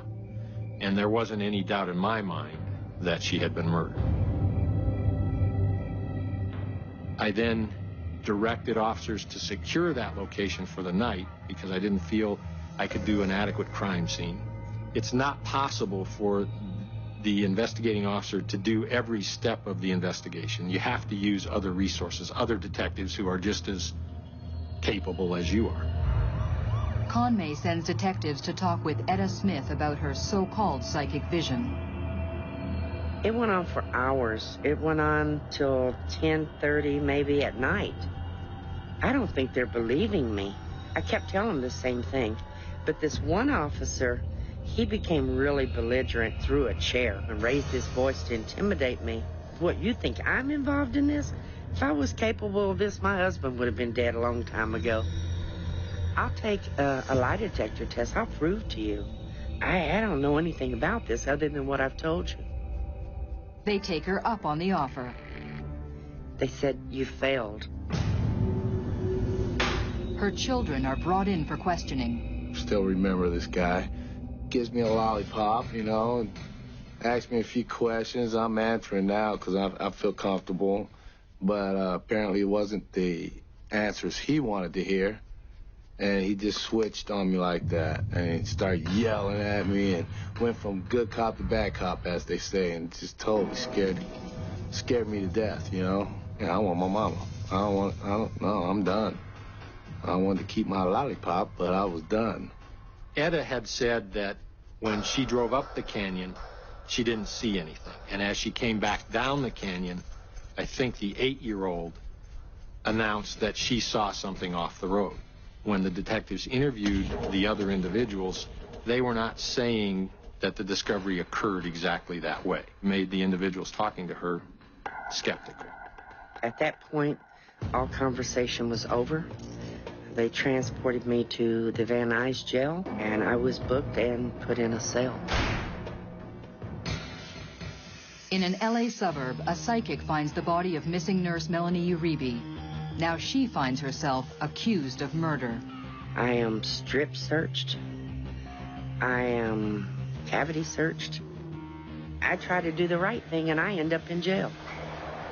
Last evening, just before dark, a person other than police personnel discovered the body. When I get back to the station and I can sit down and contact the coroner, I probably will have some more information in another hour or two. I didn't even know that she had been arrested. Someone told me that while I'm doing the crime scene. That caused me some concern because it had been my hope to, as time permitted, to eventually interview her in an effort to find out how she knew the information she knew. When I was told she was in jail, I believed that interview would be difficult because she likely would have contacted an attorney at that point. I had conversations with people who were involved in the decision to arrest her in an effort to release her. I did not believe for a minute that Etta Smith was involved in the murder. But in order to get the psychic released, the detective needs to find the real killers. He has little evidence, except for a tissue box and a vague eyewitness description of the carjackers. December 18th, 1980, 24 hours after the discovery of the body, Conway gets his first major break. A woman calls, saying she knows who was involved and claims to have the murder weapon.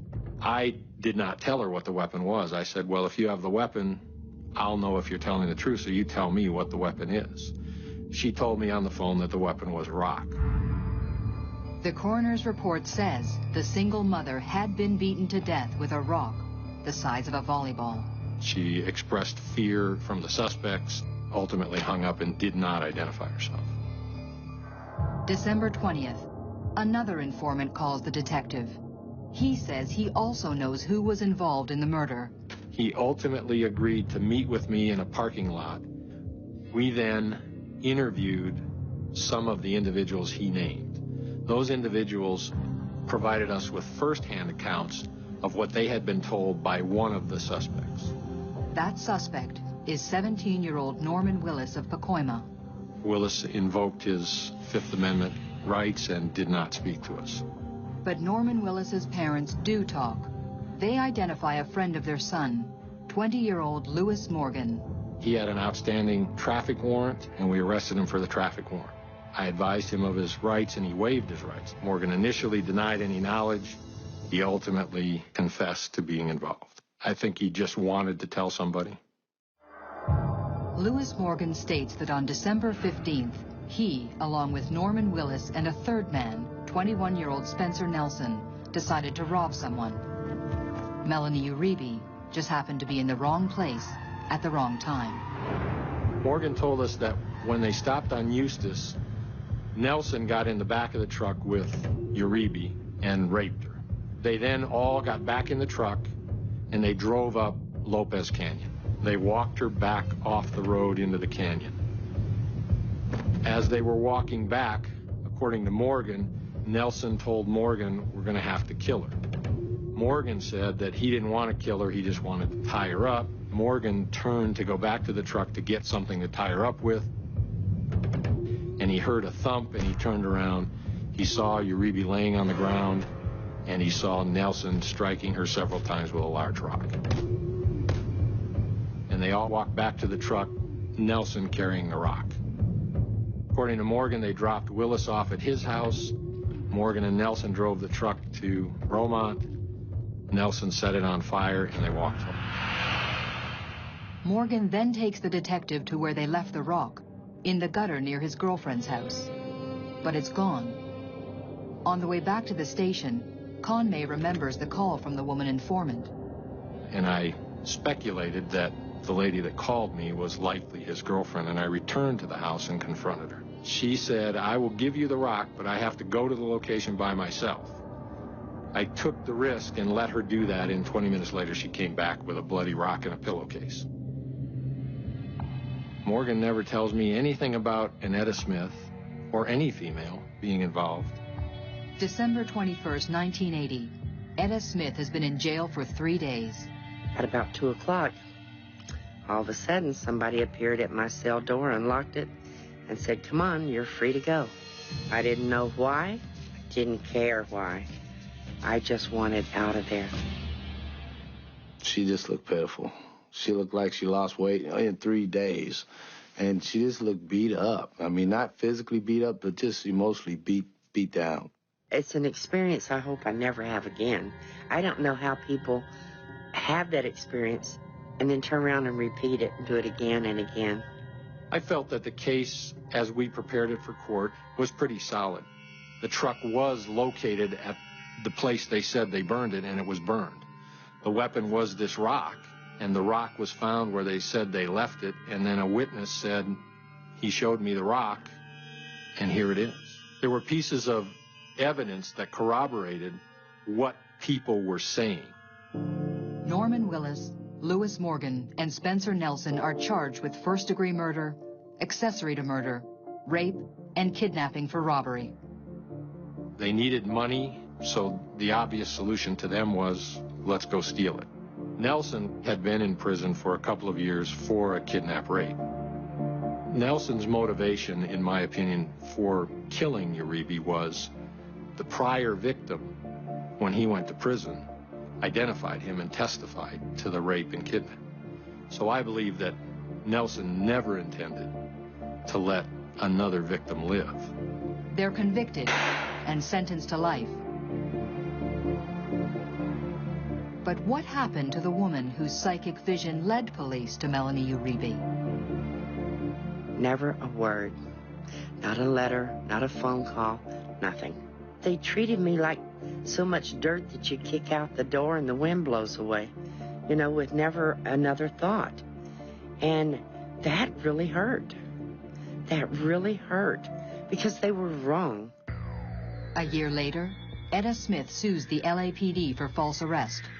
Just because you're unusual, it doesn't mean you don't have rights. James Blatt was her attorney. She went out on a limb to try and find someone, although in an unconventional way, and she was successful. And for that, she was literally brutalized for 4 days. I got dysentery and lost 12 pounds in 72 hours. There was no probable cause for her to be arrested, simply because she found the body in an unusual way, and arresting her for that, for murder. I'm glad the jury agreed with us, and the judge agreed that having a psychic phenomenon is not probable cause to arrest someone. I'll entertain anything that might provide me with information that's helpful in a case. Police agencies have long talked to and used information from people who say they're psychic, frequently with some success. The answer to some questions is that there is no answer.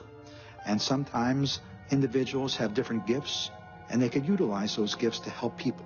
Yeah, I still pray for that lady. Every now and then she'll cross my mind, or I'll say prayer for her and everything. And I'll never forget Melanie Uribe. I'll never forget what happened to her. Melanie was a victim of a senseless crime. I have no regrets of making the choice that I made. I didn't understand what made me do it then, but if I had it to do over, that I would do the same thing today.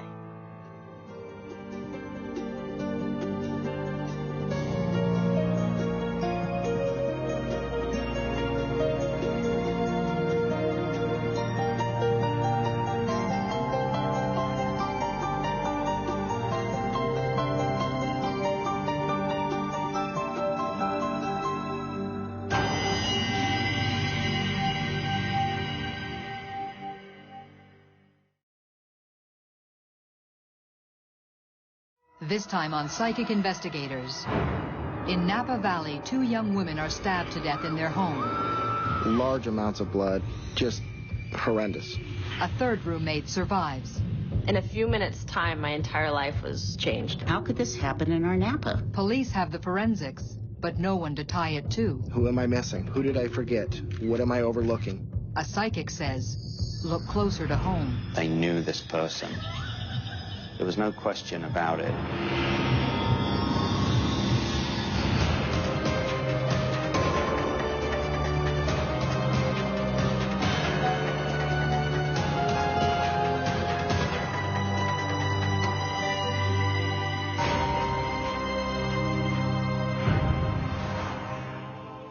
Napa Valley, the heart of California's idyllic wine country. A place of vineyards, breathtaking views, the good life, and if nothing else, a safe place to live. And then, Halloween 2004. This is 911 emergency. What are you reporting? Oh my God, we got attacked. Who attacked you? I don't know. I don't know what happened. Okay. Most of my roommates are hurt. Oh my God. I think they're dying. I swear to God. Do you know who might have done this? Oh God. When the police arrive at the house on Dorset Street, they find 2 women dead. The scene is so gruesome, a female officer feels ill and has to leave. More police descend on the house. The homicides had occurred in the upstairs of the residence. As we approached the staircase, there was an enormous amount of blood. Detective Kirk Primo was a 14-year veteran with the Napa Police Department.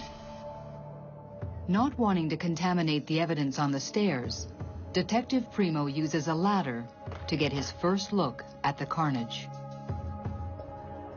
Large amounts of blood. Just horrendous. A double homicide. Leslie Mazzara and Adrian Insomnia, both 26. I always live by the rule of the crime scene's always at least twice the size as what it appears. Outside the house, one of the first pieces of evidence Detective Primo finds is a pile of cigarette butts. They didn't appear to be weathered. They didn't appear to have been there for a long time. The lone survivor of the vicious attack is 28-year-old Lauren Mianza.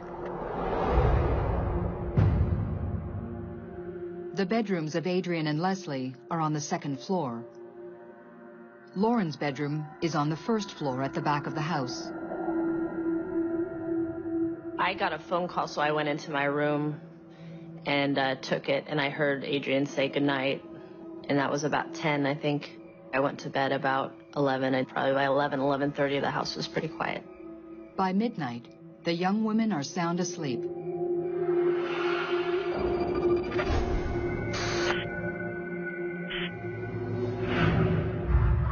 I had never heard anything like it. I knew right away that it was something awful. And then I went to my door and stood kind of in the doorway under the stairs. I heard a male flying down the stairs. I figured I was next, not knowing what to do. I ran into the backyard. I've never, ever felt that terrified, like I was in a horror movie. I thought I was going to die. It was quiet except for screaming. I heard him kind of leave the house. Adrian, which I knew was her voice, she'd stopped screaming, but she was calling out for help. There's blood everywhere. Adrian just lying down next to her bed. She was alive still, but I could tell in her eyes she was gone. I had never really seen someone die before.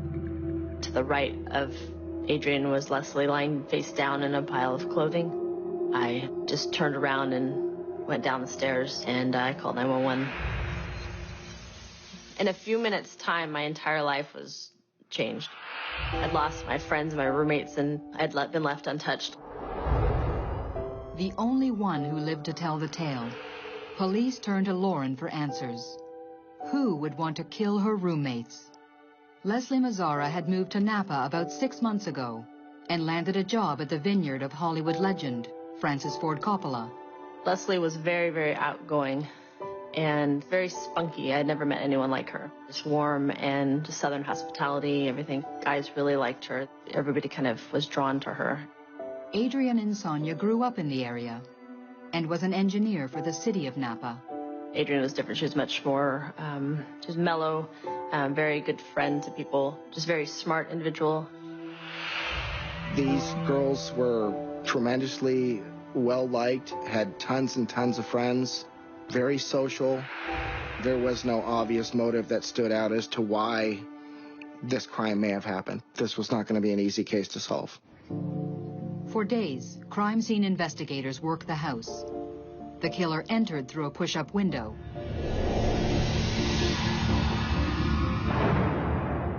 There they find fibers and what they hope is his blood.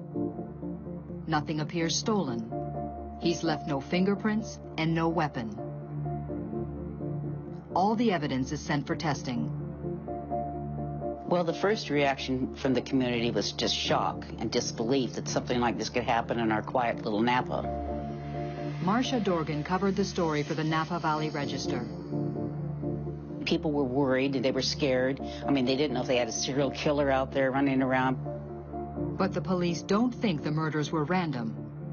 They think this is a crime of passion. A pattern of the blood evidence that was collected, the anger and aggression. The autopsy results support their theory. Cause of death, multiple stab wounds. Focus was that the killer may have been an acquaintance or someone known to Leslie, as Leslie did leave a more active social life. Leslie just attracted males. She had a lot of men interested in her.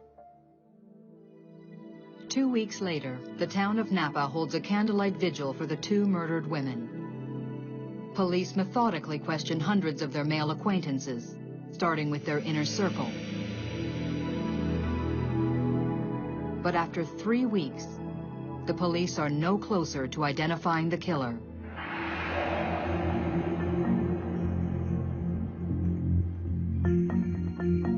Daylight savings had started, so our days were very short, unfortunately. So any darkness, I couldn't stand. Lauren and I, from the day of this incident, we met or talked on the phone daily. Lauren was very eager and very helpful in the investigation and wanted to be kept abreast. So much evidence to process and so many potential suspects, the police are overwhelmed. And then something unexpected. A friend of Lauren's makes an appointment with 2 LA psychics, Marty and Michael Perry. Allie had called me to let me know she was going to see the Perrys, go have a reading with them. She said that she would call me afterwards and let me know how it went. The Perrys work as a team. Marty, an artist, claims to sketch what the spirits show her.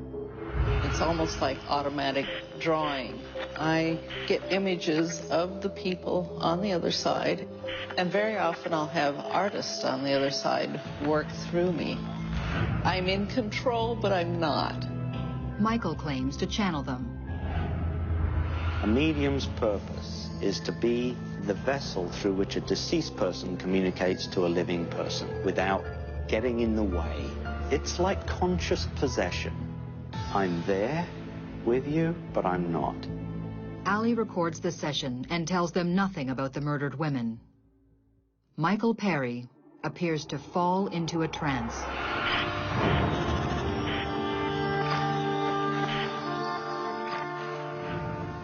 I have two people here. One says my first name is A. She took my party. They said their life was taken.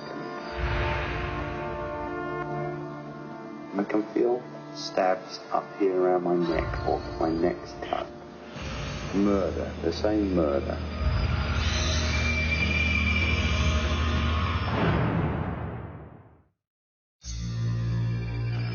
Two young women are stabbed to death in their Napa Valley home, while a third roommate escapes.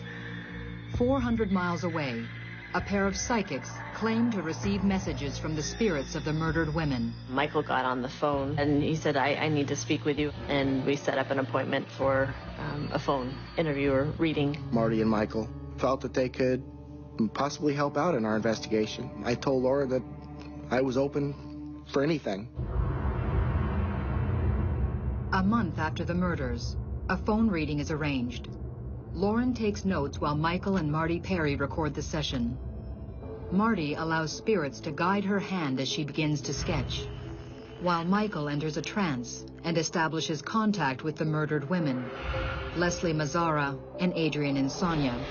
You know, she's the loudest one. She's the talker to me. Michael had told me that Adrian was coming through more clearly. She had a very analytical mind. She was definitely in the forefront of everything, whereas Leslie kind of stood back. She said you'd have said you'd be dead too. You understand? Adrian knew that I had left the house. She would have not known I would have left the house unless she was already past and seeing things. Michael claims to see the female police officer who first arrived at the murder scene. She couldn't take it or didn't want to be in there. She left, didn't she? Is what she says. When I heard that, I was very surprised, and I looked over to Kirk. I said, did that happen? And he said, yes. That kind of sealed it for me. You know, I had goosebumps just like she did. Those were details that were not released. Those were details that were kept very private as to not inhibit the investigation. All this time, Marty Perry has been sketching the face of a man.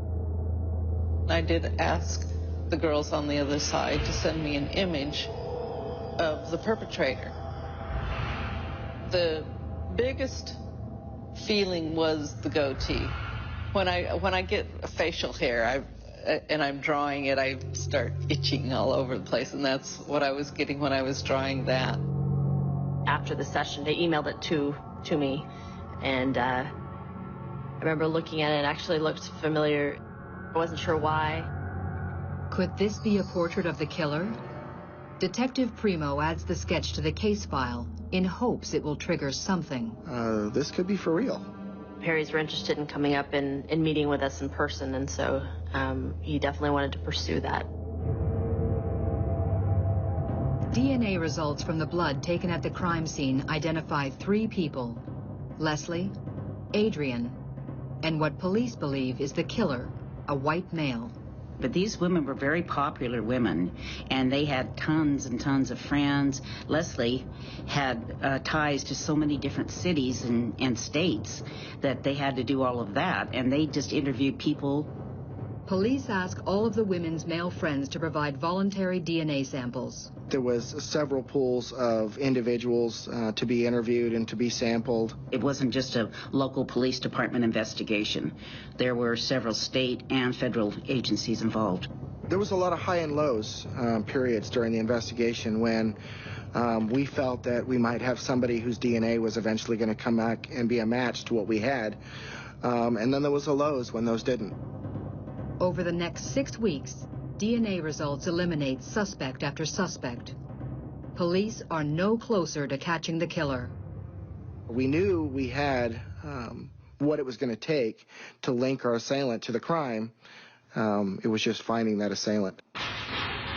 Looking for anything that might help to solve the case, the police meet with the psychic couple, this time in Napa. Michael Perry claims to connect once more with one of the murdered girls, Adrian. I said to Lauren, "Who's Lily?"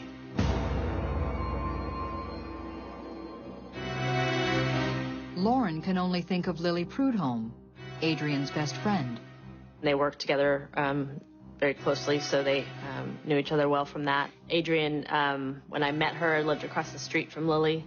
The two were so close that Lily had postponed her wedding so that she and Adrian could travel together. But what could Lily have to do with the murders? There was no way that I even would second guess any Lily or anyone related to Lily being involved with this crime. It's something I completely dismissed. I didn't even write it down in my notes. Focus was more on Leslie. So anyone kind of on Adrian's side was not as heavily focused on. So there weren't a lot of flags going up at all. Lauren felt just as I did that it was just Adrian's best friend and that it really didn't have any significance other than Adrian was trying to maybe get a message to Lily. Maybe there are more answers at the house. Lauren was clearly traumatized. You could see it. Yeah, she didn't want to go to the house. I quickly learned my limitations on what I could give and what I couldn't. Even before the police officer and the psychics enter the house, Michael Perry claims to key into the crime. I said, "Oh, there are blood splats that you found out on the porch." I said, "That's his blood." And he said, "Yes, we believe so." I said, "Oh, the window opened up." And he climbed in through the windows and he found blue fibers on the windowsill. Kirk said yes. Inside, no evidence of that horrific night remains. Michael Perry goes straight upstairs. I knew immediately which room it had happened in. Michael ran his hand along the banister and it stopped and said that he believed the killer's blood had been located on the banister in these locations. And in fact, that is where it had been found. So we stood in the room for a while, and of course there was nothing there. It had all been cleaned out. I remember saying to him, "You found one girl here and you found the other girl here, didn't you?" And he said, "Yes." Adrian was doing most of the communicating with me, and she told me that the other girl had been stabbed first. Then attacked Adrian, and she put up a big struggle. Then, Michael Perry says what the police already suspect. I strongly felt that it was someone they absolutely knew. There was no question about it in my mind that they knew this person. He has one more message from Adrian. She kept referencing a boyfriend.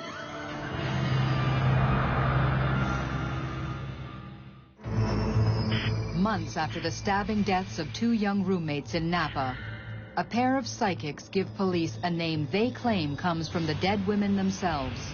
The name Lily. Adrian's best friend, Lily, who was engaged at the time to a gentleman by the name of Eric Koppel, had come over and done some work on the dryer at the residence. Eric Koppel's name had not surfaced. An interview actually had been done with Lily, his fiance, who was a co-worker of Adrian's. The police have interviewed over 1,000 men, but not the 26-year-old land surveyor, Eric Koppel. I added him to my checklist. He was the 11th item on the checklist to make contact with him, to do an interview, and obtain a voluntary DNA sample. When I first saw the picture of Eric, the first thing that stood out was the sketch that Marty and Michael had provided and how accurate it was, looking almost identical to Eric. It also put pieces together, such as what Lily meant. Before he can interview Lily's boyfriend, Eric Koppel, Detective Primo is taken off the case. My rotation to rotate out of investigations was about to come up. I created this checklist to which I passed on to the incoming detective. The list was never followed up upon, and Eric was never contacted.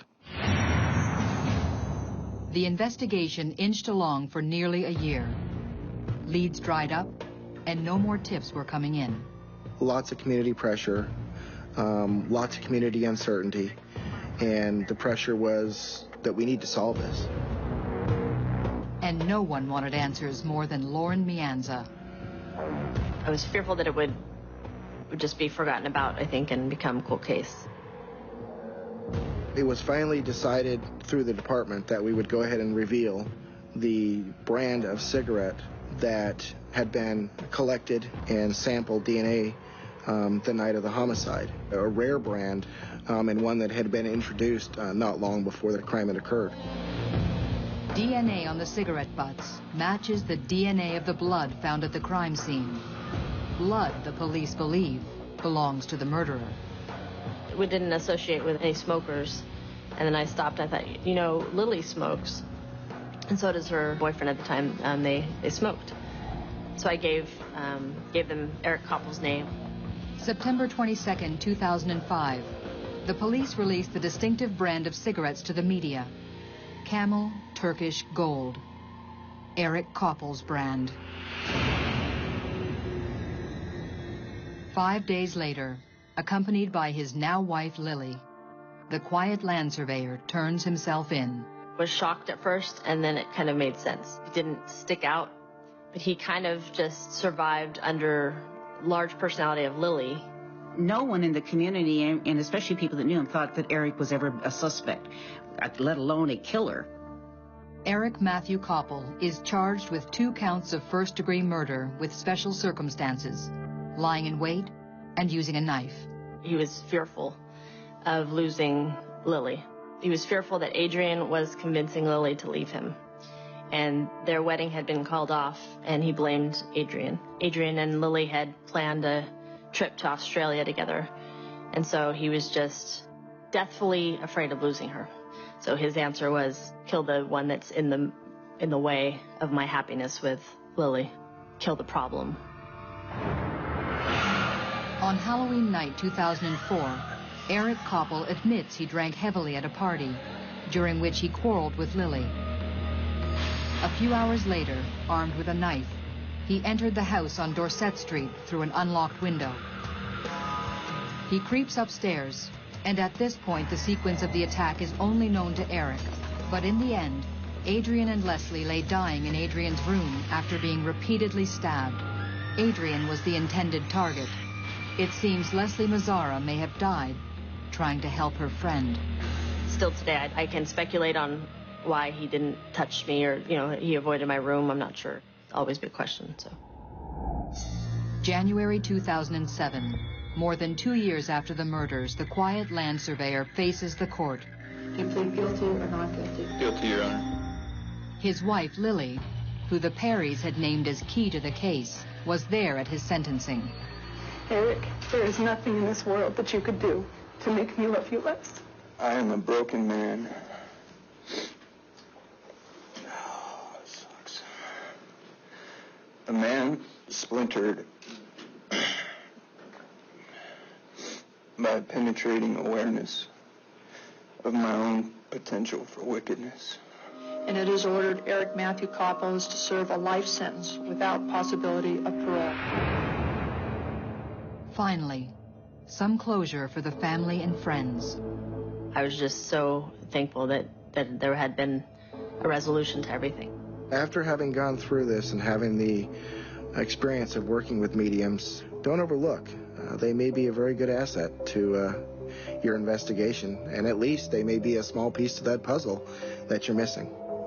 I felt Adrian was a very strong personality, a very determined girl, and that she was determined to put this guy away or do something about it. And that's what we do this for, is to help heal people, help realize that there is another side, and that we don't die.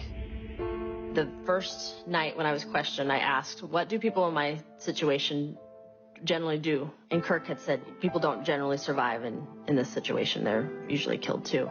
The experience with the Perrys has given me a faith that after we pass, that we can still have a connection to the ones we've loved in this lifetime.